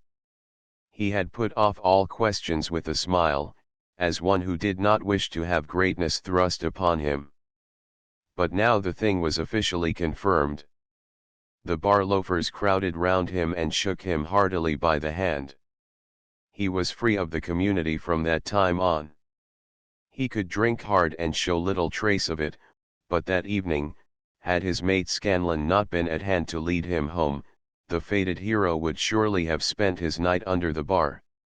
On a Saturday night McMurdo was introduced to the lodge. He had thought to pass in without ceremony as being an initiate of Chicago, but there were particular rites in Vermissa of which they were proud, and these had to be undergone by every postulant. The assembly met in a large room reserved for such purposes at the Union House. Some 60 members assembled at Vermissa, but that by no means represented the full strength of the organization, for there were several other lodges in the valley, and others across the mountains on each side, who exchanged members when any serious business was afoot, so that a crime might be done by men who were strangers to the locality. Altogether there were not less than 500 scattered over the coal district. In the bare assembly room the men were gathered round a long table. At the side was a second one laden with bottles and glasses, on which some members of the company were already turning their eyes. McGinty sat at the head with a flat black velvet cap upon his shock of tangled black hair, and a colored purple stole round his neck, so that he seemed to be a priest presiding over some diabolical ritual. To right and left of him were the higher lodge officials, the cruel, handsome face of Ted Baldwin among them. Each of these wore some scarf or medallion as emblem of his office. They were, for the most part, men of mature age, but the rest of the company consisted of young fellows from 18 to 25, the ready and capable agents who carried out the commands of their seniors. Among the older men were many whose features showed the tigerish, lawless souls within, but looking at the rank and file it was difficult to believe that these eager and open-faced young fellows were in very truth a dangerous gang of murderers, whose minds had suffered such complete moral perversion that they took a horrible pride in their proficiency at the business, and looked with deepest respect at the man who had the reputation of making what they called a clean job. To their contorted natures it had become a spirited and chivalrous thing to volunteer for service against some man who had never injured them, and whom in many cases they had never seen in their lives. The crime committed, they quarreled as to who had actually struck the fatal blow, and amused one another and the company by describing the cries and contortions of the murdered man. At first they had shown some secrecy in their arrangements, but at the time which this narrative describes their proceedings were extraordinarily open, for the repeated failure of the law had proved to them that, on the one hand, no one would dare to witness against them, and on the other they had an unlimited number of stanch witnesses upon whom they could call, and a well-filled treasure chest from which they could draw the funds to engage the best legal talent in the state. In 10 long years of outrage there had been no single conviction, and the only danger that ever threatened the Scourers lay in the victim himself who, however outnumbered and taken by surprise, might and occasionally did leave his mark upon his assailants. McMurdo had been warned that some ordeal lay before him, but no one would tell him in what it consisted. He was led now into an outer room by 2 solemn brothers. Through the plank partition he could hear the murmur of many voices from the assembly within. Once or twice he caught the sound of his own name, and he knew that they were discussing his candidacy. Then there entered an inner guard with a green and gold sash across his chest. The body master orders that he shall be trussed, blinded, and entered, said he. The 3 of them removed his coat, turned up the sleeve of his right arm, and finally passed a rope round above the elbows and made it fast. They next placed a thick black cap right over his head and the upper part of his face, so that he could see nothing. He was then led into the assembly hall. It was pitch dark and very oppressive under his hood. He heard the rustle and murmur of the people round him, and then the voice of McGinty sounded dull and distant through the covering of his ears. "John McMurdo," said the voice, "are you already a member of the ancient order of freemen?" He bowed in assent. "Is your lodge number 29, Chicago?" He bowed again. "Dark nights are unpleasant," said the voice. "Yes, for strangers to travel," he answered. "The clouds are heavy." "Yes, a storm is approaching." "Are the brethren satisfied?" asked the body master. There was a general murmur of assent. "We know, brother, by your sign and by your countersign that you are indeed one of us," said McGinty. "We would have you know, however, that in this county and in other counties of these parts we have certain rights, and also certain duties of our own which call for good men. Are you ready to be tested?" "I am." "Are you of stout heart?" "I am." "Take a stride forward to prove it." As the words were said he felt 2 hard points in front of his eyes, pressing upon them so that it appeared as if he could not move forward without a danger of losing them. None the less, he nerved himself to step resolutely out, and as he did so the pressure melted away. There was a low murmur of applause. "He is of stout heart," said the voice. "Can you bear pain?" "As well as another," he answered. "Test him." It was all he could do to keep himself from screaming out, for an agonizing pain shot through his forearm. He nearly fainted at the sudden shock of it, but he bit his lip and clenched his hands to hide his agony.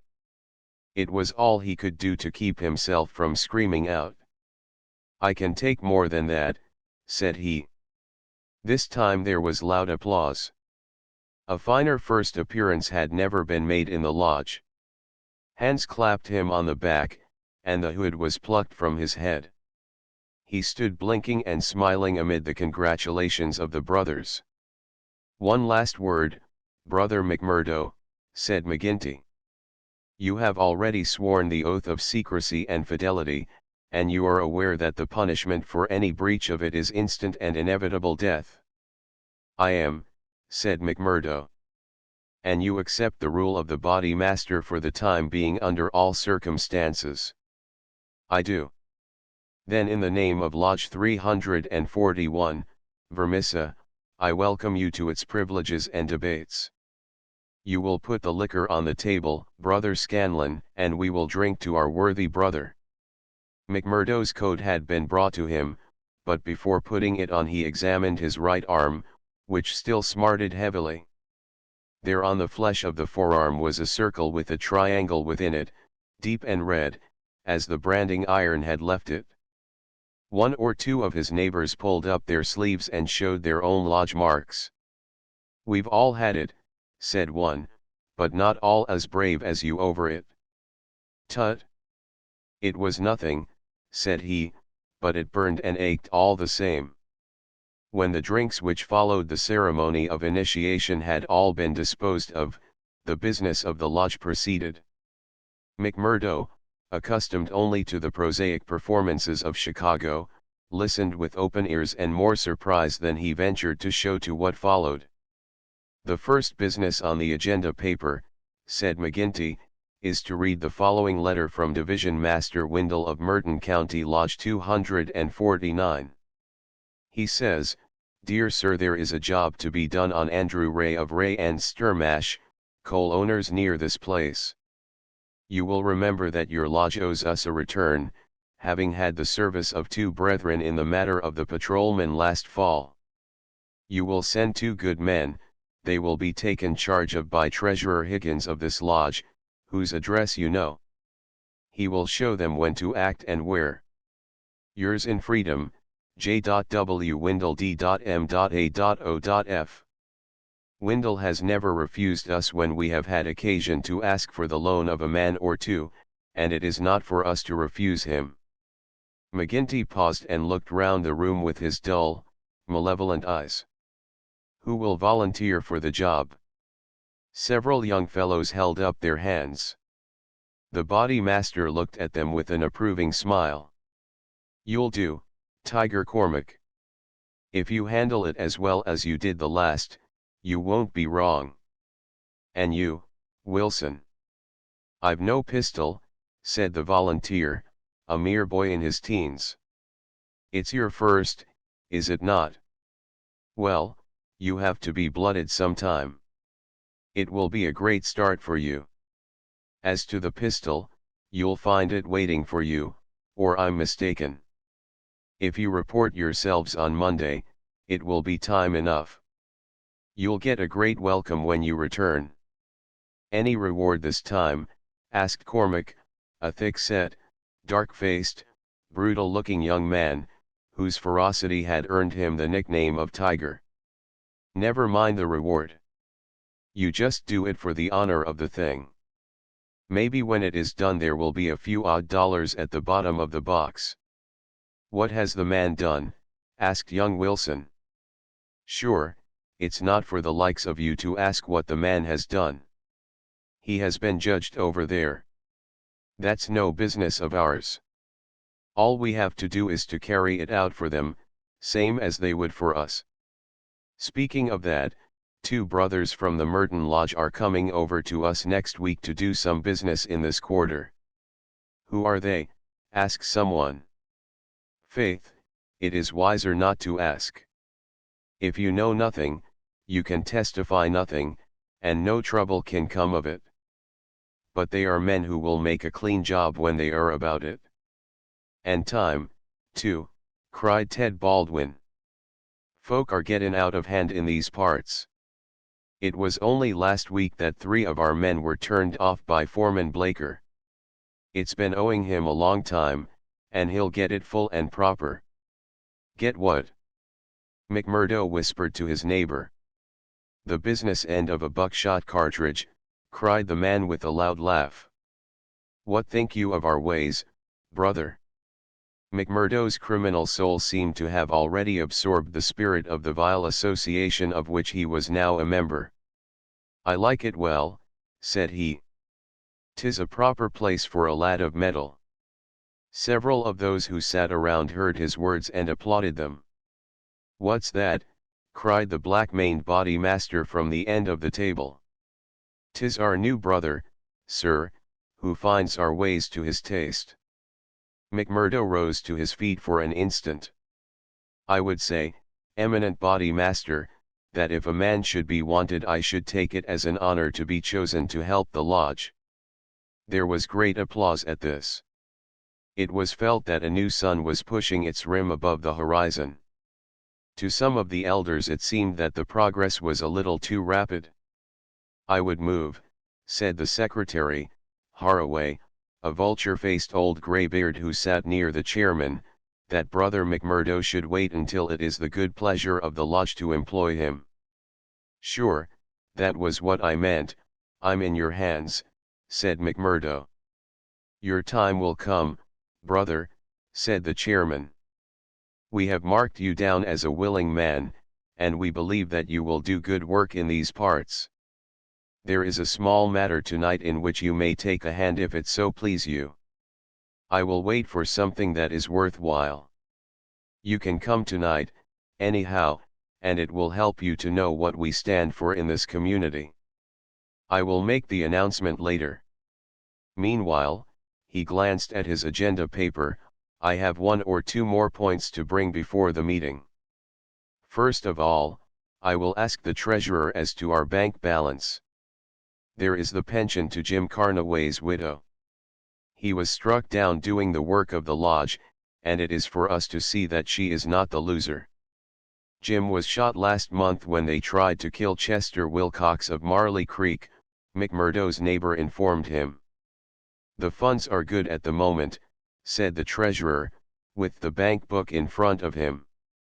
The firms have been generous of late. Max Linder & Co. paid $500 to be left alone. Walker Brothers sent in $100, but I took it on myself to return it and ask for $5. If I do not hear by Wednesday, their winding gear may get out of order. We had to burn their breaker last year before they became reasonable. Then the West Section Coaling Company has paid its annual contribution. We have enough on hand to meet any obligations. What about Archie Swindon? Asked a brother. He has sold out and left the district. The old devil left a note for us to say that he had rather be a free crossing sweeper in New York than a large mine owner under the power of a ring of blackmailers. By gar!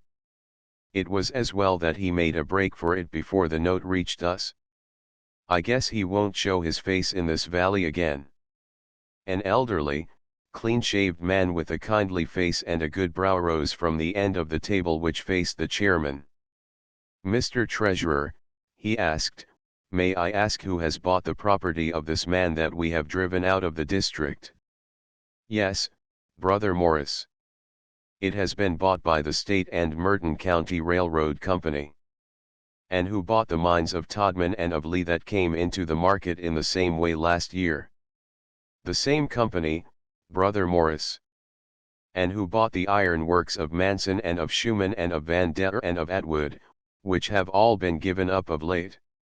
They were all bought by the West Gilmerton General Mining Company. I don't see, Brother Morris, said the chairman, that it matters to us who buys them, since they can't carry them out of the district. With all respect to you, eminent body master, I think it may matter very much to us. This process has been going on now for 10 long years. We are gradually driving all the small men out of trade. What is the result? We find in their places great companies like the Railroad or the General Iron, who have their directors in New York or Philadelphia, and care nothing for our threats. We can take it out of their local bosses, but it only means that others will be sent in their stead. And we are making it dangerous for ourselves. The small men could not harm us. They had not the money nor the power. So long as we did not squeeze them too dry, they would stay on under our power. But if these big companies find that we stand between them and their profits, they will spare no pains and no expense to hunt us down and bring us to court. There was a hush at these ominous words, and every face darkened as gloomy looks were exchanged. So omnipotent and unchallenged had they been that the very thought that there was possible retribution in the background had been banished from their minds. And yet the idea struck a chill to the most reckless of them. "It is my advice," the speaker continued, "that we go easier upon the small men. On the day that they have all been driven out, the power of this society will have been broken. Unwelcome truths are not popular." There were angry cries as the speaker resumed his seat. McGinty rose with gloom upon his brow. "Brother Morris," said he, "you were always a croaker. So long as the members of this lodge stand together, there is no power in the United States that can touch them. Sure, have we not tried it often enough in the law courts? I expect the big companies will find it easier to pay than to fight, same as the little companies do. And now, brethren," McGinty took off his black velvet cap and his stole as he spoke, "this lodge has finished its business for the evening, save for one small matter which may be mentioned when we are parting. The time has now come for fraternal refreshment and for harmony. Strange indeed is human nature. Here were these men, to whom murder was familiar, who again and again had struck down the father of the family, some men against whom they had no personal feeling, without one thought of compunction or of compassion for his weeping wife or helpless children, and yet the tender or pathetic in music could move them to tears. McMurdo had a fine tenor voice, and if he had failed to gain the goodwill of the lodge before, it could no longer have been withheld after he had thrilled them with "I'm Sitting on the Stile," "Mary," and "On the Banks of Allan Water." In his very first night the new recruit had made himself one of the most popular of the brethren, marked already for advancement and high office. There were other qualities needed, however, besides those of good fellowship, to make a worthy freeman, and of these he was given an example before the evening was over. The whiskey bottle had passed round many times, and the men were flushed and ripe for mischief when their body master rose once more to address them. "Boys," said he, "there's one man in this town that wants trimming up, and it's for you to see that he gets it. I'm speaking of James Stanger of the Herald. You've seen how he's been opening his mouth against us again." There was a murmur of assent, with many a muttered oath. McGinty took a slip of paper from his waistcoat pocket. "Law and order. That's how he heads it. Reign of terror in the coal and iron district. 12 years have now elapsed since the first assassinations which proved the existence of a criminal organization in our midst. From that day these outrages have never ceased, until now they have reached a pitch which makes us the opprobrium of the civilized world. Is it for such results as this that our great country welcomes to its bosom the alien who flies from the despotisms of Europe? Is it that they shall themselves become tyrants over the very men who have given them shelter, and that a state of terrorism and lawlessness should be established under the very shadow of the sacred folds of the starry flag of freedom, which would raise horror in our minds if we read of it as existing under the most effete monarchy of the East? The men are known. The organization is patent and public. How long are we to endure it? Can we forever live sure? I've read enough of the slush," cried the chairman, tossing the paper down upon the table. "That's what he says of us. The question I'm asking you is, what shall we say to him?" "Kill him," cried a dozen fierce voices. "I protest against that," said Brother Morris, the man of the good brow and shaved face. "I tell you, brethren, that our hand is too heavy in this valley, and that there will come a point where in self-defense every man will unite to crush us out. James Stanger is an old man. He is respected in the township and the district. His paper stands for all that is solid in the valley. If that man is struck down, there will be a stir through the state that will only end with our destruction. And how would they bring about our destruction, Mr. Standback? Cried McGinty. Is it by the police? Sure, half of them are in our pay and half of them afraid of us. Or is it by the law courts and the judge? Haven't we tried that before now, and whatever came of it? There is a Judge Lynch that might try the case, said Brother Morris. A general shout of anger greeted the suggestion. I have but to raise my finger, cried McGinty, and I could put 200 men into this town that would clear it out from end to end. Then suddenly raising his voice and bending his huge black brows into a terrible frown, see here, Brother Morris, I have my eye on you, and have had for some time. You've no heart yourself, and you try to take the heart out of others. It will be an ill day for you, Brother Morris, when your own name comes on our agenda paper, and I'm thinking that it's just there that I ought to place it. Morris had turned deadly pale, and his knees seemed to give way under him as he fell back into his chair. He raised his glass in his trembling hand and drank before he could answer. I apologize, eminent body master, to you and to every brother in this lodge if I have said more than I should. I am a faithful member, you all know that, and it is my fear lest evil come to the lodge which makes me speak in anxious words. But I have greater trust in your judgment than in my own, eminent body master, and I promise you that I will not offend again. The Bodemaster's scowl relaxed as he listened to the humble words. Very good, Brother Morris. It's myself that would be sorry if it were needful to give you a lesson. But so long as I am in this chair we shall be a united lodge in word and in deed. And now, boys, he continued, looking round at the company, I'll say this much, that if Stanger got his full deserts there would be more trouble than we need ask for. These editors hang together, and every journal in the state would be crying out for police and troops. But I guess you can give him a pretty severe warning. Will you fix it, Brother Baldwin? Sure, said the young man eagerly. How many will you take? Half a dozen, and 2 to guard the door. You'll come, Gower, and you, Mansell, and you, Scanlon, and the 2 Willoughbys. I promised the new brother he should go, said the chairman. Ted Baldwin looked at McMurdo with eyes which showed that he had not forgotten nor forgiven. Well, he can come if he wants, he said in a surly voice. That's enough. The sooner we get to work the better. The company broke up with shouts and yells and snatches of drunken song. The bar was still crowded with revelers, and many of the brethren remained there.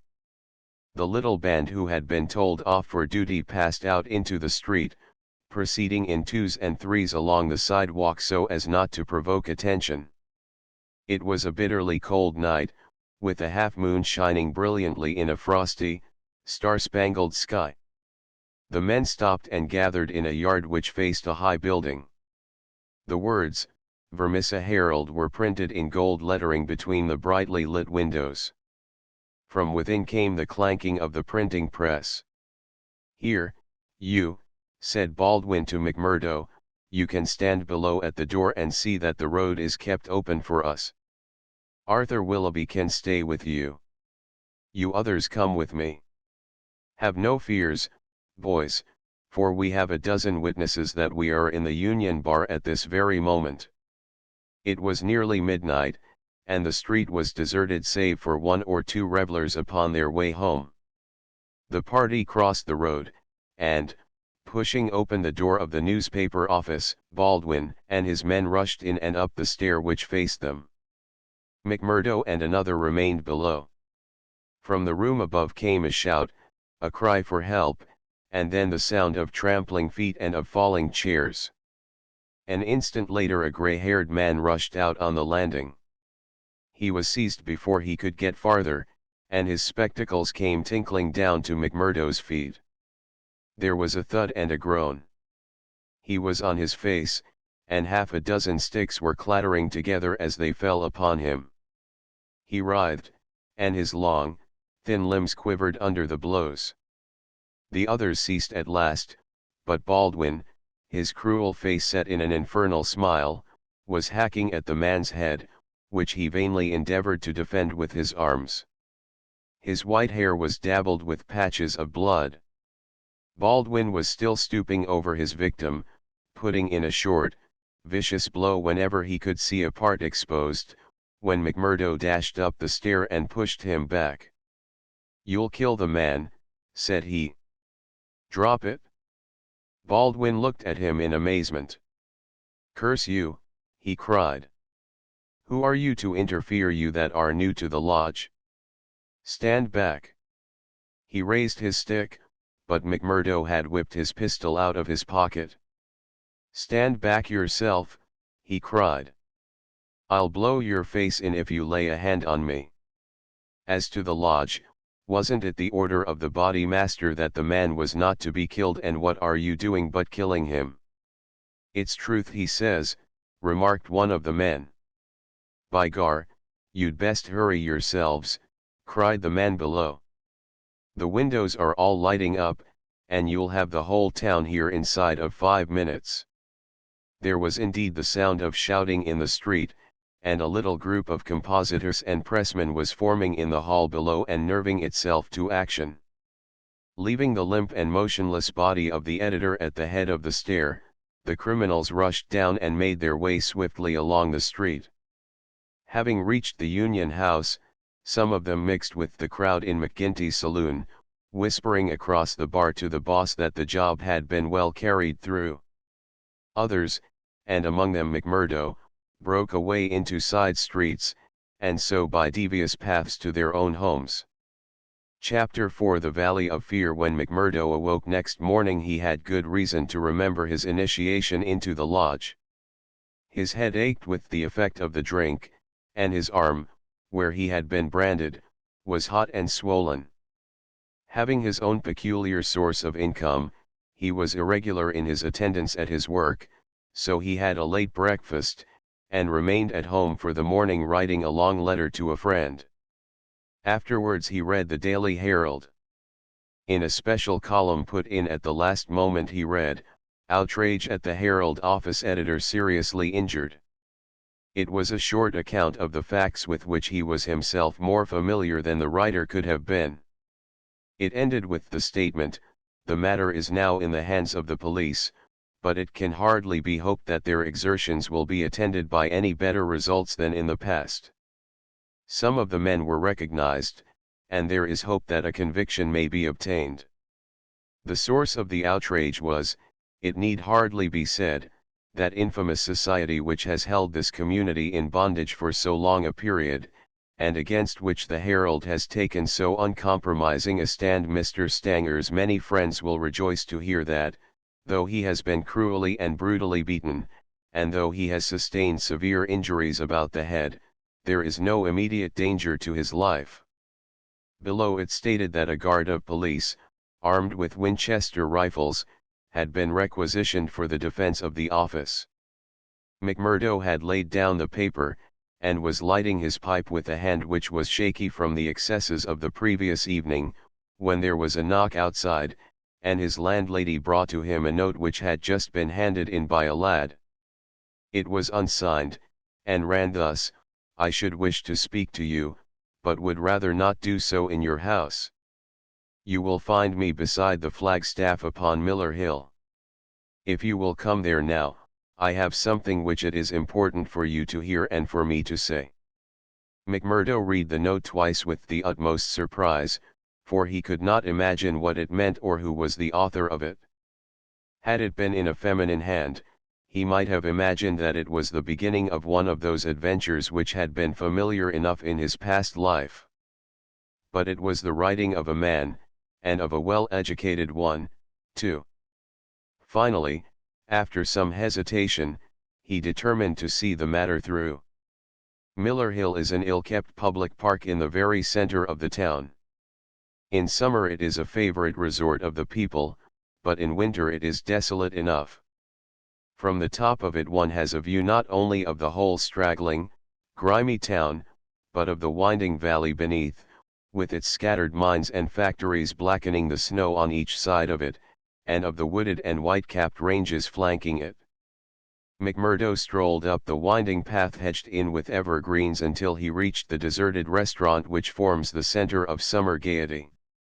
Beside it was a bare flagstaff, and underneath it a man, his hat drawn down and the collar of his overcoat turned up. When he turned his face, McMurdo saw that it was Brother Morris, he who had incurred the anger of the body master the night before. The lodge sign was given and exchanged as they met. "I wanted to have a word with you, Mr. McMurdo," said the older man, speaking with a hesitation which showed that he was on delicate ground. "It was kind of you to come. Why did you not put your name to the note? One has to be cautious, mister. One never knows in times like these how a thing may come back to one. One never knows either who to trust or who not to trust. Surely one may trust brothers of the lodge." "No, no, not always," cried Morris with vehemence. "Whatever we say, even what we think, seems to go back to that man McGinty." "Look here," said McMurdo sternly. "It was only last night, as you know well, that I swore good faith to our body master. Would you be asking me to break my oath?" "If that is the view you take," said Morris sadly, "I can only say that I am sorry I gave you the trouble to come and meet me. Things have come to a bad pass when two free citizens cannot speak their thoughts to each other." McMurdo, who had been watching his companion very narrowly, relaxed somewhat in his bearing. "Sure, I spoke for myself only," said he. "I am a newcomer, as you know, and I am strange to it all. It is not for me to open my mouth, Mr. Morris, and if you think well to say anything to me I am here to hear it." "And to take it back to Boss McGinty," said Morris bitterly. "Indeed, then, you do me injustice there," cried McMurdo. "For myself I am loyal to the lodge, and so I tell you straight, but I would be a poor creature if I were to repeat to any other what you might say to me in confidence. It will go no further than me, though I warn you that you may get neither help nor sympathy." "I have given up looking for either the one or the other," said Morris. "I may be putting my very life in your hands by what I say, but, bad as you are, and it seemed to me last night that you were shaping to be as bad as the worst, still you are new to it, and your conscience cannot yet be as hardened as theirs. That was why I thought to speak with you. Well, what have you to say? If you give me away, may a curse be on you." "Sure, I said I would not. I would ask you, then, when you joined the Freemen's Society in Chicago and swore vows of charity and fidelity, did ever it cross your mind that you might find it would lead you to crime?" "If you call it crime," McMurdo answered. "Call it crime," cried Morris, his voice vibrating with passion. "You have seen little of it if you can call it anything else. Was it crime last night when a man old enough to be your father was beaten till the blood dripped from his white hairs? Was that crime, or what else would you call it?" "There are some would say it was war," said McMurdo, "a war of two classes with all in, so that each struck as best it could. Well, did you think of such a thing when you joined the Freemen's Society at Chicago?" "No, I'm bound to say I did not. Nor did I when I joined it at Philadelphia. It was just a benefit club and a meeting place for one's fellows. Then I heard of this place curse the hour that the name first fell upon my ears, and I came to better myself. My God! To better myself. My wife and 3 children came with me. I started a dry goods store on Market Square, and I prospered well. The word had gone round that I was a freeman, and I was forced to join the local lodge, same as you did last night. I've the badge of shame on my forearm and something worse branded on my heart. I found that I was under the orders of a black villain and caught in a meshwork of crime. What could I do? Every word I said to make things better was taken as treason, same as it was last night. I can't get away, for all I have in the world is in my store. If I leave the society, I know well that it means murder to me, and God knows what to my wife and children. Oh, man, it is awful awful. He put his hands to his face, and his body shook with convulsive sobs. McMurdo shrugged his shoulders. You were too soft for the job, said he. You are the wrong sort for such work. I had a conscience and a religion, but they made me a criminal among them. I was chosen for a job. If I backed down I knew well what would come to me. Maybe I'm a coward. Maybe it's the thought of my poor little woman and the children that makes me one. Anyhow I went.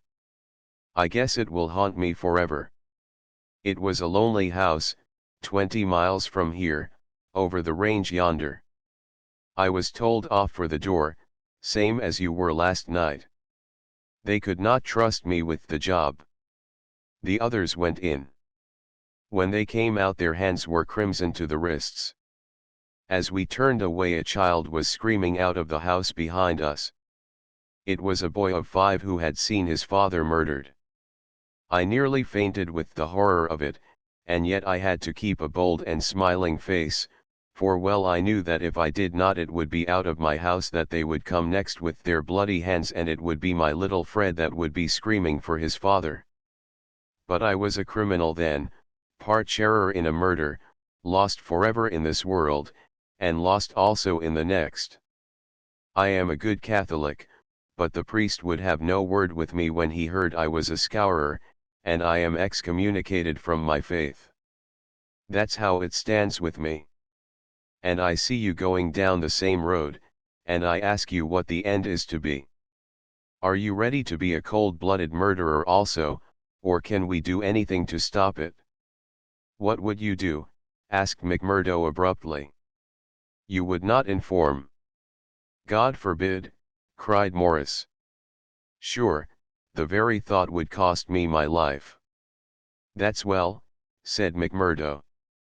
I'm thinking that you are a weak man and that you make too much of the matter. Too much. Wait till you have lived here longer. Look down the valley. See the cloud of 100 chimneys that overshadows it? I tell you that the cloud of murder hangs thicker and lower than that over the heads of the people. It is the valley of fear, the valley of death. The terror is in the hearts of the people from the dusk to the dawn. Wait, young man, and you will learn for yourself. Well, I'll let you know what I think when I have seen more, said McMurdo carelessly. What is very clear is that you are not the man for the place, and that the sooner you sell out if you only get a dime a dollar for what the business is worth the better it will be for you. What you have said is safe with me, but, by gar. If I thought you were an informer no, cried Morris piteously. Well, let it rest at that.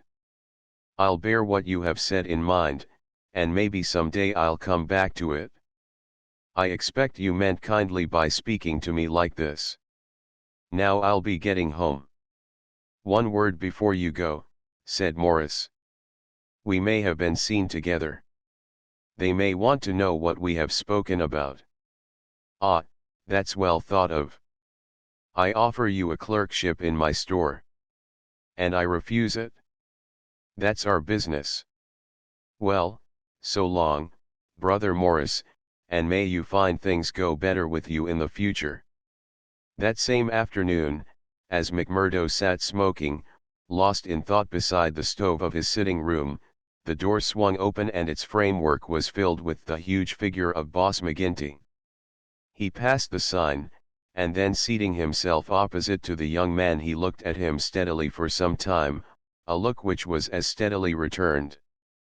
I'm not much of a visitor, Brother McMurdo, he said at last. I guess I am too busy over the folk that visit me. But I thought I'd stretch a point and drop down to see you in your own house. I'm proud to see you here, counselor, McMurdo answered heartily, bringing his whiskey bottle out of the cupboard. It's an honor that I had not expected. How's the arm? Asked the boss. McMurdo made a wry face. Well, I'm not forgetting it, he said, but it's worth it? Yes, it's worth it, the other answered, to those that are loyal and go through with it and are a help to the lodge. What were you speaking to Brother Morris about on Miller Hill this morning? The question came so suddenly that it was well that he had his answer prepared. He burst into a hearty laugh. Morris didn't know I could earn a living here at home. He shan't know either, for he has got too much conscience for the likes of me. But he's a good-hearted old chap. It was his idea that I was at a loose end, and that he would do me a good turn by offering me a clerkship in a dry goods store. Oh, that was it? Yes, that was it. And you refused it? Sure. Couldn't I earn 10 times as much in my own bedroom with 4 hours work? That's so. But I wouldn't get about too much with Morris. Why not? Well, I guess because I tell you not. That's enough for most folk in these parts. It may be enough for most folk, but it ain't enough for me, counselor, said McMurdo boldly. If you are a judge of men, you'll know that. The swarthy giant glared at him, and his hairy paw closed for an instant round the glass as though he would hurl it at the head of his companion. Then he laughed in his loud, boisterous, insincere fashion. You're a queer card, for sure, said he. Well, if you want reasons, I'll give them. Did Morris say nothing to you against the lodge? No, nor against me. No, well, that's because he daren't trust you. But in his heart he is not a loyal brother. We know that well. So we watch him and we wait for the time to admonish him. I'm thinking that the time is drawing near. There's no room for scabby sheep in our pen. But if you keep company with a disloyal man, we might think that you were disloyal, too. See? There's no chance of my keeping company with him, for I dislike the man, McMurdo answered. As to being disloyal, if it was any man but you he would not use the word to me twice. Well, that's enough, said McGinty, draining off his glass. I came down to give you a word in season, and you've had it. I'd like to know, said McMurdo, how you ever came to learn that I had spoken with Morris at all. McGinty laughed. It's my business to know what goes on in this township, said he. I guess you'd best reckon on my hearing all that passes. Well, time's up, and I'll just say but his leave-taking was cut short in a very unexpected fashion. With a sudden crash the door flew open, and 3 frowning, intent faces glared in at them from under the peaks of police caps. McMurdo sprang to his feet and half drew his revolver, but his arm stopped midway as he became conscious that 2 Winchester rifles were leveled at his head. A man in uniform advanced into the room, a 6-shooter in his hand. It was Captain Marvin, once of Chicago, and now of the Mine Constabulary. He shook his head with a half-smile at McMurdo. I thought you'd be getting into trouble, Mr. Crooked McMurdo of Chicago, said he. Can't keep out of it, can you? Take your hat and come along with us. I guess you'll pay for this, Captain Marvin, said McGinty. Who are you, I'd like to know, to break into a house in this fashion and molest honest, law-abiding men? You're standing out in this deal, Counselor McGinty, said the police captain. We are not out after you, but after this man McMurdo. It is for you to help, not to hinder us in our duty. He is a friend of mine, and I'll answer for his conduct, said the boss. By all accounts, Mr. McGinty, you may have to answer for your own conduct some of these days, the captain answered. This man McMurdo was a crook before ever he came here, and he's a crook still. Cover him, patrolman, while I disarm him. There's my pistol, said McMurdo coolly. Maybe, Captain Marvin, if you and I were alone and face to face you would not take me so easily. Where's your warrant? Asked McGinty. By gar, a man might as well live in Russia as in Vermissa while folk like you are running the police. It's a capitalist outrage, and you'll hear more of it, I reckon. You do what you think is your duty the best way you can, counselor. We'll look after ours. What am I accused of? Asked McMurdo. Of being concerned in the beating of old editor Stanger at the Herald office. It wasn't your fault that it isn't a murder charge. Well, if that's all you have against him, cried McGinty with a laugh, you can save yourself a deal of trouble by dropping it right now. This man was with me in my saloon playing poker up to midnight, and I can bring a dozen to prove it.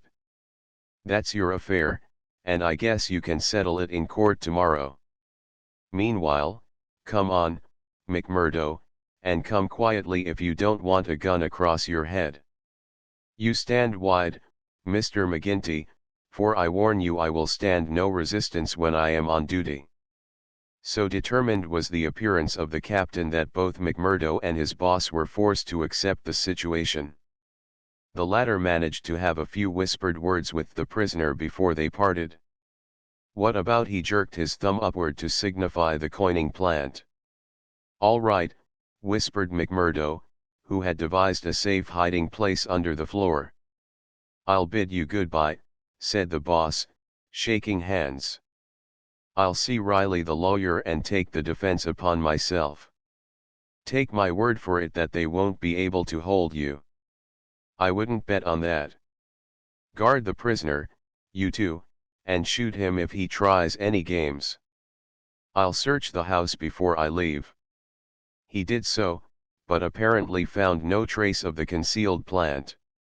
When he had descended, he and his men escorted McMurdo to headquarters. Darkness had fallen, and a keen blizzard was blowing so that the streets were nearly deserted, but a few loiterers followed the group, and emboldened by invisibility shouted imprecations at the prisoner. Lynch the cursed scourer, they cried. Lynch him. They laughed and jeered as he was pushed into the police station. After a short, formal examination from the inspector in charge, he was put into the common cell. Here he found Baldwin and 3 other criminals of the night before, all arrested that afternoon and waiting their trial next morning. But even within this inner fortress of the law the long arm of the freeman was able to extend. Late at night there came a jailer with a straw bundle for their bedding, out of which he extracted 2 bottles of whiskey, some glasses, and a pack of cards. They spent a hilarious night, without an anxious thought as to the ordeal of the morning. Nor had they cause, as the result was to show. The magistrate could not possibly, on the evidence, have held them for a higher court. On the one hand, the compositors and pressmen were forced to admit that the light was uncertain, that they were themselves much perturbed, and that it was difficult for them to swear to the identity of the assailants, although they believed that the accused were among them. Cross-examined by the clever attorney who had been engaged by McGinty, they were even more nebulous in their evidence. The injured man had already deposed that he was so taken by surprise by the suddenness of the attack that he could state nothing beyond the fact that the first man who struck him wore a mustache. He added that he knew them to be scourers, since no one else in the community could possibly have any enmity to him, and he had long been threatened on account of his outspoken editorials.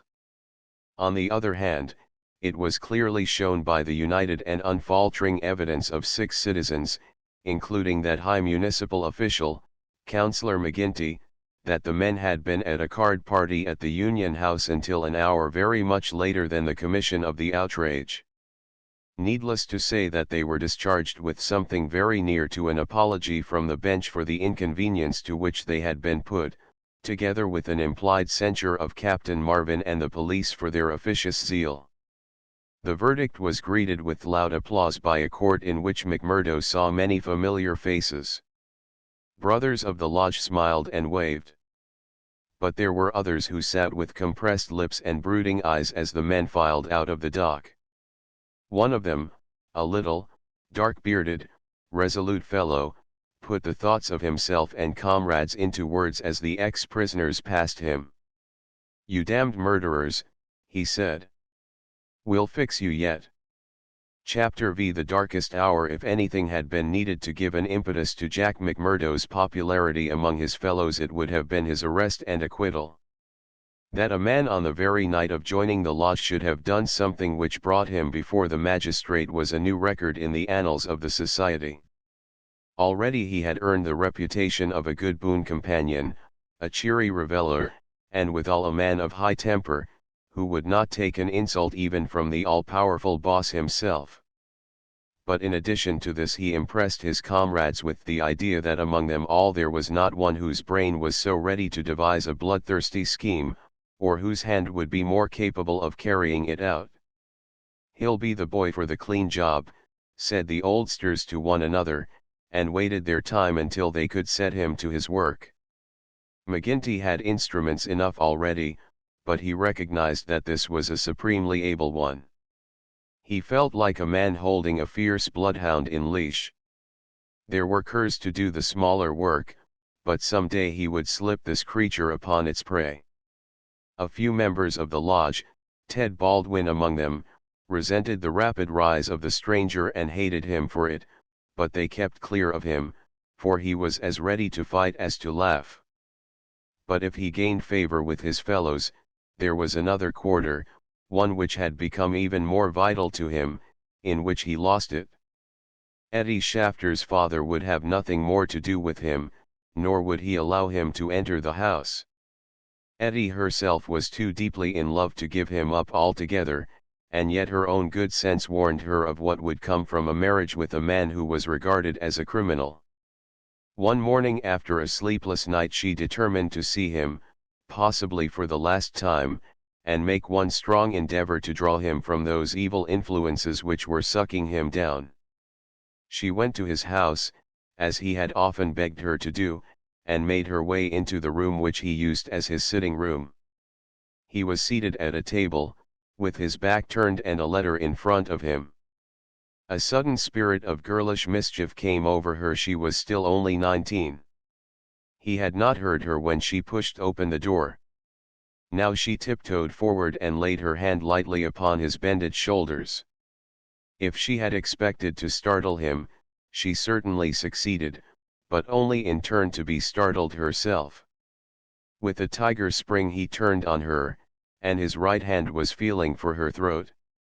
At the same instant with the other hand he crumpled up the paper that lay before him. For an instant he stood glaring. Then astonishment and joy took the place of the ferocity which had convulsed his features, a ferocity which had sent her shrinking back in horror as from something which had never before intruded into her gentle life. "It's you," said he, mopping his brow. "And to think that you should come to me, heart of my heart, and I should find nothing better to do than to want to strangle you.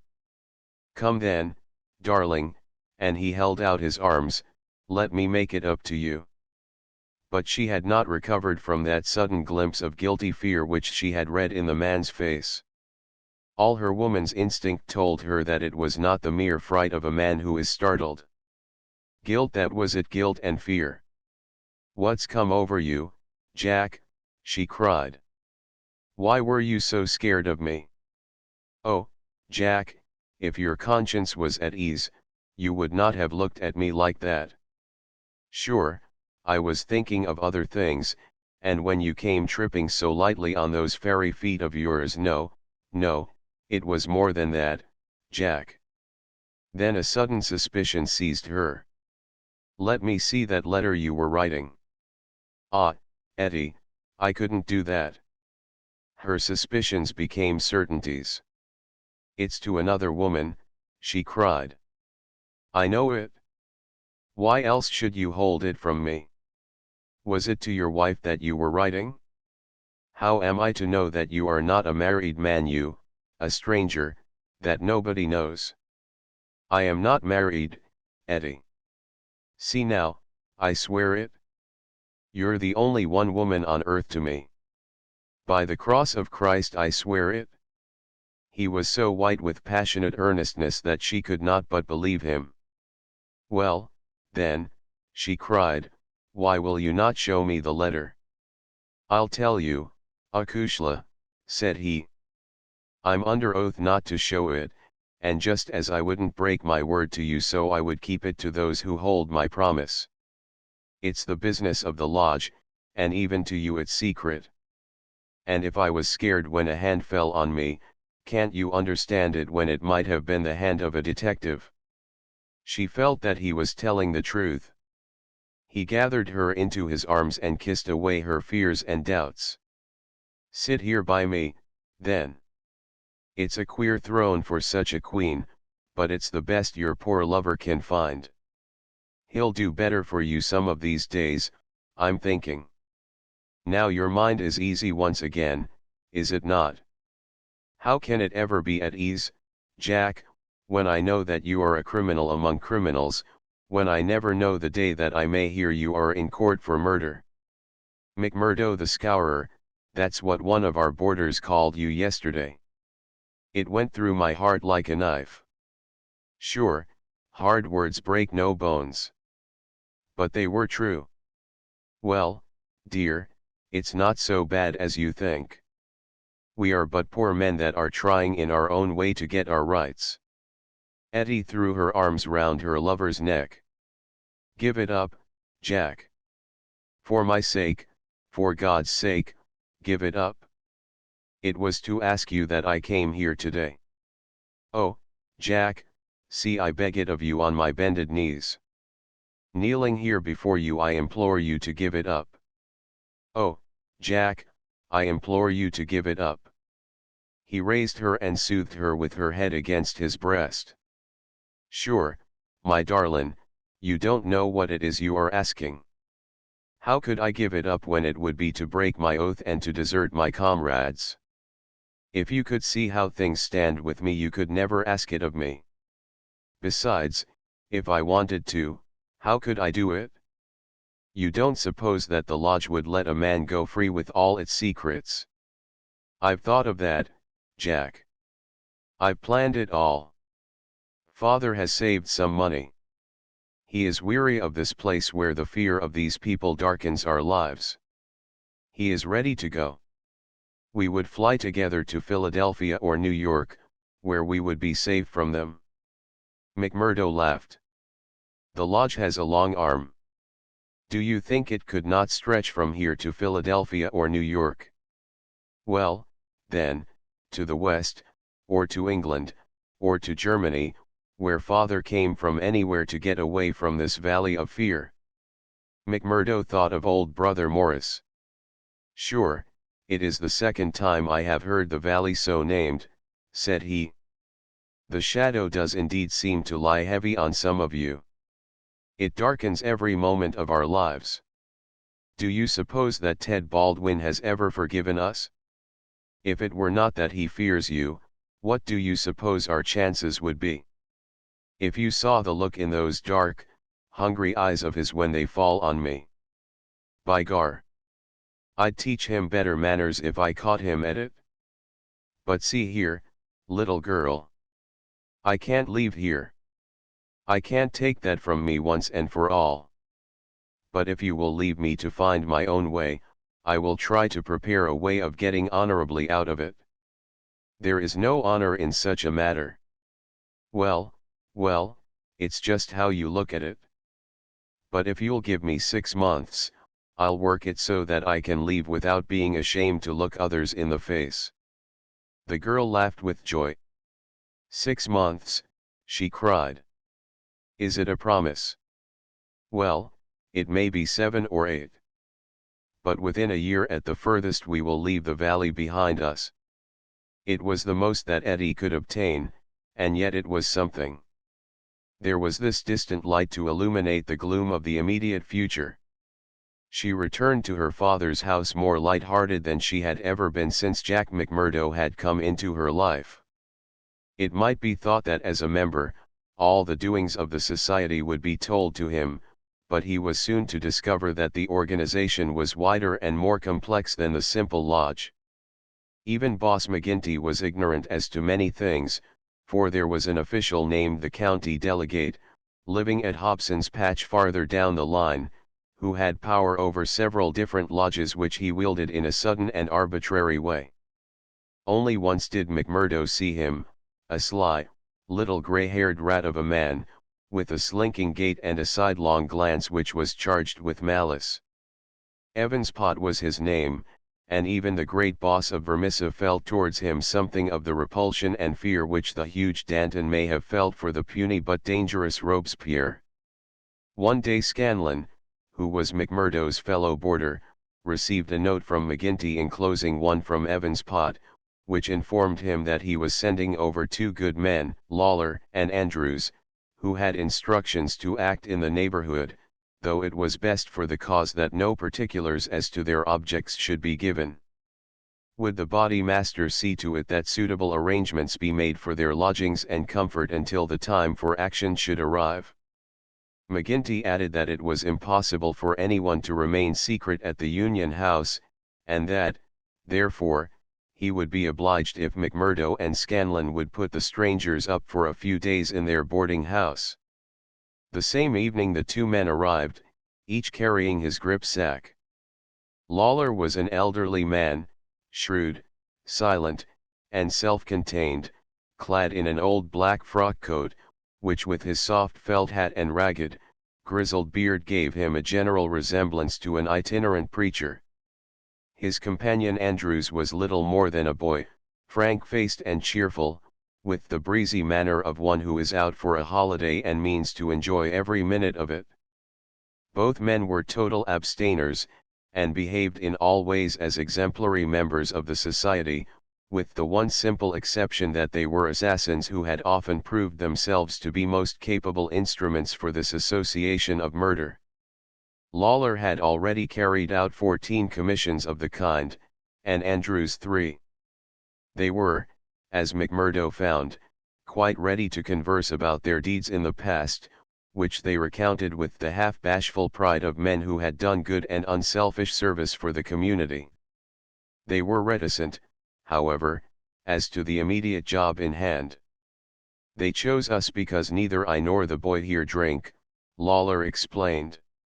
"They can count on us saying no more than we should. You must not take it amiss, but it is the orders of the county delegate that we obey." "Sure, we are all in it together," said Scanlon, McMurdo's mate, as the 4 sat together at supper. "That's true enough, and we'll talk till the cows come home of the killing of Charlie Williams or of Simon Bird, or any other job in the past. But till the work is done we say nothing. There are half a dozen about here that I have a word to say to," said McMurdo, with an oath. "I suppose it isn't Jack Knox of Iron Hill that you are after? I'd go some way to see him get his deserts." "No, it's not him yet." "Or Herman Strauss?" "No, nor him either." "Well, if you won't tell us we can't make you, but I'd be glad to know." Lawler smiled and shook his head. He was not to be drawn. In spite of the reticence of their guests, Scanlon and McMurdo were quite determined to be present at what they called the fun. When, therefore, at an early hour one morning McMurdo heard them creeping down the stairs, he awakened Scanlon, and the 2 hurried on their clothes. When they were dressed they found that the others had stolen out, leaving the door open behind them. It was not yet dawn, and by the light of the lamps they could see the 2 men some distance down the street. They followed them warily, treading noiselessly in the deep snow. The boarding house was near the edge of the town, and soon they were at the crossroads which is beyond its boundary. Here 3 men were waiting, with whom Lawler and Andrews held a short, eager conversation. Then they all moved on together. It was clearly some notable job which needed numbers. At this point there are several trails which lead to various mines. The strangers took that which led to the Crow Hill, a huge business which was in strong hands, which had been able, thanks to their energetic and fearless New England manager, Josiah H. Dunn, to keep some order and discipline during the long reign of terror. Day was breaking now, and a line of workmen were slowly making their way, singly and in groups, along the blackened path. McMurdo and Scanlon strolled on with the others, keeping in sight of the men whom they followed. A thick mist lay over them, and from the heart of it there came the sudden scream of a steam whistle. It was the 10-minute signal before the cages descended and the day's labor began. When they reached the open space round the mine shaft, there were 100 miners waiting, stamping their feet and blowing on their fingers, for it was bitterly cold. The strangers stood in a little group under the shadow of the engine house. Scanlon and McMurdo climbed a heap of slag from which the whole scene lay before them. They saw the mine engineer, a great bearded Scotchman named Menzies, come out of the engine house and blow his whistle for the cages to be lowered. At the same instant a tall, loose-framed young man with a clean-shaved, earnest face advanced eagerly towards the pit head. As he came forward his eyes fell upon the group, silent and motionless, under the engine house. The men had drawn down their hats and turned up their collars to screen their faces. For a moment the presentiment of death laid its cold hand upon the manager's heart. At the next he had shaken it off and saw only his duty towards intrusive strangers. "Who are you?" he asked as he advanced. "What are you loitering there for?" There was no answer, but the lad Andrews stepped forward and shot him in the stomach. The 100 waiting miners stood as motionless and helpless as if they were paralyzed. The manager clapped his 2 hands to the wound and doubled himself up. Then he staggered away, but another of the assassins fired, and he went down sidewise, kicking and clawing among a heap of clinkers. Menzies, the Scotchman, gave a roar of rage at the sight and rushed with an iron spanner at the murderers, but was met by 2 balls in the face which dropped him dead at their very feet. There was a surge forward of some of the miners, and an inarticulate cry of pity and of anger, but a couple of the strangers emptied their 6-shooters over the heads of the crowd, and they broke and scattered, some of them rushing wildly back to their homes in Vermissa. When a few of the bravest had rallied, and there was a return to the mine, the murderous gang had vanished in the mists of morning, without a single witness being able to swear to the identity of these men who in front of 100 spectators had wrought this double crime. Scanlon and McMurdo made their way back, Scanlon somewhat subdued, for it was the first murder job that he had seen with his own eyes, and it appeared less funny than he had been led to believe. The horrible screams of the dead manager's wife pursued them as they hurried to the town. McMurdo was absorbed and silent, but he showed no sympathy for the weakening of his companion. "Sure, it is like a war," he repeated. "What is it but a war between us and them, and we hit back where we best can." There was high revel in the lodge room at the Union House that night, not only over the killing of the manager and engineer of the Crow Hill mine, which would bring this organization into line with the other blackmailed and terror-stricken companies of the district, but also over a distant triumph which had been wrought by the hands of the lodge itself. It would appear that when the county delegate had sent over 5 good men to strike a blow in Vermissa, he had demanded that in return 3 Vermissa men should be secretly selected and sent across to kill William Hales of Stake Royal, one of the best known and most popular mine owners in the Gilmerton district, a man who was believed not to have an enemy in the world, for he was in all ways a model employer. He had insisted, however, upon efficiency in the work, and had, therefore, paid off certain drunken and idle employees who were members of the all-powerful society. Coffin notices hung outside his door had not weakened his resolution, and so in a free, civilized country he found himself condemned to death. The execution had now been duly carried out. Ted Baldwin, who sprawled now in the seat of honor beside the body master, had been chief of the party. His flushed face and glazed, bloodshot eyes told of sleeplessness and drink. He and his two comrades had spent the night before among the mountains. They were unkempt and weather-stained. But no heroes, returning from a forlorn hope, could have had a warmer welcome from their comrades. The story was told and retold amid cries of delight and shouts of laughter. They had waited for their man as he drove home at nightfall, taking their station at the top of a steep hill, where his horse must be at a walk. He was so furred to keep out the cold that he could not lay his hand on his pistol. They had pulled him out and shot him again and again. He had screamed for mercy. The screams were repeated for the amusement of the lodge. "Let's hear again how he squealed," they cried. None of them knew the man, but there is eternal drama in a killing, and they had shown the scourers of Gilmerton that the Vermissa men were to be relied upon. There had been one contretemps, for a man and his wife had driven up while they were still emptying their revolvers into the silent body. It had been suggested that they should shoot them both, but they were harmless folk who were not connected with the mines, so they were sternly bidden to drive on and keep silent, lest a worse thing befall them. And so the blood-mottled figure had been left as a warning to all such hard-hearted employers, and the three noble avengers had hurried off into the mountains where unbroken nature comes down to the very edge of the furnaces and the slag heaps. Here they were, safe and sound, their work well done, and the plaudits of their companions in their ears. It had been a great day for the scourers. The shadow had fallen even darker over the valley. But as the wise general chooses the moment of victory in which to redouble his efforts, so that his foes may have no time to steady themselves after disaster, so Boss McGinty, looking out upon the scene of his operations with his brooding and malicious eyes, had devised a new attack upon those who opposed him. That very night, as the half-drunken company broke up, he touched McMurdo on the arm and led him aside into that inner room where they had their first interview.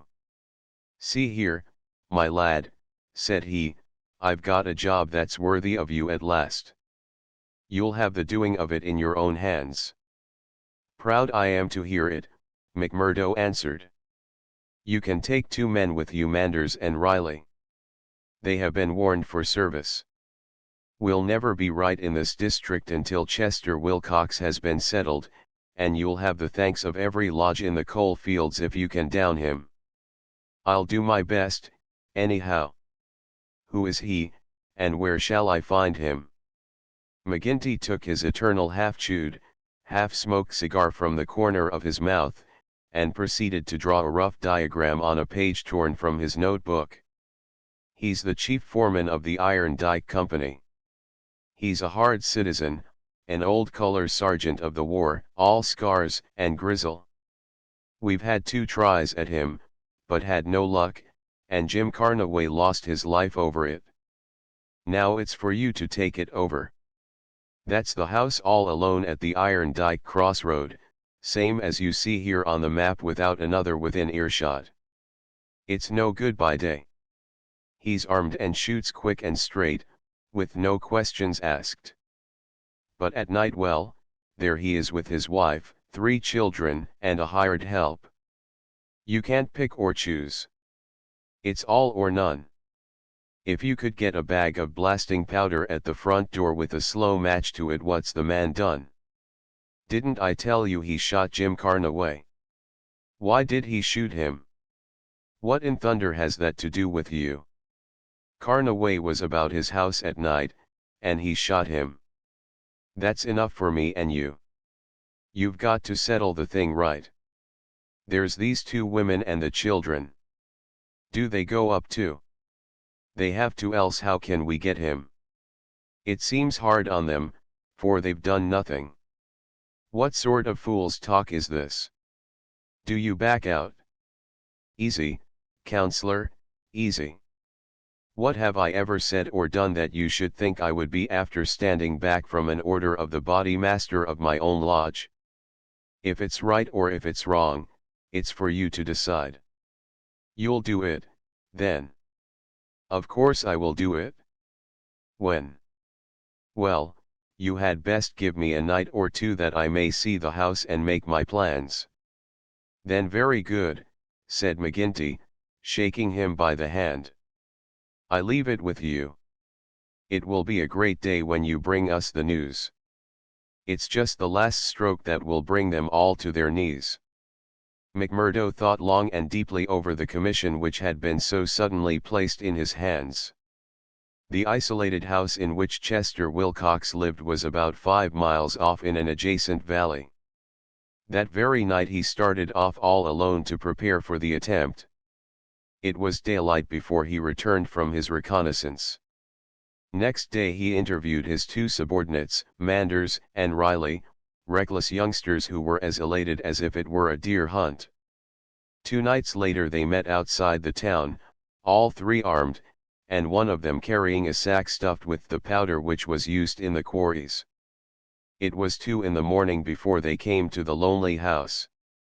The night was a windy one, with broken clouds drifting swiftly across the face of a 3/4 moon. They had been warned to be on their guard against bloodhounds, so they moved forward cautiously, with their pistols cocked in their hands. But there was no sound save the howling of the wind, and no movement but the swaying branches above them. McMurdo listened at the door of the lonely house, but all was still within. Then he leaned the powder bag against it, ripped a hole in it with his knife, and attached the fuse. When it was well alight he and his 2 companions took to their heels, and were some distance off, safe and snug in a sheltering ditch, before the shattering roar of the explosion, with the low, deep rumble of the collapsing building, told them that their work was done. No cleaner job had ever been carried out in the blood-stained annals of the society. But alas, that work so well organized and boldly carried out should all have gone for nothing. Warned by the fate of the various victims, and knowing that he was marked down for destruction, Chester Wilcox had moved himself and his family only the day before to some safer and less known quarters, where a guard of police should watch over them. It was an empty house which had been torn down by the gunpowder, and the grim old color sergeant of the war was still teaching discipline to the miners of Iron Dike.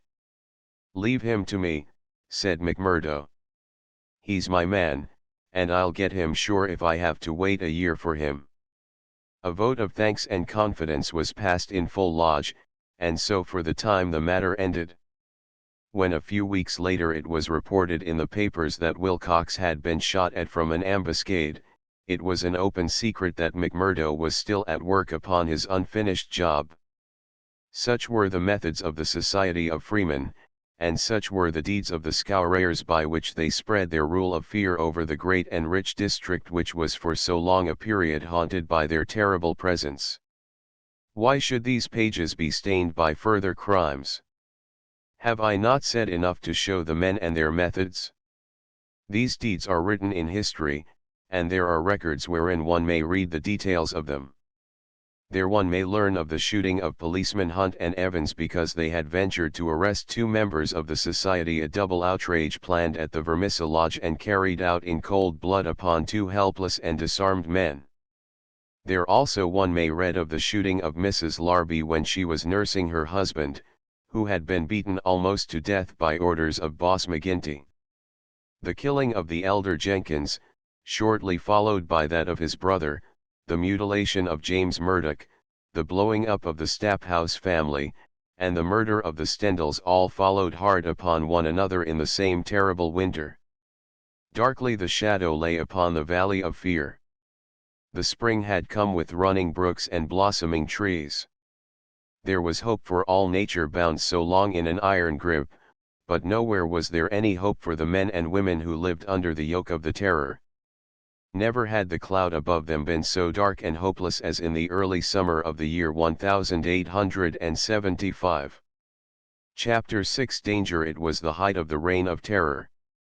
McMurdo, who had already been appointed inner deacon, with every prospect of some day succeeding McGinty as body master, was now so necessary to the counsels of his comrades that nothing was done without his help and advice. The more popular he became, however, with the freemen, the blacker were the scowls which greeted him as he passed along the streets of Vermissa. In spite of their terror, the citizens were taking heart to band themselves together against their oppressors. Rumors had reached the lodge of secret gatherings in the Herald office and of distribution of firearms among the law-abiding people. But McGinty and his men were undisturbed by such reports. They were numerous, resolute, and well armed. Their opponents were scattered and powerless. It would all end, as it had done in the past, in aimless talk and possibly in impotent arrests. So said McGinty, McMurdo, and all the bolder spirits. It was a Saturday evening in May. Saturday was always the lodge night, and McMurdo was leaving his house to attend it when Morris, the weaker brother of the order, came to see him. His brow was creased with care, and his kindly face was drawn and haggard. "Can I speak with you freely, Mr. McMurdo?" "Sure. I can't forget that I spoke my heart to you once, and that you kept it to yourself, even though the boss himself came to ask you about it. What else could I do if you trusted me? It wasn't that I agreed with what you said. I know that well. But you are the one that I can speak to and be safe. I've a secret here," he put his hand to his breast, "and it is just burning the life out of me. I wish it had come to any one of you but me. If I tell it, it will mean murder, for sure. If I don't, it may bring the end of us all. God help me, but I am near out of my wits over it." McMurdo looked at the man earnestly. He was trembling in every limb. He poured some whiskey into a glass and handed it to him. "That's the physic for the likes of you," said he. "Now let me hear of it." Morris drank, and his white face took a tinge of color. "I can tell it to you all in one sentence," said he. "There's a detective on our trail." McMurdo stared at him in astonishment. "Why, man, you're crazy," he said. "Isn't the place full of police and detectives, and what harm did they ever do us?" "No, no, it's no man of the district. As you say, we know them, and it is little that they can do. But you've heard of Pinkertons. I've read of some folk of that name. Well, you can take it from me you've no show when they are on your trail. It's not a take it or miss it government concern. It's a dead earnest business proposition that's out for results and keeps out till by hook or crook it gets them. If a Pinkerton man is deep in this business, we are all destroyed. We must kill him. Ah, it's the first thought that came to you. So it will be up at the lodge. Didn't I say to you that it would end in murder? Sure, what is murder? Isn't it common enough in these parts? It is, indeed, but it's not for me to point out the man that is to be murdered. I'd never rest easy again. And yet it's our own necks that may be at stake. In God's name, what shall I do?" He rocked to and fro in his agony of indecision. But his words had moved McMurdo deeply. It was easy to see that he shared the other's opinion as to the danger, and the need for meeting it. He gripped Morris's shoulder and shook him in his earnestness. "See here, man," he cried, and he almost screeched the words in his excitement, "you won't gain anything by sitting keening like an old wife at a wake. Let's have the facts. Who is the fellow? Where is he? How did you hear of him? Why did you come to me?" "I came to you, for you are the one man that would advise me. I told you that I had a store in the East before I came here. I left good friends behind me, and one of them is in the telegraph service. Here's a letter that I had from him yesterday. It's this part from the top of the page.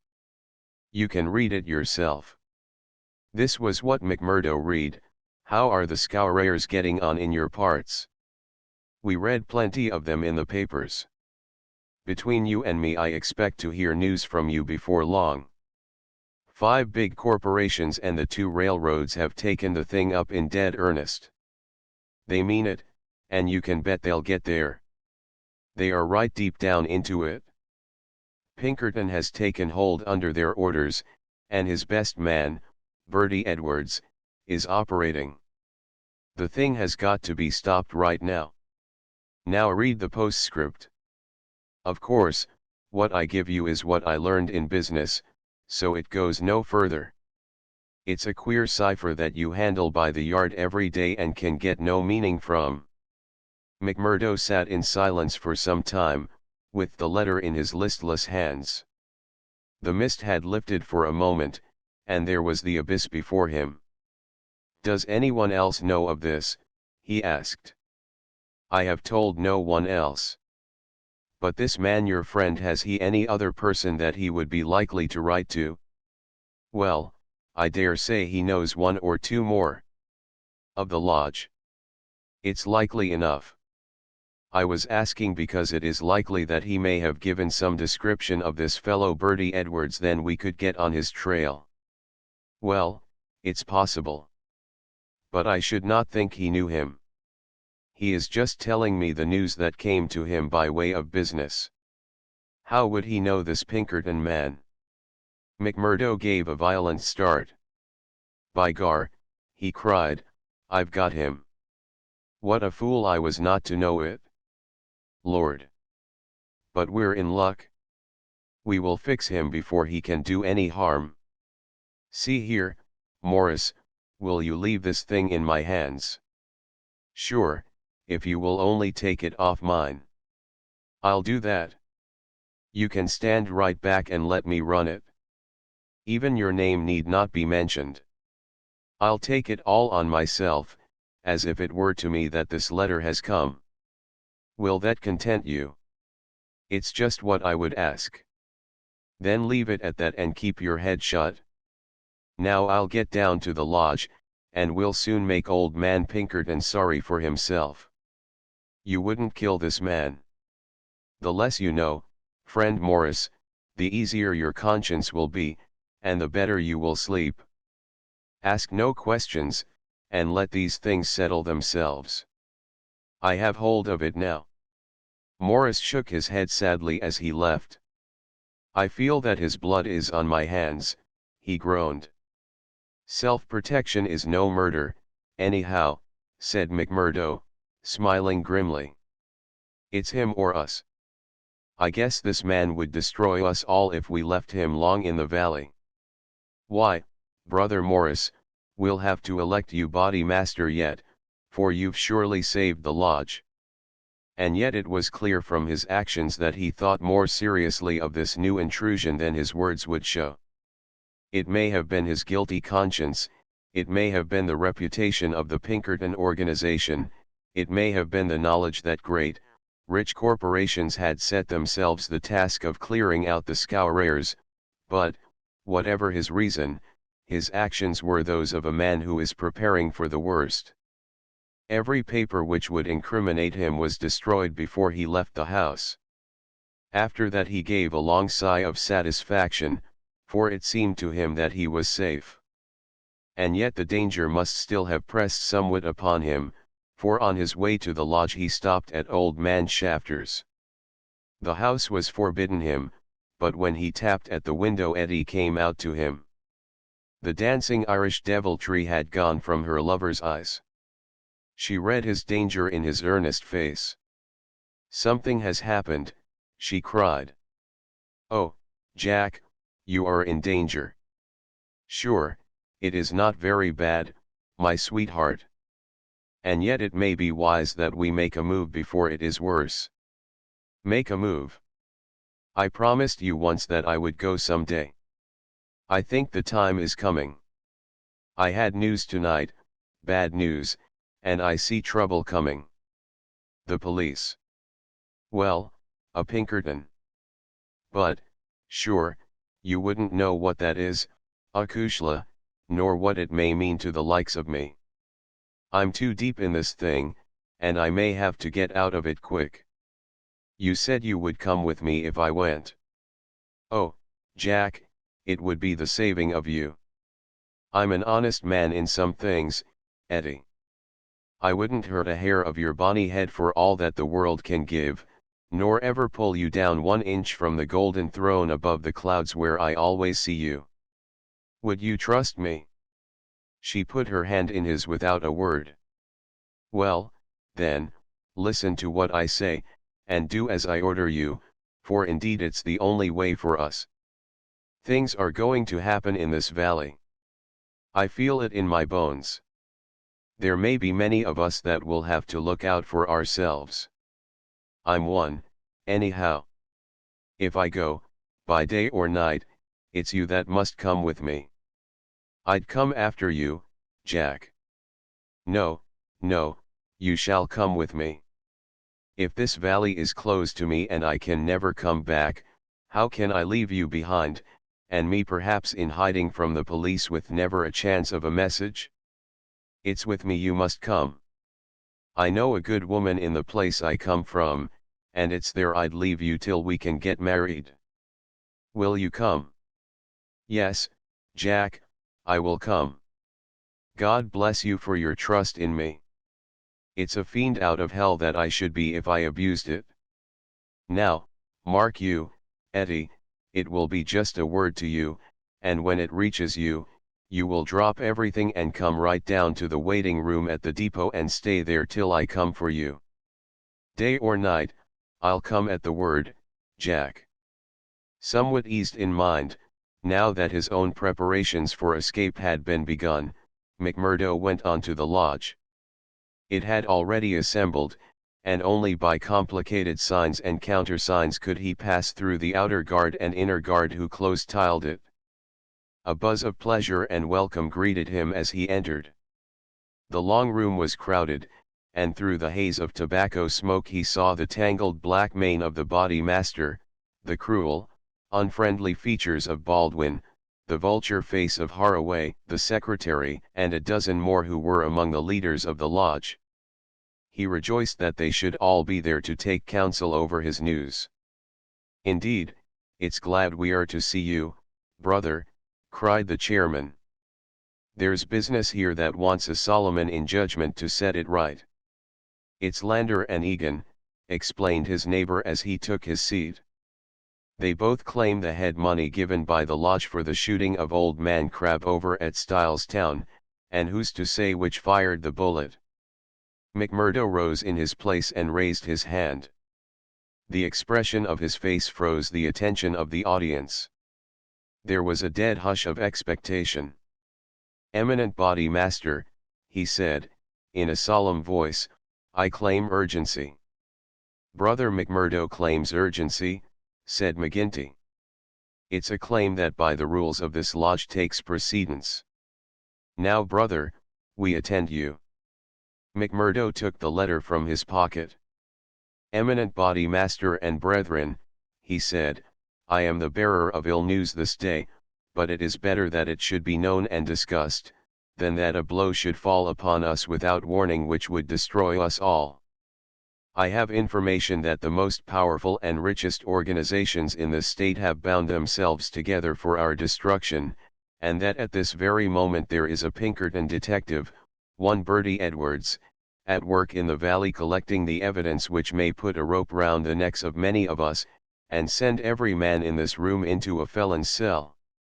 That is the situation for the discussion of which I have made a claim of urgency. There was a dead silence in the room. It was broken by the chairman. What is your evidence for this, Brother McMurdo?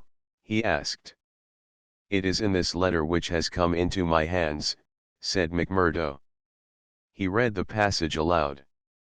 It is a matter of honor with me that I can give no further particulars about the letter, nor put it into your hands, but I assure you that there is nothing else in it which can affect the interests of the lodge. I put the case before you as it has reached me. Let me say, Mr. Chairman, said one of the older brethren, that I have heard of Bertie Edwards, and that he has the name of being the best man in the Pinkerton service. Does anyone know him by sight? Asked McGinty. Yes, said McMurdo, I do. There was a murmur of astonishment through the hall. I believe we hold him in the hollow of our hands, he continued with an exulting smile upon his face. If we act quickly and wisely, we can cut this thing short. If I have your confidence and your help, it is little that we have to fear. What have we to fear, anyhow? What can he know of our affairs? You might say so if all were as stanch as you, counselor. But this man has all the millions of the capitalists at his back. Do you think there is no weaker brother among all our lodges that could not be bought? He will get at our secrets, maybe has got them already. There's only one sure cure. That he never leaves the valley, said Baldwin. McMurdo nodded. Good for you, brother Baldwin, he said. You and I have had our differences, but you have said the true word tonight. Where is he, then? Where shall we know him? Eminent body master, said McMurdo, earnestly, I would put it to you that this is too vital a thing for us to discuss in open lodge. God forbid that I should throw a doubt on anyone here, but if so much as a word of gossip got to the ears of this man, there would be an end of any chance of our getting him. I would ask the lodge to choose a trustee committee, Mr. Chairman yourself, if I might suggest it, and Brother Baldwin here, and 5 more. Then I can talk freely of what I know and of what I advise should be done. The proposition was at once adopted, and the committee chosen. Besides the chairman and Baldwin there were the vulture-faced secretary, Haraway, Tiger Cormac, the brutal young assassin, Carter, the treasurer, and the brothers Willoughby, fearless and desperate men who would stick at nothing. The usual revelry of the lodge was short and subdued, for there was a cloud upon the men's spirits, and many there for the first time began to see the cloud of avenging law drifting up in that serene sky under which they had dwelt so long. The horrors they had dealt out to others had been so much a part of their settled lives that the thought of retribution had become a remote one, and so seemed the more startling now that it came so closely upon them. They broke up early and left their leaders to their counsel. Now, McMurdo, said McGinty when they were alone. The 7 men sat frozen in their seats. I said just now that I knew Bertie Edwards, McMurdo explained. I need not tell you that he is not here under that name. He's a brave man, but not a crazy one. He passes under the name of Steve Wilson, and he is lodging at Hobson's Patch. How do you know this? Because I fell into talk with him. I thought little of it at the time, nor would have given it a second thought but for this letter, but now I'm sure it's the man.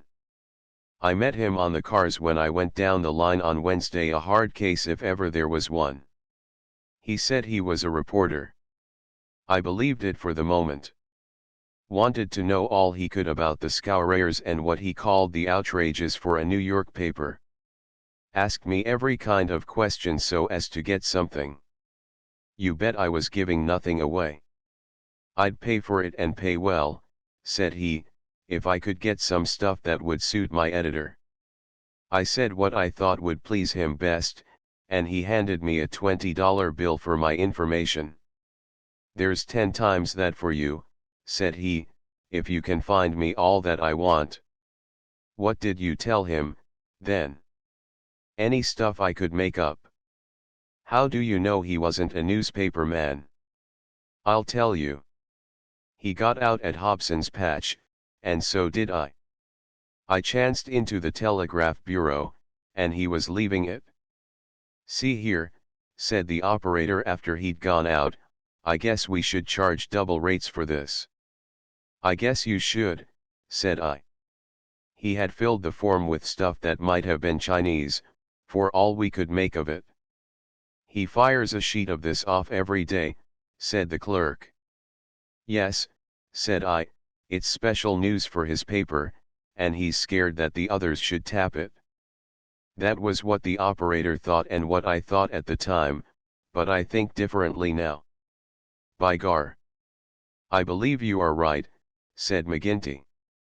"But what do you allow that we should do about it?" "Why not go right down now and fix him," someone suggested. The sooner the better."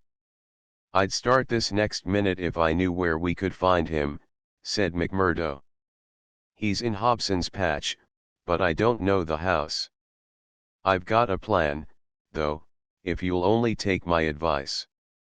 "Well, what is it?" "I'll go to the patch tomorrow morning. I'll find him through the operator. He can locate him, I guess. Well, then I'll tell him that I'm a freeman myself. I'll offer him all the secrets of the lodge for a price. You bet he'll tumble to it. I'll tell him the papers are at my house, and that it's as much as my life would be worth to let him come while folk were about. He'll see that that's horse sense. Let him come at 10 o'clock at night, and he shall see everything. That will fetch him sure. Well, you can plan the rest for yourselves. Widow McNamara's is a lonely house. She's as true as steel and as deaf as a post. There's only Scanlon and me in the house. If I get his promise, and I'll let you know if I do, I'd have the whole 7 of you come to me by 9 o'clock. We'll get him in. If ever he gets out alive, well, he can talk of Bertie Edwards's luck for the rest of his days. There's going to be a vacancy at Pinkerton's, or I'm mistaken. Leave it at that, McMurdo. At 9 tomorrow we'll be with you. You once get the door shut behind him, and you can leave the rest with us." Chapter 7. The trapping of Bertie Edwards. As McMurdo had said, the house in which he lived was a lonely one and very well suited for such a crime as they had planned. It was on the extreme fringe of the town and stood well back from the road. In any other case the conspirators would have simply called out their man, as they had many a time before, and emptied their pistols into his body, but in this instance it was very necessary to find out how much he knew, how he knew it, and what had been passed on to his employers. It was possible that they were already too late and that the work had been done. If that was indeed so, they could at least have their revenge upon the man who had done it. But they were hopeful that nothing of great importance had yet come to the detective's knowledge, as otherwise, they argued, he would not have troubled to write down and forward such trivial information as McMurdo claimed to have given him. However, all this they would learn from his own lips. Once in their power, they would find a way to make him speak. It was not the first time that they had handled an unwilling witness. McMurdo went to Hobson's Patch as agreed. The police seemed to take particular interest in him that morning, and Captain Marvin, he who had claimed the old acquaintance with him at Chicago, actually addressed him as he waited at the station. McMurdo turned away and refused to speak with him. He was back from his mission in the afternoon, and saw McGinty at the Union House. "He is coming," he said. "Good," said McGinty. The giant was in his shirt sleeves, with chains and seals gleaming athwart his ample waistcoat and a diamond twinkling through the fringe of his bristling beard. Drink and politics had made the boss a very rich as well as powerful man. The more terrible, therefore, seemed that glimpse of the prison or the gallows which had risen before him the night before. "Do you reckon he knows much?" he asked anxiously. McMurdo shook his head gloomily. "He's been here some time, 6 weeks at the least. I guess he didn't come into these parts to look at the prospect. If he has been working among us all that time with the railroad money at his back, I should expect that he has got results, and that he has passed them on." "There's not a weak man in the lodge," cried McGinty. "True as steel," every man of them. And yet, by the Lord, there is that skunk Morris. What about him? If any man gives us away, it would be he. I've a mind to send a couple of the boys round before evening to give him a beating up and see what they can get from him. Well, there would be no harm in that, McMurdo answered. I won't deny that I have a liking for Morris and would be sorry to see him come to harm. He has spoken to me once or twice over lodge matters, and though he may not see them the same as you or I, he never seemed the sort that squeals. But still it is not for me to stand between him and you. I'll fix the old devil, said McGinty with an oath. I've had my eye on him this year past. Well, you know best about that, McMurdo answered. But whatever you do must be tomorrow, for we must lie low until the Pinkerton affair is settled up. We can't afford to set the police buzzing, today of all days. True for you, said McGinty. And we'll learn from Bertie Edwards himself where he got his news if we have to cut his heart out first. Did he seem to scent a trap? McMurdo laughed. I guess I took him on his weak point, he said. If he could get on a good trail of the Scourers, he's ready to follow it into hell. I took his money, McMurdo grinned as he produced a wad of dollar notes, and as much more when he has seen all my papers. What papers? Well, there are no papers. But I filled him up about constitutions and books of rules and forms of membership. He expects to get right down to the end of everything before he leaves. Faith, he's right there, said McGinty grimly. Didn't he ask you why you didn't bring him the papers? As if I would carry such things, and me a suspected man, and Captain Marvin after speaking to me this very day at the depot.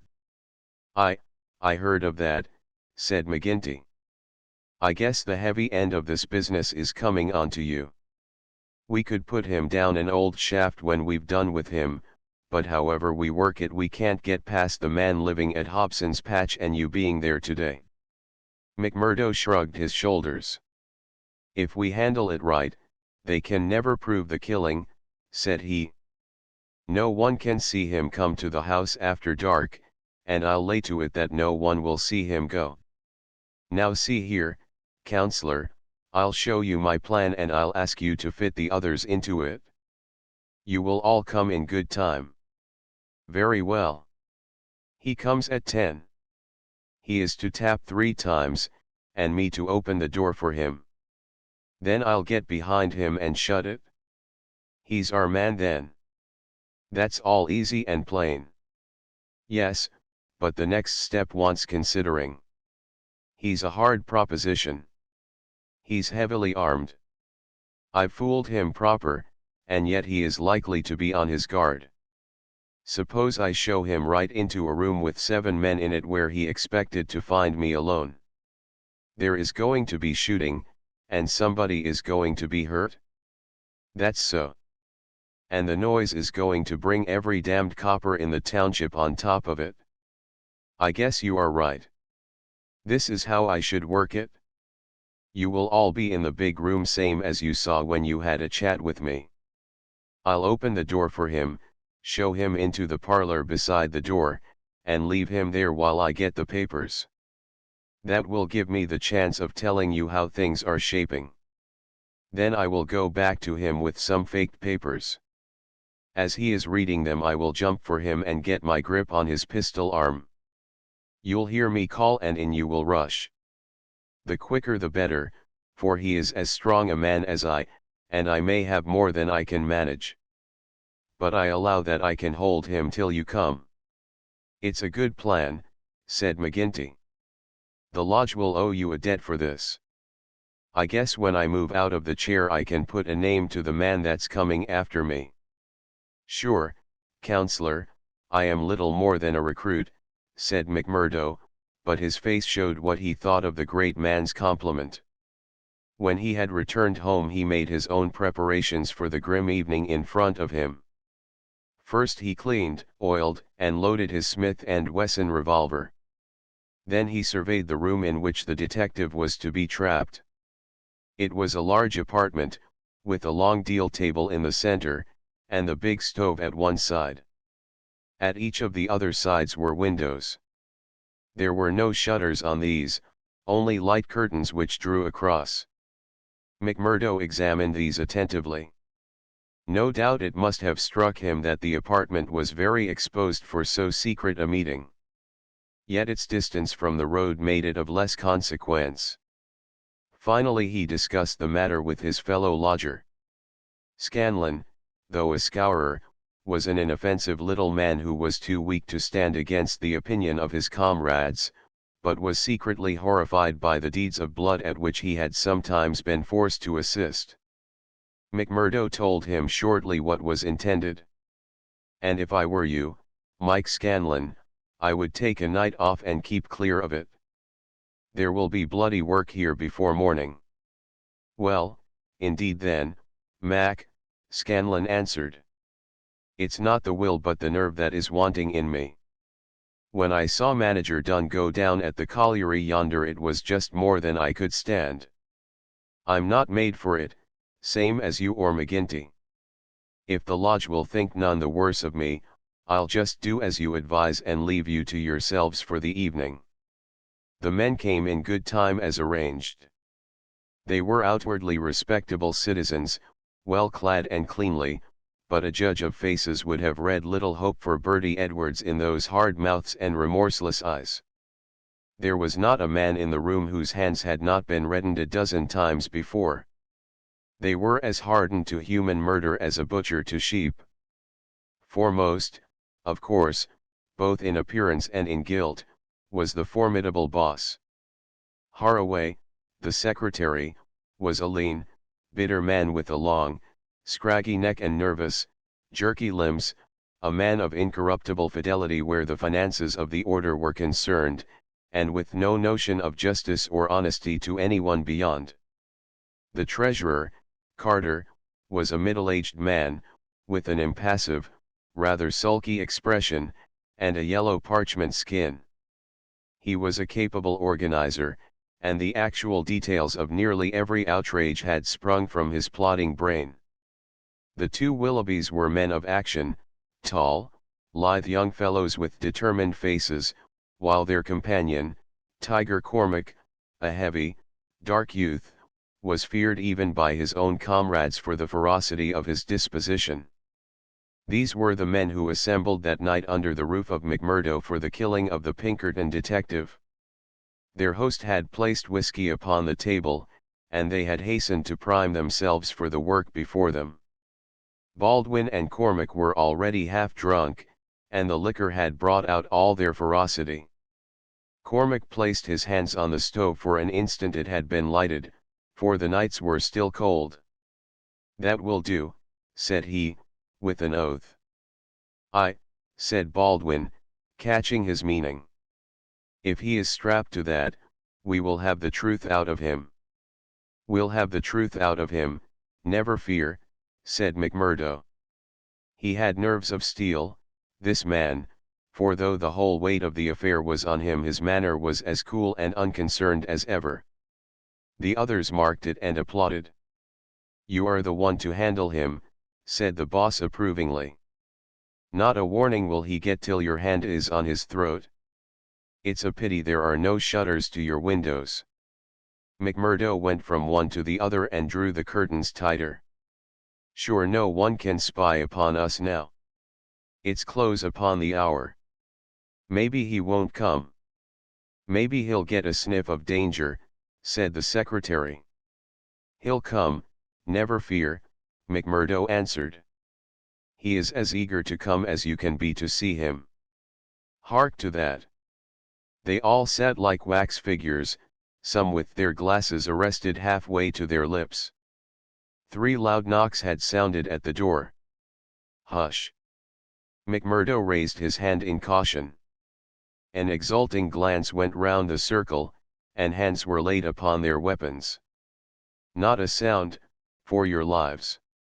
McMurdo whispered, as he went from the room, closing the door carefully behind him. "Not a sound, for your lives," McMurdo whispered. With strained ears the murderers waited. They counted the steps of their comrade down the passage. Then they heard him open the outer door. There were a few words as of greeting. Then they were aware of a strange step inside and of an unfamiliar voice. An instant later came the slam of the door and the turning of the key in the lock. Their prey was safe within the trap. Tiger Cormac laughed horribly, and Boss McGinty clapped his great hand across his mouth. "Be quiet, you fool," he whispered. "You'll be the undoing of us yet." There was a mutter of conversation from the next room. It seemed interminable. Then the door opened, and McMurdo appeared, his finger upon his lip. He came to the end of the table and looked round at them. A subtle change had come over him. His manner was as of one who has great work to do. His face had set into granite firmness. His eyes shone with a fierce excitement behind his spectacles. He had become a visible leader of men. They stared at him with eager interest, but he said nothing. Still with the same singular gaze he looked from man to man. "Well," cried Boss McGinty at last. "Is he here? Is Bertie Edwards here?" "Yes," McMurdo answered slowly. "Bertie Edwards is here. I am Bertie Edwards." There were 10 seconds after that brief speech during which the room might have been empty, so profound was the silence. The hissing of a kettle upon the stove rose sharp and strident to the ear. 7 white faces, all turned upward to this man who dominated them, were set motionless with utter terror. Then, with a sudden shivering of glass, a bristle of glistening rifle barrels broke through each window, while the curtains were torn from their hangings. At the sight Boss McGinty gave the roar of a wounded bear and plunged for the half-opened door. A levelled revolver met him there with the stern blue eyes of Captain Marvin of the Mine Police gleaming behind the sights. The boss recoiled and fell back into his chair. "You're safer there, counselor," said the man whom they had known as McMurdo. "And you, Baldwin, if you don't take your hand off your pistol, you'll cheat the hangman yet. Pull it out, or by the Lord that made me there, that will do. There are 40 armed men round this house, and you can figure it out for yourself what chance you have. Take their pistols, Marvin." There was no possible resistance under the menace of those rifles. The men were disarmed. Sulky, sheepish, and amazed, they still sat round the table. "I'd like to say a word to you before we separate," said the man who had trapped them. "I guess we may not meet again until you see me on the stand in the courthouse. I'll give you something to think over between now and then. You know me now for what I am. At last I can put my cards on the table. I am Bertie Edwards of Pinkertons. I was chosen to break up your gang. I had a hard and dangerous game to play. Not a soul, not one soul, not my nearest and dearest, knew that I was playing it. Only Captain Marvin here and my employers knew that. But it's over tonight, thank God, and I am the winner." The 7 pale, rigid faces looked up at him. There was unappeasable hatred in their eyes. He read the relentless threat. "Maybe you think that the game is not over yet. Well, I take my chance of that. Anyhow, some of you will take no further hand, and there are 60 more besides yourselves that will see a jail this night. I'll tell you this, that when I was put upon this job I never believed there was such a society as yours. I thought it was paper talk, and that I would prove it so. They told me it was to do with the freemen, so I went to Chicago and was made one. Then I was surer than ever that it was just paper talk, for I found no harm in the society, but a deal of good. Still, I had to carry out my job, and I came to the coal valleys. When I reached this place I learned that I was wrong and that it wasn't a dime novel after all. So I stayed to look after it. I never killed a man in Chicago. I never minted $1 in my life. Those I gave you were as good as any others, but I never spent money better. But I knew the way into your good wishes, and so I pretended to you that the law was after me. It all worked just as I thought. So I joined your infernal lodge, and I took my share in your councils. Maybe they will say that I was as bad as you. They can say what they like, so long as I get you. But what is the truth? The night I joined you beat up old man Stanger. I could not warn him, for there was no time, but I held your hand, Baldwin, when you would have killed him. If ever I have suggested things, so as to keep my place among you, they were things which I knew I could prevent. I could not save Dunn and Menzies, for I did not know enough, but I will see that their murderers are hanged. I gave Chester Wilcox warning, so that when I blew his house in he and his folk were in hiding. There was many a crime that I could not stop, but if you look back and think how often your man came home the other road, or was down in town when you went for him, or stayed indoors when you thought he would come out, you'll see my work. You blasted traitor, hissed McGinty through his closed teeth. John McGinty, you may call me that if it eases your smart. You and your like have been the enemy of God and man in these parts. It took a man to get between you and the poor devils of men and women that you held under your grip. There was just one way of doing it, and I did it. You call me a traitor, but I guess there's many 1,000 will call me a deliverer that went down into hell to save them. I've had 3 months of it. I wouldn't have 3 such months again if they let me loose in the treasury at Washington for it. I had to stay till I had it all, every man and every secret right here in this hand. I'd have waited a little longer if it hadn't come to my knowledge that my secret was coming out. A letter had come into the town that would have set you wise to it all. Then I had to act, and act quickly. I've nothing more to say to you, except that when my time comes I'll die the easier when I think of the work I have done in this valley. Now, Marvin, I'll keep you no more. Take them in and get it over. There is little more to tell. Scanlon had been given a sealed note to be left at the address of Miss Etty Shafter, a mission which he had accepted with a wink and a knowing smile. In the early hours of the morning a beautiful woman and a much muffled man boarded a special train which had been sent by the railroad company, and made a swift, unbroken journey out of the land of danger. It was the last time that ever either Etty or her lover set foot in the Valley of Fear. 10 days later they were married in Chicago, with old Jacob Shafter as witness of the wedding. The trial of the Scourers was held far from the place where their adherents might have terrified the guardians of the law. In vain they struggled. In vain the money of the lodge, money squeezed by blackmail out of the whole countryside, was spent like water in the attempt to save them. That cold, clear, unimpassioned statement from one who knew every detail of their lives, their organization, and their crimes was unshaken by all the wiles of their defenders. At last, after so many years, they were broken and scattered. The cloud was lifted forever from the valley. McGinty met his fate upon the scaffold, cringing and whining when the last hour came.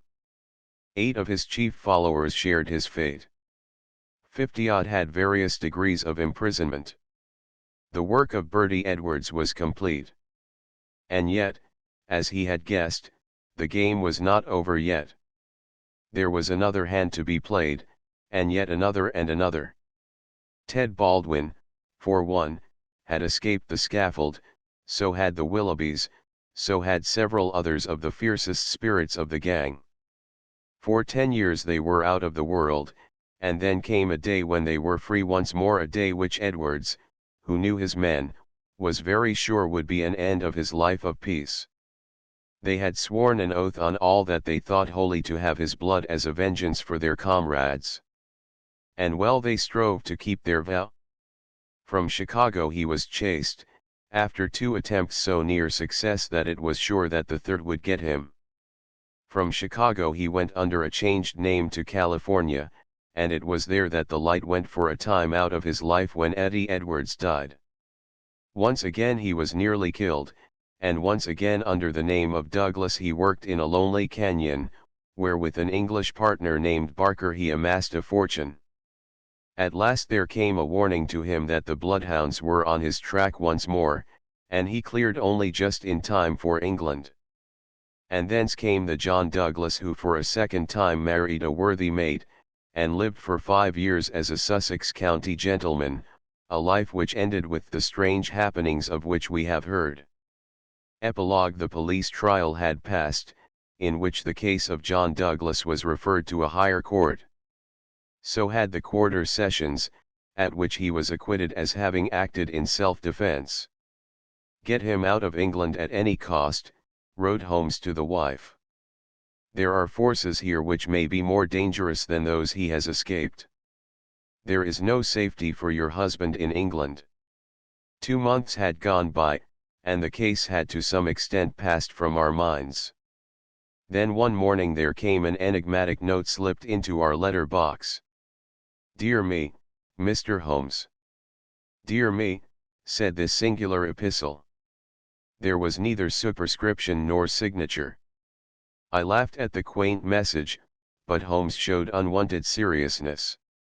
"Deviltry, Watson," he remarked, and sat long with a clouded brow. "Late last night Mrs. Hudson, our landlady, brought up a message that a gentleman wished to see Mr. Holmes, and that the matter was of the utmost importance." Close at the heels of his messenger came Cecil Barker, our friend of the Moat Manor house. His face was drawn and haggard. "I've had bad news, terrible news, Mr. Holmes," said he. "I feared as much," said Holmes. "You have not had a cable, have you?" "I have had a note from someone who has. It's poor Douglas. They tell me his name is Edwards, but he will always be Jack Douglas of Bonito Canyon to me. I told you that they started together for South Africa in the Palmyra 3 weeks ago." "Exactly. The ship reached Cape Town last night. I received this cable from Mrs. Douglas this morning: Jack has been lost overboard in gale off St. Helena. No one knows how accident occurred. Ivy Douglas." "Ha! It came like that, did it?" said Holmes thoughtfully. "Well, I've no doubt it was well stage managed." "You mean that you think there was no accident?" "None in the world. He was murdered." "Surely." "So I think also. These infernal scourers, this cursed vindictive nest of criminals. No, no, my good sir," said Holmes. "There is a master hand here. It is no case of sawed-off shotguns and clumsy six-shooters. You can tell an old master by the sweep of his brush. I can tell a Moriarty when I see one. This crime is from London, not from America. But for what motive? Because it is done by a man who cannot afford to fail, one whose whole unique position depends upon the fact that all he does must succeed. A great brain and a huge organization have been turned to the extinction of one man. It is crushing the nut with the trip hammer, an absurd extravagance of energy, but the nut is very effectually crushed all the same. How came this man to have anything to do with it? I can only say that the first word that ever came to us of the business was from one of his lieutenants. These Americans were well advised. Having an English job to do, they took into partnership, as any foreign criminal could do, this great consultant in crime. From that moment their man was doomed. At first he would content himself by using his machinery in order to find their victim. Then he would indicate how the matter might be treated. Finally, when he read in the reports of the failure of this agent, he would step in himself with a master touch. You heard me warn this man at Burlstone Manor House that the coming danger was greater than the past. Was I right? Barker beat his head with his clenched fist in his impotent anger. Do not tell me that we have to sit down under this. Do you say that no one can ever get level with this king devil? No, I don't say that, said Holmes, and his eyes seemed to be looking far into the future. I don't say that he can't be beat. But you must give me time, you must give me time. We all sat in silence for some minutes while those fateful eyes still strained to pierce the veil. End of the Project Gutenberg ebook. The Valley of Fear updated editions will replace the previous one. The old editions will be renamed. Creating the works from print editions not protected by U.S. copyright law means that no one owns a United States copyright in these works, so the Foundation, and you, can copy and distribute it in the United States without permission and without paying copyright royalties. Special rules, set forth in the General Terms of Use part of this license, apply to copying and distributing Project Gutenberg trademark electronic works to protect the Project Gutenberg trademark concept and trademark. Project Gutenberg is a registered trademark, and may not be used if you charge for an ebook, except by following the terms of the trademark license, including paying royalties for use of the Project Gutenberg trademark. If you do not charge anything for copies of this ebook, complying with the trademark license is very easy. You may use this ebook for nearly any purpose, such as creation of derivative works, reports, performances, and research. Project Gutenberg ebooks may be modified and printed and given away. You may do practically anything in the United States with ebooks not protected by U.S. copyright law. Redistribution is subject to the trademark license, especially commercial redistribution.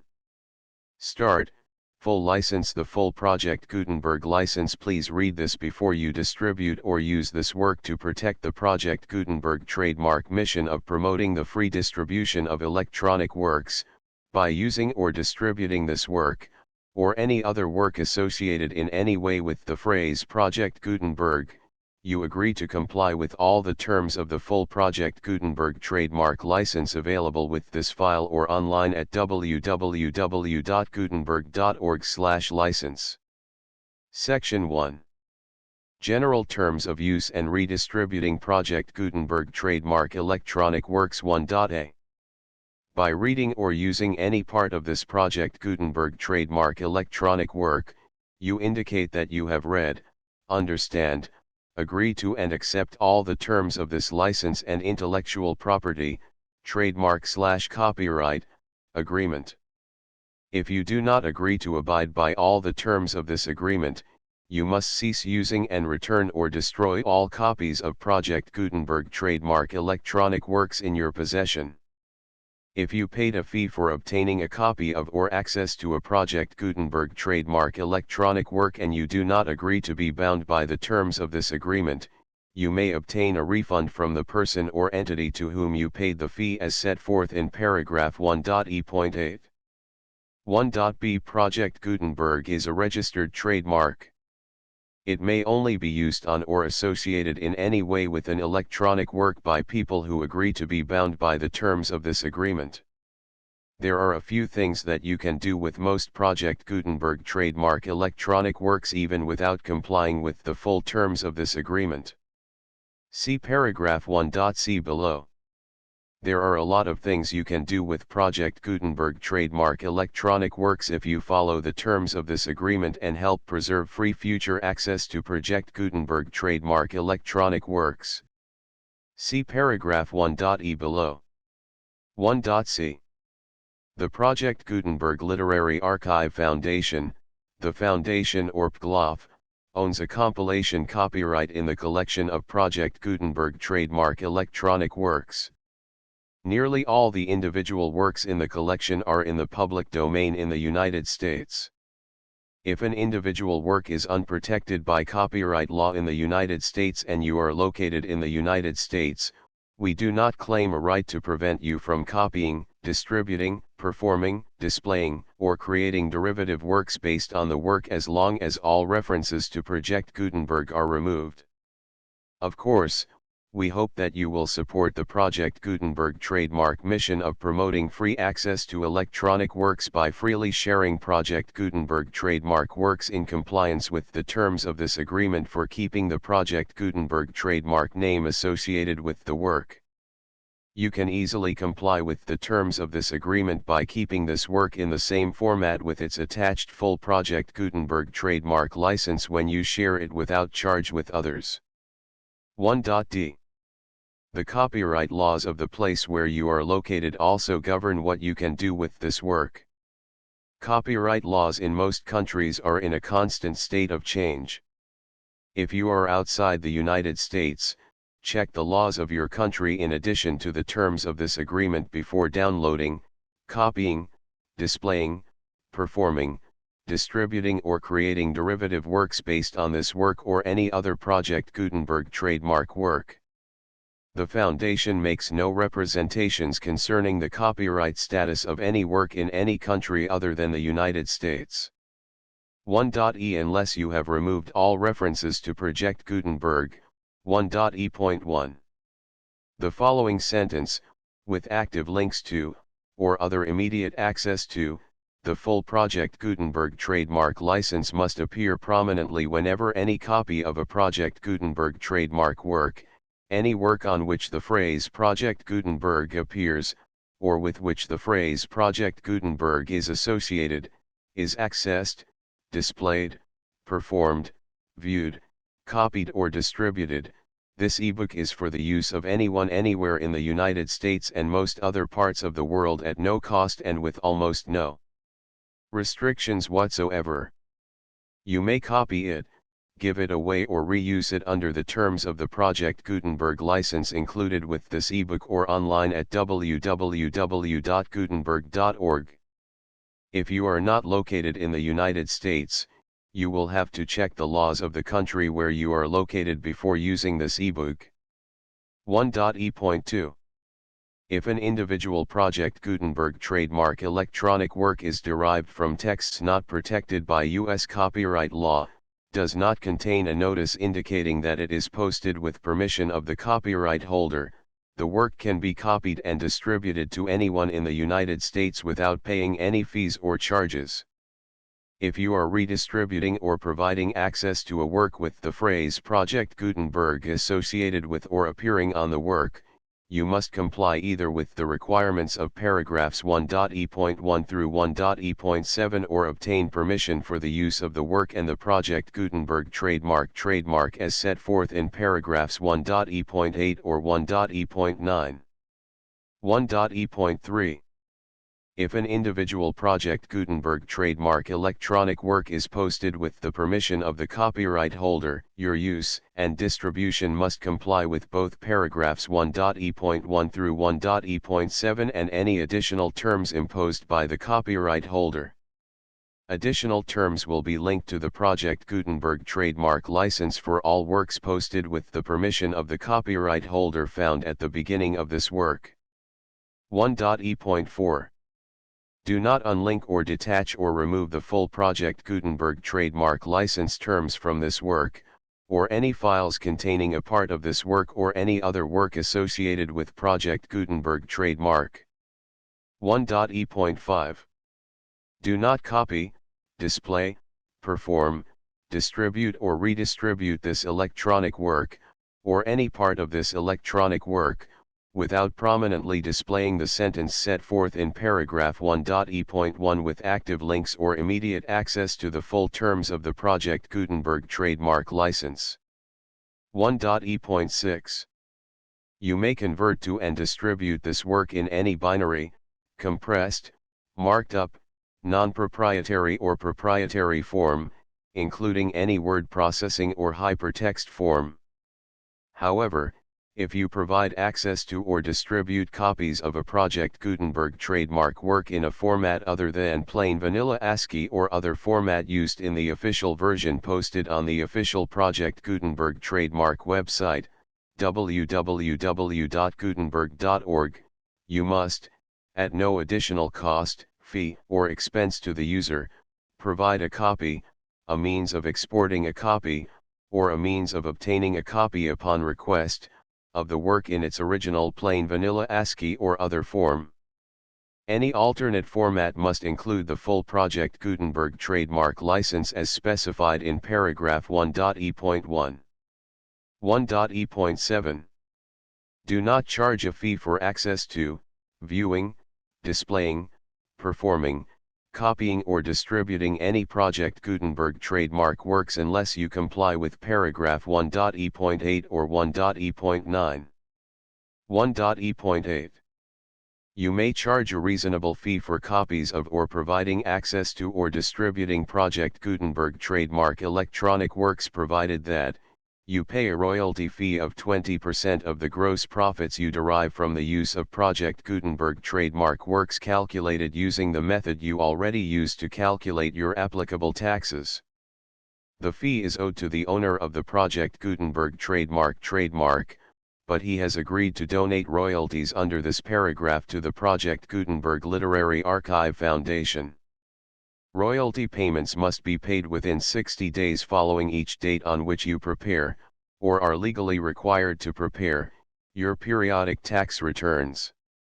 Royalty payments should be clearly marked as such and sent to the Project Gutenberg Literary Archive Foundation at the address specified in Section 4. Information about donations to the Project Gutenberg Literary Archive Foundation. You provide a full refund of any money paid by a user who notifies you in writing, or by email, within 30 days of receipt that he does not agree to the terms of the full Project Gutenberg trademark license. You must require such a user to return or destroy all copies of the works possessed in a physical medium and discontinue all use of and all access to other copies of Project Gutenberg trademark works. You provide, in accordance with paragraph 1.f.3, a full refund of any money paid for a work or a replacement copy, if a defect in the electronic work is discovered and reported to you within 90 days of receipt of the work. You comply with all other terms of this agreement for free distribution of Project Gutenberg trademark works. 1.e.9. If you wish to charge a fee or distribute a Project Gutenberg trademark electronic work or group of works on different terms than are set forth in this agreement, you must obtain permission in writing from the Project Gutenberg Literary Archive Foundation, the manager of the Project Gutenberg trademark. Contact the Foundation as set forth in Section 3 below. 1.f.1.f.1. Project Gutenberg volunteers and employees expend considerable effort to identify, do copyright research on, transcribe and proofread works not protected by U.S. copyright law in creating the Project Gutenberg trademark collection. Despite these efforts, Project Gutenberg trademark electronic works, and the medium on which they may be stored, may contain defects, such as, but not limited to, incomplete, inaccurate or corrupt data, transcription errors, a copyright or other intellectual property infringement, a defective or damaged disk or other medium, a computer virus, or computer codes that damage or cannot be read by your equipment. 1.f.2. Limited warranty, disclaimer of damages, except for the right of replacement or refund described in paragraph 1.f.3, the Project Gutenberg Literary Archive Foundation, the owner of the Project Gutenberg trademark, and any other party distributing a Project Gutenberg trademark electronic work under this agreement, disclaim all liability to you for damages, costs, and expenses, including legal fees. You agree that you have no remedies for negligence, strict liability, breach of warranty or breach of contract except those provided in paragraph 1.f.3. You agree that the Foundation, the trademark owner, and any distributor under this agreement will not be liable to you for actual, direct, indirect, consequential, punitive, or incidental damages even if you give notice of the possibility of such damage. 1.f.3. Limited right of replacement or refund, If you discover a defect in this electronic work within 90 days of receiving it, you can receive a refund of the money, if any, you paid for it by sending a written explanation to the person you received the work from. If you received the work on a physical medium, you must return the medium with your written explanation. The person or entity that provided you with the defective work may elect to provide a replacement copy in lieu of a refund. If you received the work electronically, the person or entity providing it to you may choose to give you a second opportunity to receive the work electronically in lieu of a refund. If the second copy is also defective, you may demand a refund in writing without further opportunities to fix the problem. 1.f.4 Except for the limited right of replacement or refund set forth in paragraph 1.f.3, this work is provided to you as is, with no other warranties of any kind, express or implied, including but not limited to warranties of merchantability or fitness for any purpose. 1.f.5 Some states do not allow disclaimers of certain implied warranties or the exclusion or limitation of certain types of damages. If any disclaimer or limitation set forth in this agreement violates the law of the state applicable to this agreement, the agreement shall be interpreted to make the maximum disclaimer or limitation permitted by the applicable state law. The invalidity or unenforceability of any provision of this agreement shall not void the remaining provisions. 1.f.6 Indemnity. You agree to indemnify and hold the foundation, the trademark owner, any agent or employee of the foundation, anyone providing copies of Project Gutenberg trademark electronic works in accordance with this agreement, and any volunteers associated with the production, promotion, and distribution of Project Gutenberg trademark electronic works, harmless from all liability, costs, and expenses, including legal fees, that arise directly or indirectly from any of the following which you do or cause to occur. A. Distribution of this or any Project Gutenberg trademark work. B. Alteration, modification, or additions or deletions to any Project Gutenberg trademark work, and C. Any defect you cause. Section 2. Information about the mission of Project Gutenberg trademark. Project Gutenberg trademark is synonymous with the free distribution of electronic works in formats readable by the widest variety of computers, including obsolete, old, middle-aged, and new computers. It exists because of the efforts of hundreds of volunteers and donations from people in all walks of life. Volunteers and financial support to provide volunteers with the assistance they need are critical to reaching Project Gutenberg trademark's goals and ensuring that the Project Gutenberg trademark collection will remain freely available for generations to come. In 2001, the Project Gutenberg Literary Archive Foundation was created to provide a secure and permanent future for Project Gutenberg trademark and future generations. To learn more about the Project Gutenberg Literary Archive Foundation and how your efforts and donations can help, see sections 3 and 4 and the Foundation information page at www.gutenberg.org. Section 3. Information about the Project Gutenberg Literary Archive Foundation. The Project Gutenberg Literary Archive Foundation is a non-profit 501(c)(3) educational corporation organized under the laws of the state of Mississippi and granted tax-exempt status by the Internal Revenue Service. The Foundation's IN or Federal Tax Identification Number is 64-6221541. Contributions to the Project Gutenberg Literary Archive Foundation are tax-deductible to the full extent permitted by U.S. federal laws and your state's laws. The Foundation's business office is located at 809 North 1500 West, Salt Lake City, Utah 841-16801-596-1887. Email contact links and up-to-date contact information can be found at the Foundation's website and official page at www.gutenberg.org/contact. Section 4.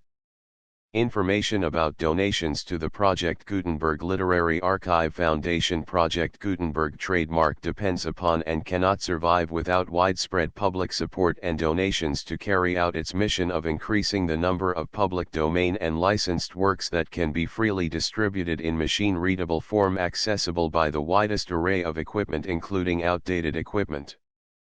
Many small donations, $1 to $5,000, are particularly important to maintaining tax-exempt status with the IRS. The Foundation is committed to complying with the laws regulating charities and charitable donations in all 50 states of the United States. Compliance requirements are not uniform and it takes a considerable effort, much paperwork, and many fees to meet and keep up with these requirements. We do not solicit donations in locations where we have not received written confirmation of compliance. To send donations or determine the status of compliance for any particular state, visit www.gutenberg.org/donate. While we cannot and do not solicit contributions from states where we have not met the solicitation requirements, we know of no prohibition against accepting unsolicited donations from donors in such states who approach us with offers to donate. International donations are gratefully accepted, but we cannot make any statements concerning tax treatment of donations received from outside the United States. U.S. laws alone swamp our small staff.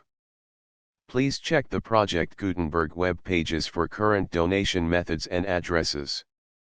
Donations are accepted in a number of other ways including checks, online payments, and credit card donations. To donate, please visit www.gutenberg.org/donate. Section 5. General information about Project Gutenberg trademark electronic works. Professor Michael S. Hart was the originator of the Project Gutenberg trademark concept of a library of electronic works that could be freely shared with anyone.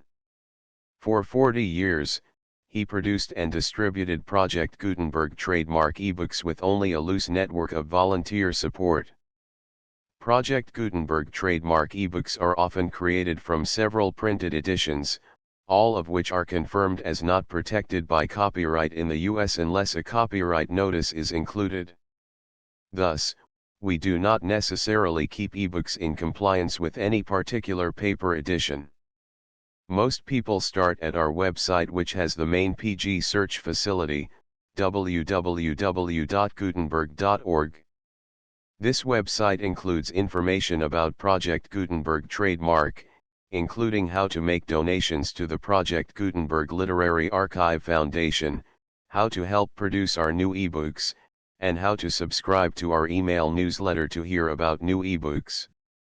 The Valley of Fear contents illustrations. Part I: The Tragedy of Burlstone. Chapter I: The Warning. Chapter 2: Sherlock Holmes Discourses. Chapter 3: The Tragedy of Burlstone. Chapter 4: Darkness. Chapter V: The People of the Drama. Chapter 6: A Dawning Light. Chapter 7: The Solution. Part 2: The Scourers. Chapter I: The Man. Chapter 2: The Body Master. Chapter 3: Lodge 341. Vermissa. Chapter 4: The Valley of Fear. Chapter V: The Darkest Hour. Chapter 6: Danger. Chapter 7: The Trapping of Bertie Edwards. Epilogue. The full Project Gutenberg license.